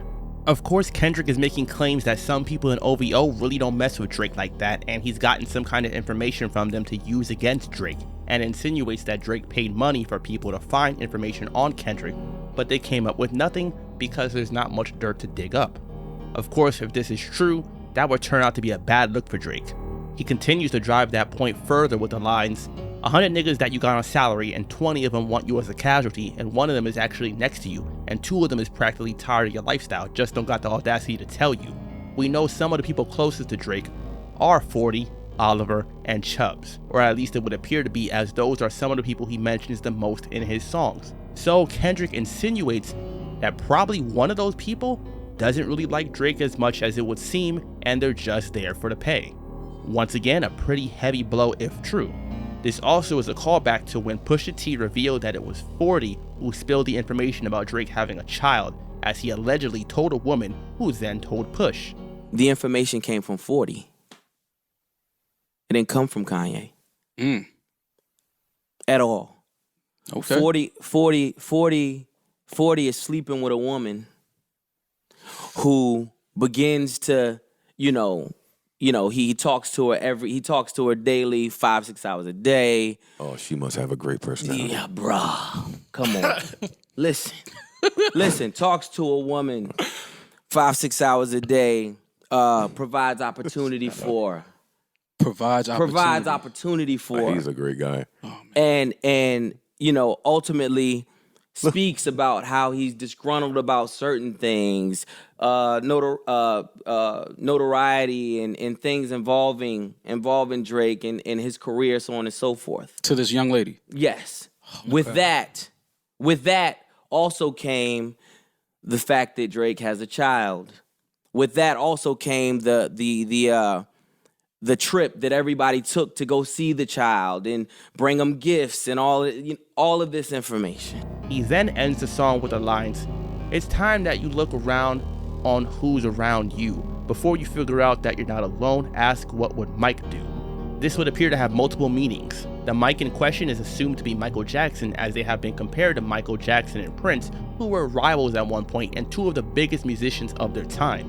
Also, Michael Jackson has a song called "You Are Not Alone," which was written and produced by R. Kelly. So this could be seen as Kendrick saying that Drake needs a writer, just like Michael had for one of his hit songs. Also, "You Are Not Alone" was the last #1 song that Michael Jackson got as well, which might be yet another shot at Drake.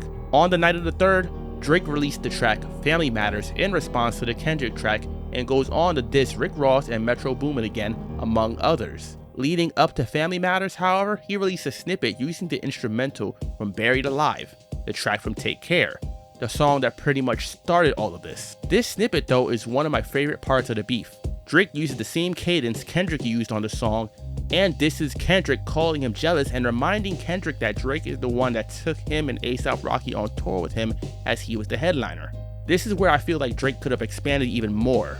Things like how he essentially helped Kendrick get to where he's at by giving him a whole track on what is considered one of his best albums, and then featuring on what is considered by many to be one of Kendrick's best albums, and even bringing Kendrick on tour. Now on to Family Matters. The artwork is similar to the artwork for the TV show of the same name, and the title is quite directly what Drake talks about in the track. The song starts off with a line from Drake's mother, and then Drake saying, "Nigga, I said it, I know that you mad. I've emptied the clip over friendlier jabs. You mentioned my seed, now deal with his dad. I gotta go bad, I gotta go bad." Which of course is a reference to Euphoria, when Kendrick said he doesn't want to hear Drake say nigga anymore, and how Kendrick mentioned Drake's parenting. Gotta Go Bad is a reference to Michael Jackson once again, as Bad is the title of one of his albums and the title track and a hit single from the album. Then he goes to the chorus, which was previewed on the end of the Push-Ups track. Drake has the lines, "Always rapping like you about to get the slaves freed, you just acting like an activist. It's make-believe, don't even go back to your hood and plant no money trees," which wound up being lines that would come back to bite him. He claims Kendrick just raps about black issues, but doesn't even support his own neighborhood. The Money Trees reference is once again a callback to the track Money Trees from Good Kid, Mad City. This also seems to confirm that when Drake mentioned Money Trees on 6 p.m. in New York, that he was referring to Kendrick.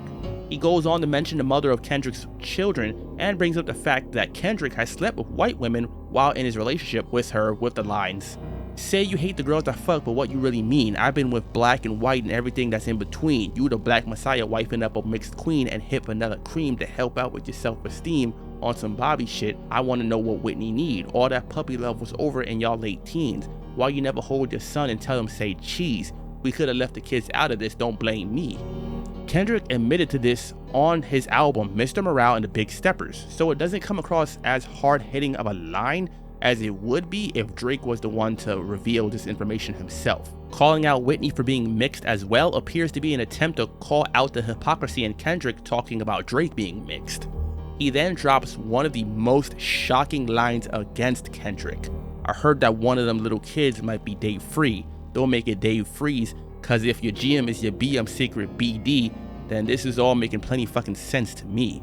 Questioning the parenthood of one of Kendrick's children. Dave Free was the co-president of TDE and the co-founder of Kendrick's new label PG Lang. Kendrick and Dave have worked together for years, so if this was true, it would be a pretty heavy blow to Kendrick. He then goes on to throw some more funny lines at Kendrick about his height before the beat switches up and the second verse starts. On that verse, he sets his sights on Ross, A$AP Rocky, Weeknd, Future, and Metro Boomin for the shots they've been throwing at him. He throws a jab at Ross for being a former correctional officer, calls Weeknd a sissy drug addict, and disses Rocky, saying that he had Rihanna before Rocky did. There's some pretty funny lines tossed around. The beat on this part of the song is my favorite, and I think Drake's flow was great. After the second verse, the beat switches up again, and he goes back to taking aim at his main opponent, Kendrick. There's also a video that goes along with this song. On the video during the first verse, they have a minivan that looks similar to the one from the Good Kid, Mad City album cover and take it to get destroyed in a compactor. For the third verse, the video switches to Drake and crew in the restaurant New Ho King, which Kendrick made a reference to on Euphoria. Some people saw this as Drake mocking Kendrick by shooting a video in the restaurant that he mentioned. However, considering certain events that wound up happening afterwards, some feel like this was actually the opposite, meaning Kendrick already knew about Drake shooting a video at the restaurant, and that's why he mentioned it in Euphoria. Drake starts the third verse off mocking Kendrick for all the Grammys he wins with the line, "Kendrick just opened his mouth, someone go hand him a Grammy right now."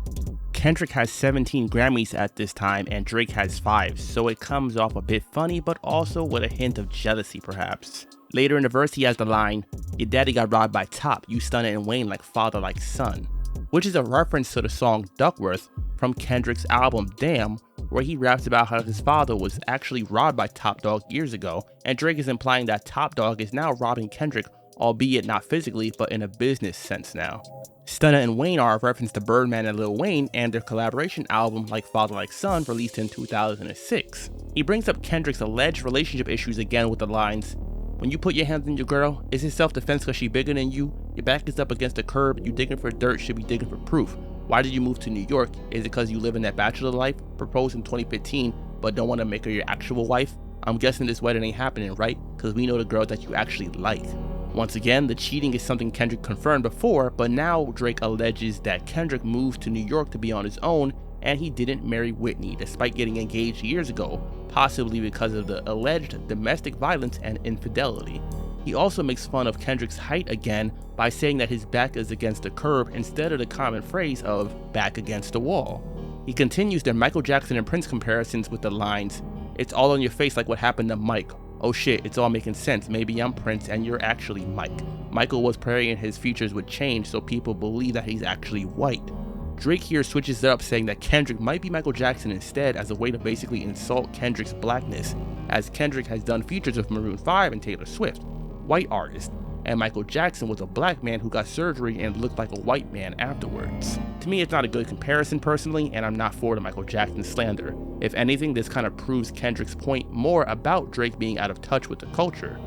He then ends the song with the lines, "They hired a crisis management team to clean up the fact that you beat on your queen. The picture you painted ain't what it seemed. You're dead." Which once again is Drake trying to paint Kendrick as a hypocrite. To me, this is one of the better diss tracks to come from the beef, especially if the allegations Drake laid out are accurate.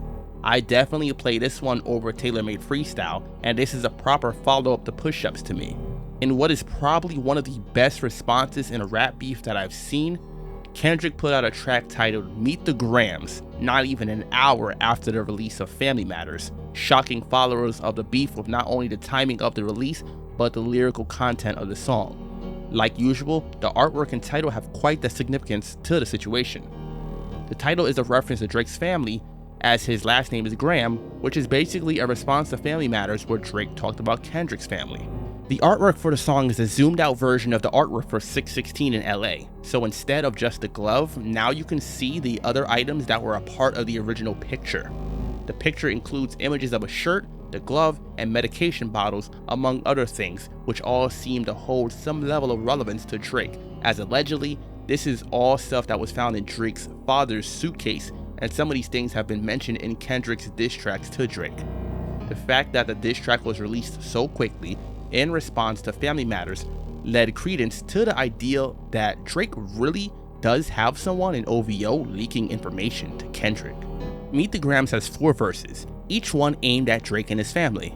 The first verse is aimed at Drake's son Adonis. He starts the verse off with the lines, "Dear Adonis, I'm sorry that man is your father. Let me be honest, it takes a man to be a man. Your dad is not responsive. I look at him and wish your grandpa would have wore a condom." Damn! He continues on to tell Adonis not to do things like his father Drake has done, like the alleged plastic surgery and hiding his child, really dissecting Drake and his questionable actions. The second verse he directs at Drake's parents, Sandra and Dennis. He talks about Drake's alleged gambling addiction and plenty more. This is where things get pretty dark as Kendrick goes off with some of the most devastating lines in the whole beef so far. "You raised a horrible fucking person, the nerve of you, Dennis. Sandra, sit down. What I'm about to say is heavy. Now listen. Your son's a sick man with sick thoughts. I think niggas like him should die. Him and Weinstein should get fucked up in a cell for the rest of their life. He hates black women, hypersexualizes them with kinks of a nympho fetish. He got sex offenders on HOVO that he keep on a monthly allowance. A child should never be compromised and he keeping his child around them. And we gotta raise our daughters knowing there's predators like him lurking. Fuck a rap battle, he should die so all of these women can live with a purpose." It speaks for itself on how deep the disgust Kendrick has for Drake, and I don't think much more even needs to be said about this song, but he does say plenty more. In the third verse, Kendrick speaks directly to Drake's alleged daughter. Yeah, that's right. According to Kendrick or his sources, Drake has a daughter that he's been hiding as well. This shocked many, but as of yet, has still not been proven. In the fourth verse, Kendrick sets his sights on Drake directly. He starts the verse off with the lines, "Dear Aubrey, I know you probably thinking I wanted to crash your party, but truthfully, I don't have a hating bone in my body. This is supposed to be a good exhibition within the game, but you fucked up the moment you called out my family's name. Why you had to stoop so low to discredit some decent people? Guess integrity is lost when the metaphors doesn't reach you." Here, Kendrick pretty much admits to having a mole indirectly again, as he put this song out because Drake spoke about Kendrick's family in Family Matters, but remember that song just came out like half an hour prior to this one. So it would be quite clear that Kendrick somehow heard the song or got a hold of some of the lines in the track at least to know that Drake was going to talk about Kendrick's fiance. He goes in on Drake for the rest of the verse and ends it with what is easily one of the most surgical precision strikes of this whole beef. "Why believe you? You never gave us nothing to believe in cause you lied about religious views. You lied about your surgery. You lied about your accent and your past tense. All is perjury. You lied about your ghost riders. You lied about your crew members. They all pussy. You lied on them. I know they all got you in them. You lied about your son. You lied about your daughter, You lied about them other kids that's out there hoping that you come. You lied about the only artist that can offer you some help. Fuck a rap battle. This is a long life battle with yourself." Kendrick calls out Drake for the lying he's done throughout his career, basically labeling him a fake. Truly a haunting track. The shift in Kendrick's voice throughout this expresses how much he really just does not like this guy. It's really heavy. After this, the internet was once again in an uproar, questioning how Kendrick stepped all over Drake's Family Matters track. Personally, I got the feeling from these Kendrick tracks so far that he studied the people before him that had rap beef with Drake and learned from what they did to better secure a victory and drive the nail in the coffin of his alleged fake persona. Remember, before this, he had beef with Meek Mill, then Joe Budden, and then Pusha T. Each of them brought their own thing to the table. Meek called out Drake for ghostwriting, and that tarnished his image a bit.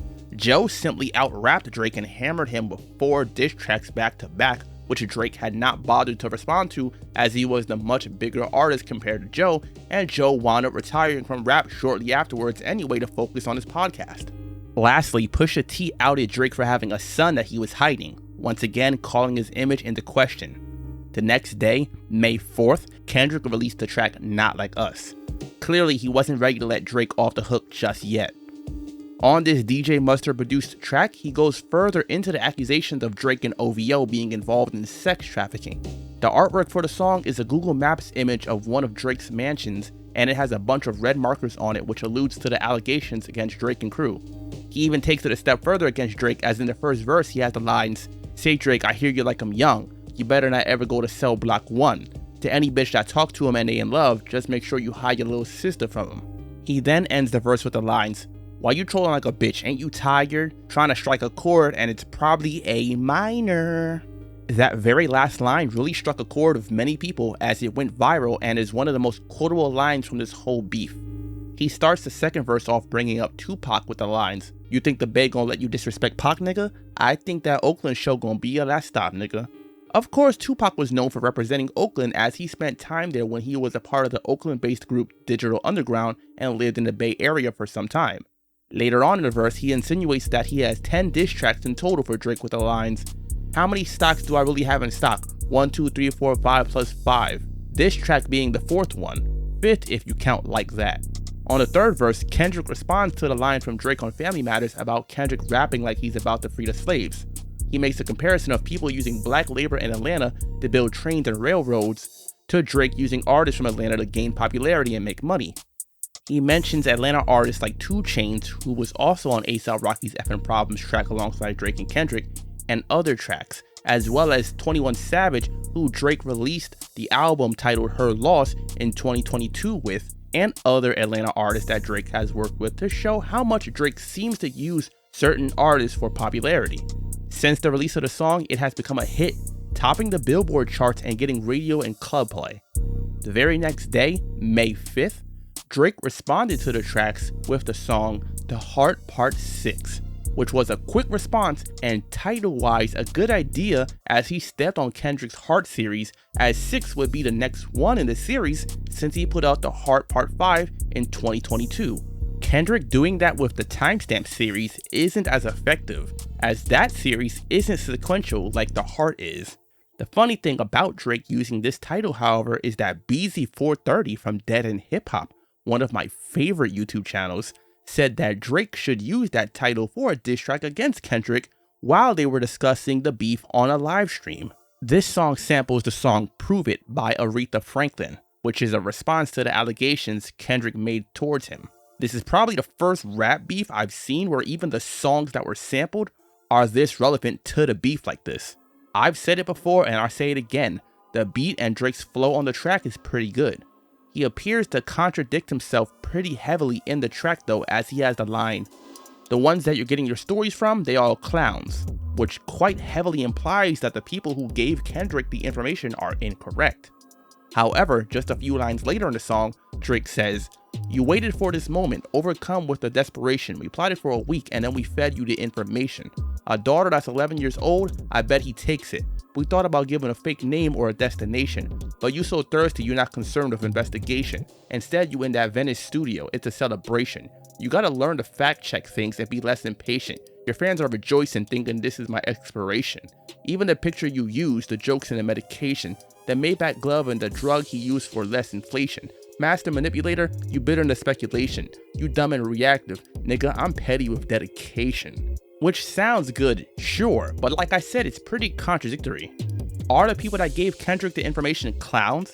If that's true, then Drake just basically called himself a clown as he claims to have been the one behind it. He doesn't do much to clear this up, and he just jumps right from this to going further into the allegations of Kendrick and Whitney's relationship issues. He makes yet another mistake here that sounds like a good diss at first. He states that the reason Kendrick is going so hard with the pedo angle is because Kendrick himself was violated as a child, and that he talks about it on the song Mother I Sober from Mr. Morale and the Big Steppers. However, on that song, Kendrick actually talks about how his mother thought he was violated because she was herself, and her trauma is why she was insistent on asking Kendrick if he was, but he clearly states that he was never assaulted himself. So like I said, this is something that falls quite flat and is honestly a bit distasteful and misleading. If he didn't misrepresent or misunderstand the song, or at least changed up the lines to be a bit more accurate, it could have been much harder hitting.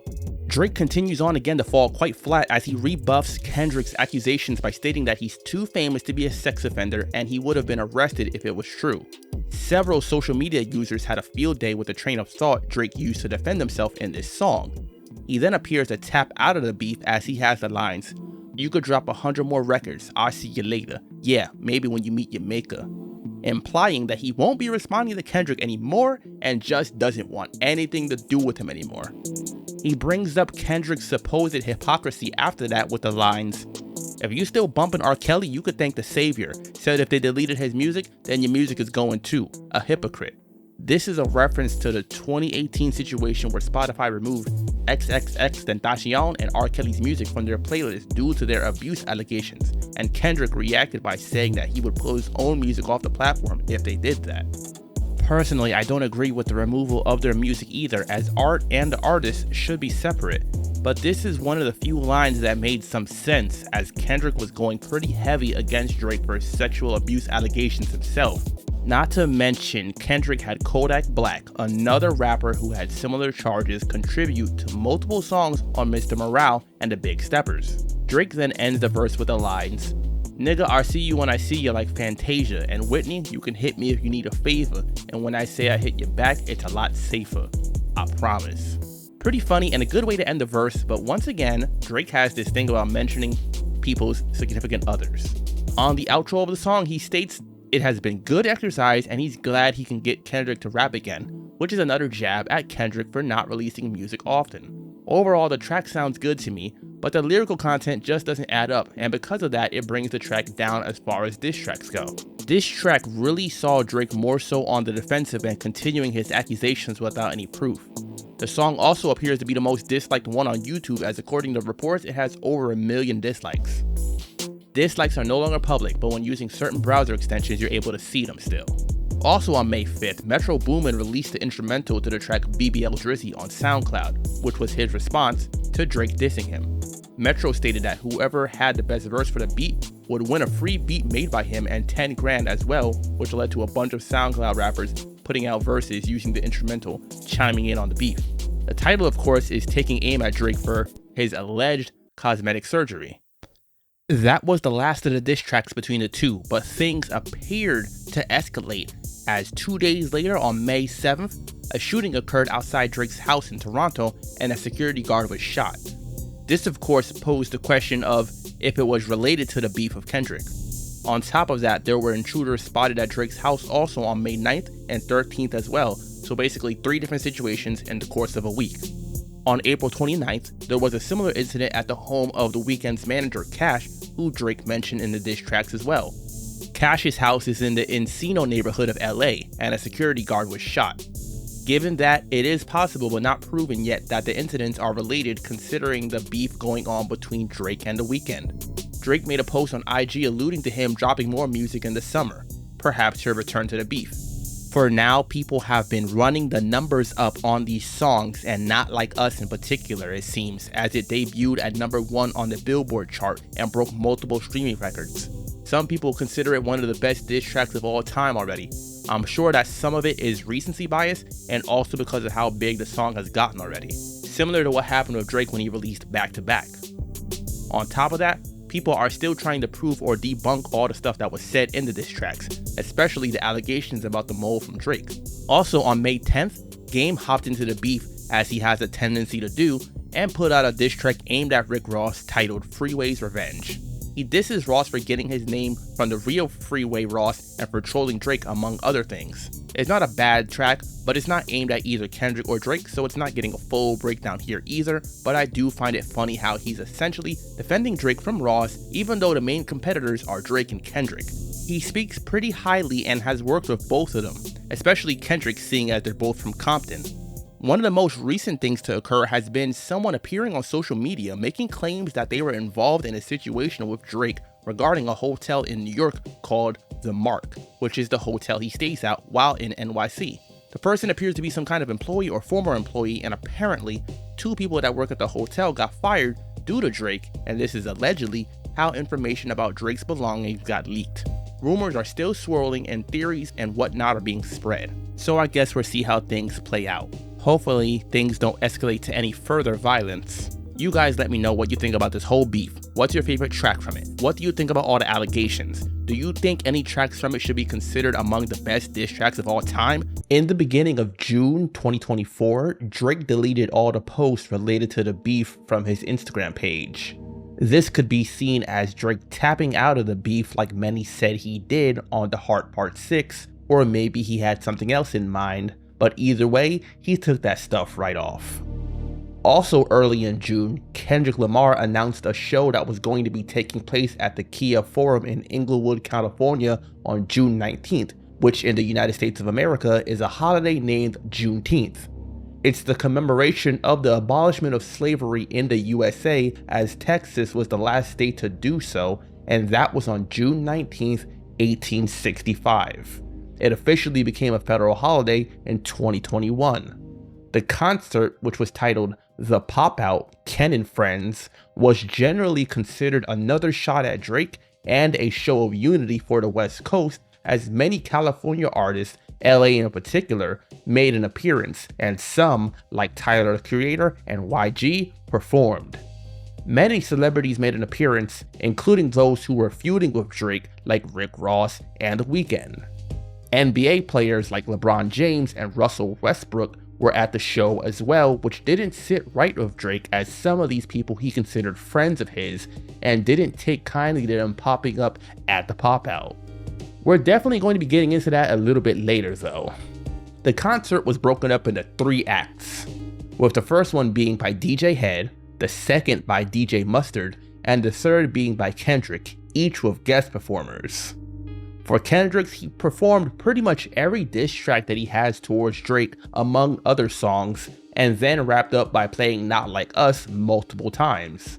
Then on the 4th of July, yet another holiday, Kendrick put out the music video for Not Like Us, which is full of more shots at Drake and OVO. There's a scene with Kendrick smashing an owl piñata, and in another scene he's standing in front of a cage with an owl in it. OVO is known for using an owl as part of their logo, so it's quite a clear reference. In yet another scene, Kendrick is seen doing push-ups, which is a reference to Drake's push-ups track. On top of that, there's a scene with Kendrick, Whitney, and their kids together, which would be a response to Drake's lines about their relationship and the kids. Also, the video is credited as being directed by Kendrick and Dave Free, which is refuting the accusations from Drake on Family Matters and The Heart Part 6.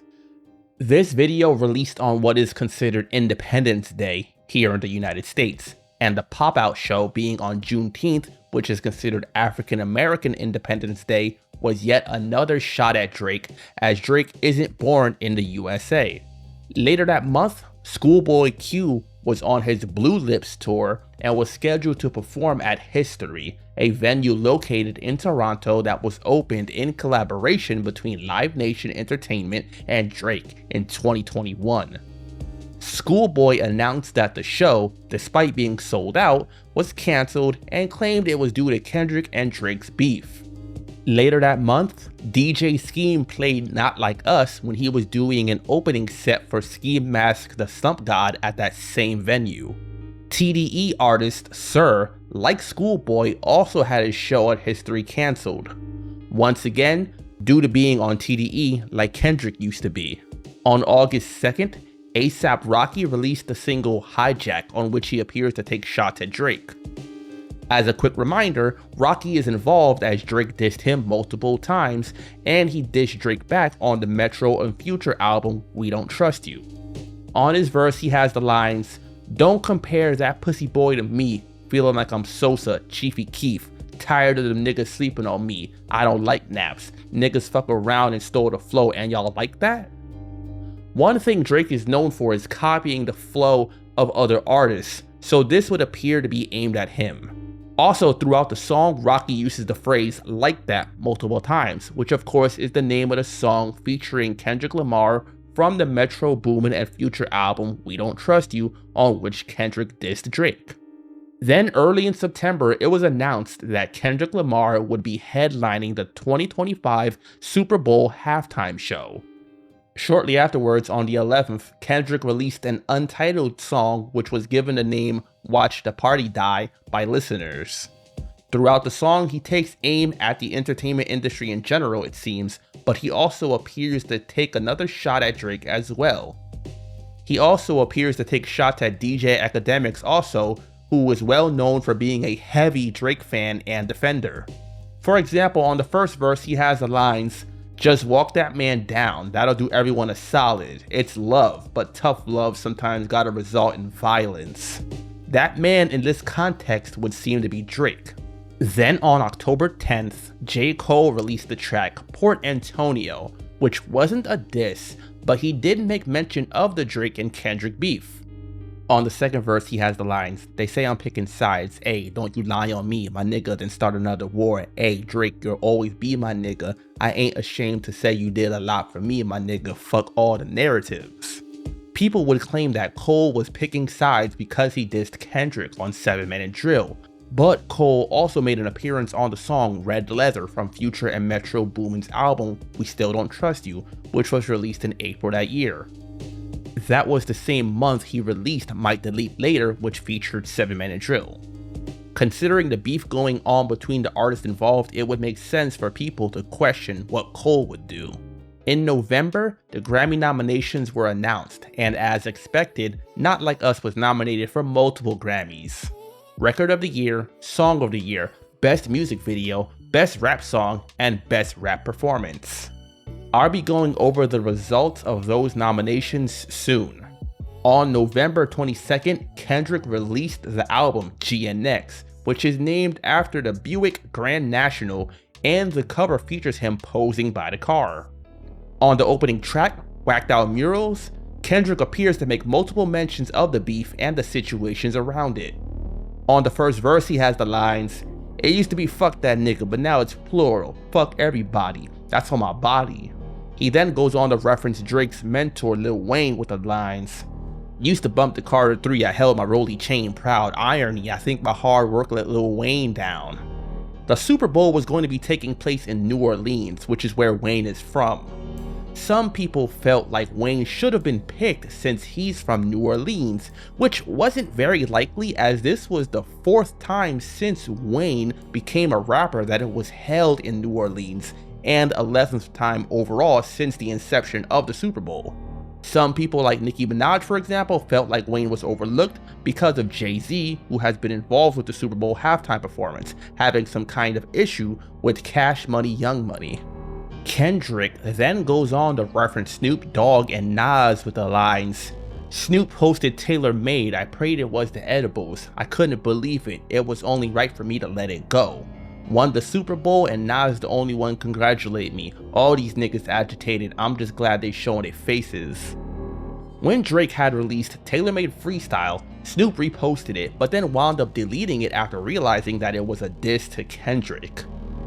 The Nas line is a callback to how he congratulated Kendrick on Instagram for being picked to do the Super Bowl halftime show.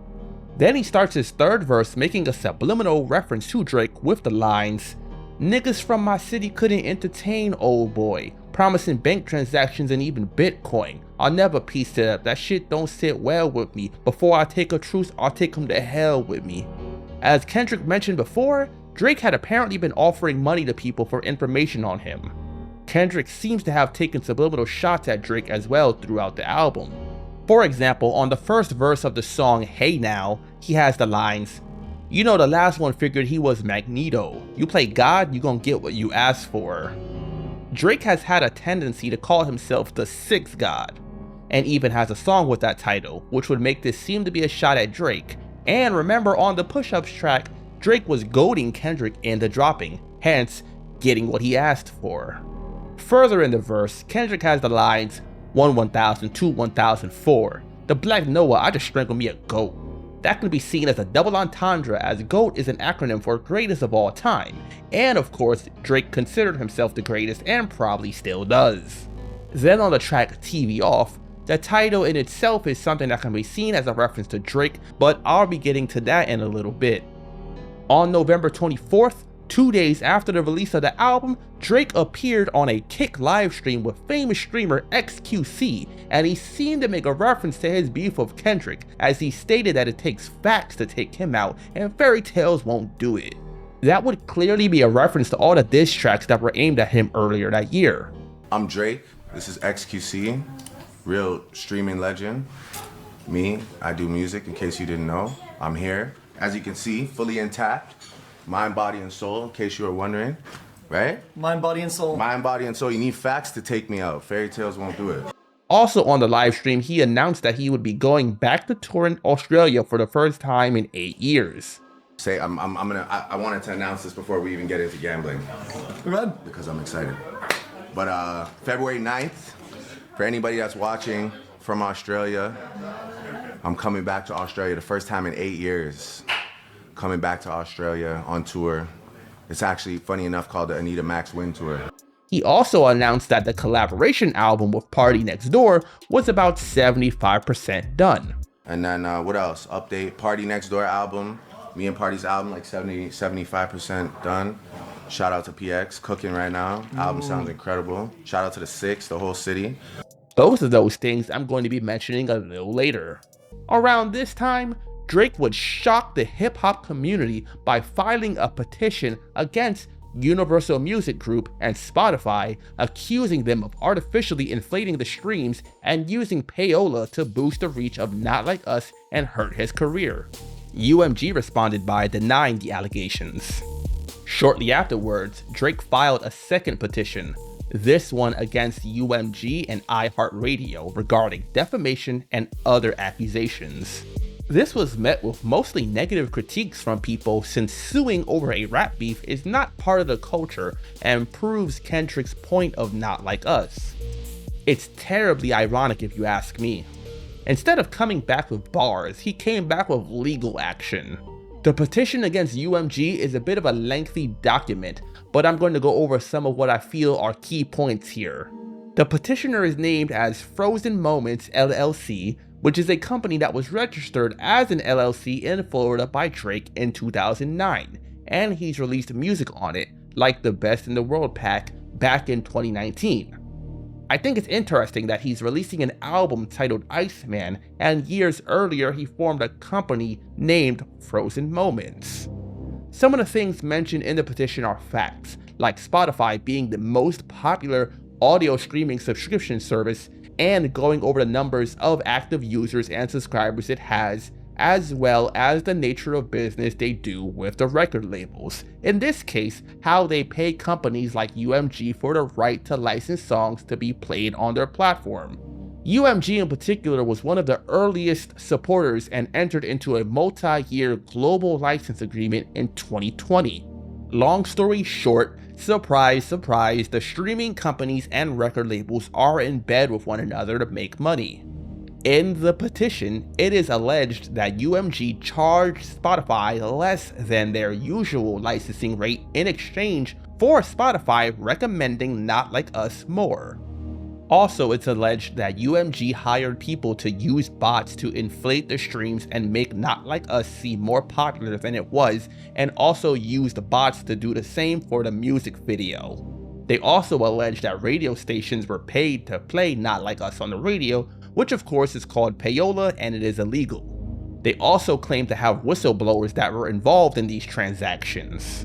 There's plenty more in this lawsuit, but I think the funniest thing here is the allegation that when people asked Siri, Apple's virtual assistant, to play the Drake album Certified Lover Boy, Siri would instead play Not Like Us because it has the line, "Certified lover boy, certified pedophile." The petition goes on further to mention things like the records that the song broke, such as the biggest single day streams of a hip-hop song and the most streamed diss track in Spotify history, among other stats. There's even more to the petition, of course, but like I said, we're not going to go through the whole thing, so let's continue on. On December 20th, Spotify responded with opposition papers, which is yet another legal term, and I'm no lawyer, so to put it briefly, Spotify, like UMG, was denying the claims set forth by Drake and his legal team. Not that it's too surprising. Did anyone really expect some of the biggest companies in music to admit to fraudulent activity? Also on December 20th, SZA released the album Lana, which is a deluxe edition of her 2022 album SOS. On the album is the track 30 for 30 featuring Kendrick.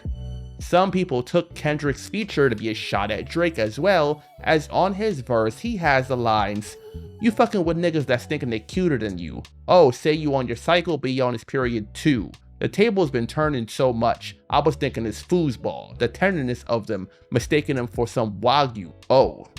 Drake and SZA have both admitted that they dated briefly back when they were new artists. Given Drake and Kendrick's beef, those lines were seen as a subliminal shot at him. On January 3rd, a Drake track titled Fighting Irish Freestyle was leaked. On the first verse, he seems to make a reference to Kendrick's pop-out show with the lines, "The world fell in love with the gimmicks, even my brothers got tickets, seemed like they loved every minute, just know this shit is personal to us and it wasn't just business." As I mentioned earlier, people that Drake was cool with, like LeBron James, made an appearance at the pop-out show. Drake used to have a LeBron James tattoo on him, so yeah, that probably caused some hurt, and we'll get into that some more in a little bit. Throughout the rest of the track, he seems to make more references to LeBron, and the title itself is a reference to the team he played on in high school, the St. Vincent St. Mary Fighting Irish. Then on the 15th, Drake's attorneys withdrew the petition against UMG and Spotify about boosting Not Like Us streams. Later that day, however, he filed a lawsuit against them, accusing them of defamation for putting out Not Like Us. Contrary to what some seem to believe, Kendrick was not directly sued by Drake at all. The lawsuit is included here as a part of the situation simply because it was made due to Not Like Us, which Universal was the distributor for. Ironically enough, Kendrick releasing Not Like Us on Interscope and Drake being signed to OVO and Republic means that Kendrick and Drake were both signed to divisions of UMG, which means Drake was technically suing his own label, not just Kendrick's. He also accused UMG of doing this to lessen his value when he renegotiates his deal with them. Also that month, Not Like Us reached 1 billion streams on Spotify. Then on February 2nd, the 67th Grammy Awards were held, and like I mentioned earlier, Kendrick was nominated for 5 Grammys for Not Like Us, and he won every single nomination. Just like Drake said in Family Matters, Kendrick just opened his mouth, someone go hand him a Grammy right now. This Grammy Award show is also probably where a lot of us learned what a Canadian tuxedo is, as Kendrick wore one to the show, which again seemed to be a shot at Drake. A Canadian tuxedo is apparently an outfit consisting of a denim jacket and jeans. Well, that's better than a Colombian necktie at least. For those that care about Grammy amounts, this brought Kendrick's total up to 22 while Drake was at 5. A week later was the Super Bowl, and yet another opportunity for Kendrick to take aim at Drake. During the halftime show, Samuel L. Jackson took the role of Uncle Sam, dressed in red, white, and blue. Kendrick performed a medley of songs including DNA, Humble, and more. SZA made an appearance to perform Luther and All the Stars with Kendrick as well. Women's tennis icon Serena Williams also made an appearance dancing, which was seen as a dig at Drake for him dissing her and her husband in the past. She also got some criticism because her older half-sister, Yetunde Price, was murdered by a Crip in 2003 in Compton. Compton rapper Game dedicated his single Dreams to her from his documentary album. This Serena Williams appearance is relevant again, as remember Drake had that whole beef with Common over Serena. I covered that before on the channel, so make sure to check that one out to see Drake get handled in yet another rap beef. Speaking of getting handled, how do you handle supporting your favorite YouTubers? You can support all the work I do here by doing things like subscribing to the channel, sharing the videos with your friends and family, and of course you're more than welcome to become a Patreon member or YouTube channel member. One of the things I've mentioned recently is as a Patreon member you can get regular updates on what I'm working on, among other things. It's like being part of an exclusive club, but you can join straight from your computer or phone. So click those links below to check everything out, and let's get back to Kendrick and Drake. While performing Peekaboo, Kendrick teased Not Like Us by mentioning that he wants to perform it, but they might sue, which was a reference to the lawsuit Drake has with UMG. Peekaboo. Ladies, yes, Dad. I want to make a move. For sure. I want to perform their favorite song, but you know they love to sue. What song?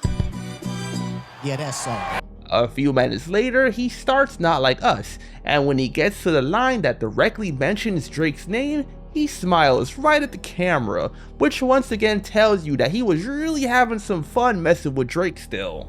He also was wearing a chain with a lowercase a on it, which is a reference to his label, PG Lang, but also a reference to the A minor line in Not Like Us. After he finished performing Not Like Us, DJ Mustard comes out and he does TV Off. Like I mentioned earlier when I was talking about the GNX album, this song was gonna be relevant too. To wrap up the performance, he does the chorus of TV Off and does a gesture for pressing a button on a remote control. This right here, I believe, is a huge shot at Drake yet again. Imagine if Drake was actually watching the halftime performance, despite it being Kendrick, and then Kendrick says, "Turn his TV off." Now the question is, did Kendrick name the song and write the chorus specifically for this purpose, or was it more so a coincidence? Either way, yet another shot at Drake, and we're gonna keep it pushing. A few days after the Super Bowl, on Valentine's Day, Drake and Party Next Door released the album, Some Sexy Songs for You. On the song Gimme a Hug, he makes more references to the beef of Kendrick. On the first verse, he has the lines, "Funny how it's only bitch niggas that are waiting on the boy's obituary, cause if I die, it's these niggas that become the sole beneficiary, and what the fuck are they gonna do with it? Have the girls up at 22 on stage twerking with a dictionary?" That's a reference, of course, to Drake's career getting killed due to the rap beef, and also how Kendrick's music just wouldn't work in strip clubs. On the second verse, he commends 21 Savage for being a real friend and sends a shot at Joe Budden, who he was also beefing with. Once again, that's yet another beef I've covered on the channel before, and you can check that out with the link in the description. Then he goes on to diss Kendrick again with the lines, "They be dropping shit, but we be dropping harder shit. Fuck a rap beef, I'm trying to get the party lit." Pretty self-explanatory. Drake is trying to get the party lit rather than being rap beef, which once again proves Kendrick's point. Also remember, Kendrick had recently released a song that people were calling Watch the Party Die. Also in February, while Drake was on tour in Australia, he showed up to a show with a hoodie on that had fake bullet holes and steam coming off of it as a reference of him surviving the shots from Kendrick. Then on March 17th, an update occurred with the lawsuit. UMG filed a motion to dismiss it, accusing Drake of trying to save face after the rap beef of Kendrick. The following is a quote from the UMG side. "Plaintiff, one of the most successful recording artists of all time, lost a rap battle that he provoked and in which he willingly participated. As I said earlier, Drake goaded Kendrick into dropping a diss track, but it seems like he just didn't expect Kendrick to go this hard perhaps. So as much as I'm not one to take the side of these huge corporations, it's not as if they were lying here. UMG's defense is essentially that Drake willingly participated in the rap beef by putting out his own diss tracks, which were also distributed by UMG, and that Drake's just upset that he lost. If UMG could get this lawsuit dismissed, it would be a win for them and further cement Kendrick as the winner in the public eye, considering it's his diss track that Drake is suing the company over. The two continued to go back and forth, with UMG wanting the judge to dismiss the motion for discovery, as Drake's team wanted to see documents including Kendrick's contract and the pay structure of the label chairman and CEO John Janik, among other things. Drake's team would state that UMG is trying to delay having to show these documents because they'd rather keep them hidden.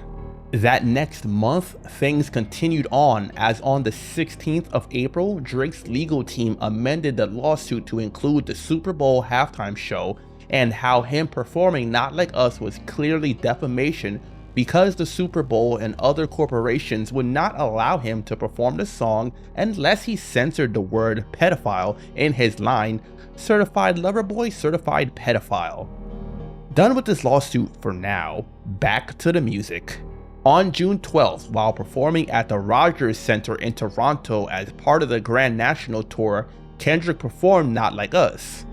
The audience seemed to love it, which was not a good look for Drake, who talks about how he runs the city and all that. On the 5th of July, Drake released the track What Did I Miss?, which is the first single leading up to his Iceman album. The chorus is essentially aimed at his so-called friends that also support Kendrick, like the people who showed up to the pop-out show. It's shown with the lines, asking me how did it feel, can't say it didn't surprise me, last time I looked to my right, you niggas was standing beside me, how can some people I love hang around pussies who try me? Then on the first verse, he refuses to help these people anymore with the lines, you niggas just better not ask for no favors, let's go, let's go, let's go, it's love for my brothers and death to a traitor, let's go. So clearly Drake is hurt over the whole situation, and to be fair, I don't blame him. He did help out a lot of people by doing all those features, which likely did help further his career too, however, so it was a mutually beneficial relationship at times. This has been a common theme for Drake since Push-Ups, as remember he started off the first verse on that song with the lines, I could never be nobody #1 fan, your first #1 I had to put it in your hand. Future's first #1 song was Way Too Sexy from Drake's album Certified Lover Boy.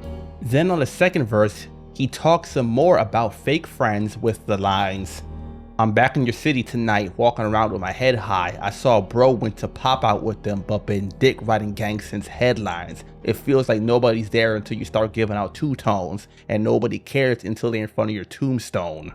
Headlines is the second single from Drake's Take Care album released in 2011, so whoever he's referring to with these lines has been riding him since then.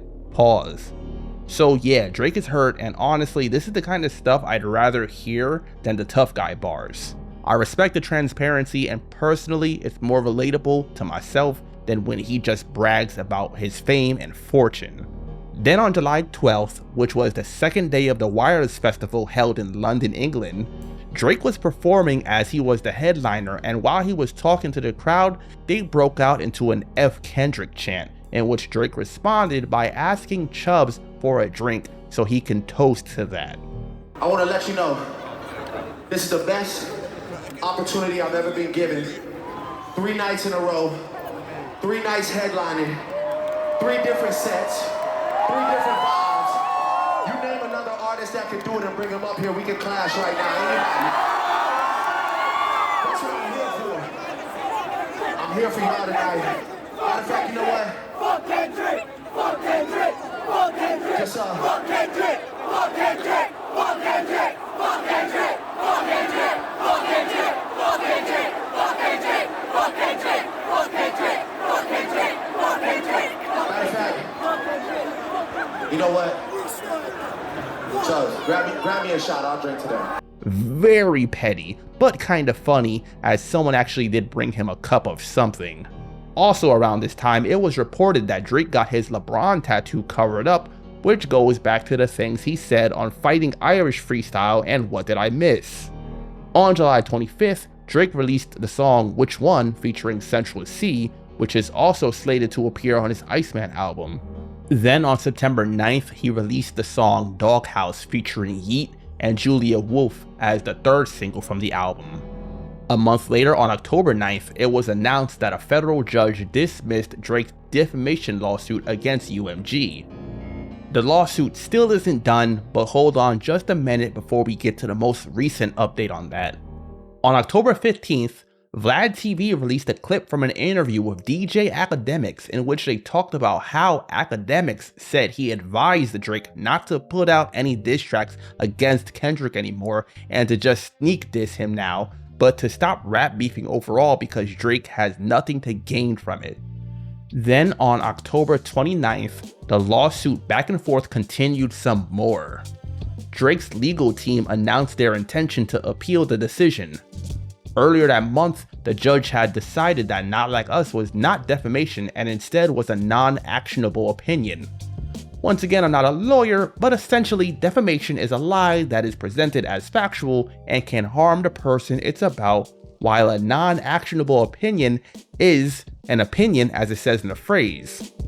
There's more to it, of course, however, like the context in which it is said and the way that it's specifically phrased.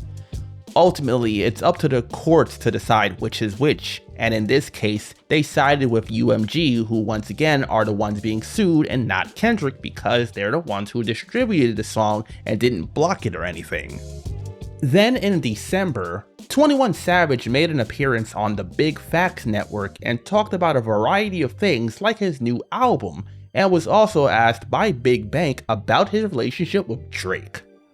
Savage would state that his relationship with Drake is good, and so is his relationship with Metro Boomin, and that he tried to get Drake and Metro to make amends, but it hasn't happened yet. I see Drake shot y'all on a song like you based on a nigga that be tapping in with him. Right. How you keep that relationship like that instead of getting on, getting at the table? I don't never think I ain't never really been at no table, man. I'm just asking, bro. I'm just asking, like, you know how, like. I fuck with Drake. Me and Drake it's just the relationship keep itself, just like me and Metro. So did you I tried to get them together. What happened? Long before all this shit happened. What happened? You know, some niggas just Metro felt how he felt. Metro felt a certain type of way about something. Drake told me and Metro that he understood where he was wrong and he apologized multiple times. But I feel like Metro just felt how he felt. But I feel like now Metro is kind of more open-minded. He would then go on to speak about Drake's beef with Kendrick, saying that he told Drake that he should have just left it alone as Drake is the #1 streamed artist and already at the top, so there's no way for him to really win anyway since he can't go any higher. Do I think he took a hit? Yeah. Nah. He's still the #1 streamed nigga this year. Yeah. I feel like he took an internet hit. But then it'd be like, damn, did you take an internet hit? Because streaming, you got to go on the internet to stream. And I'm still the #1 nigga streaming. Yeah. I feel like to certain people, they might say he took a hit, but I don't look at that shit like that. I don't know. I told that nigga not to even do all that shit anyway. Told that nigga leave that shit alone. But goddamn, he felt like he was being challenged lyrically, so he wanted to respond. And people chose who they. You know what I told Drake? He called me one of them days, so I called him. I think this was after the first song, the song with Metro them. And I said, goddamn. I said, you finna go into a battle that you can't win. Like, there's no way you can win. What you mean? When you, no matter what, bro, certain situations, even if you win, you still don't win. Like, the what he would have got if people would have quote unquote say he won, because I don't really look at like who won or who lost if nigga I'm still being streamed the most. Like, so, but people say like, oh, Kendrick won. Kendrick a good ass rapper though. You get what I'm saying? Mm-hmm. And some of his songs was hard. Yeah. But goddamn, Drake, I like Drake songs too. Yeah. You feel what I'm saying? But I feel like the only difference is when you're at the top, when you the #1 nigga, where does winning put you? Yeah. You can't go like number 1.1. So how the fuck could you win anyway? Drake's team and UMG's team were due to have a mediation session on December 19th, but it was delayed to January 8th. So yeah, as of right now, that's what's been up with Kendrick and Drake's beef since the first video. As of yet, the two are at odds, which isn't surprising at all, and the lawsuit is still in the works. I wanted to make an update on their feud because it was still even going on while I was working on the previous video, and it's still something that has been talked about since then with all the subliminal shots from the two and the lawsuits. What do you think about Drake and Kendrick? Do you think they'll ever make amends? What do you think will come from Drake's appeal? You let me know your thoughts in the comment section below.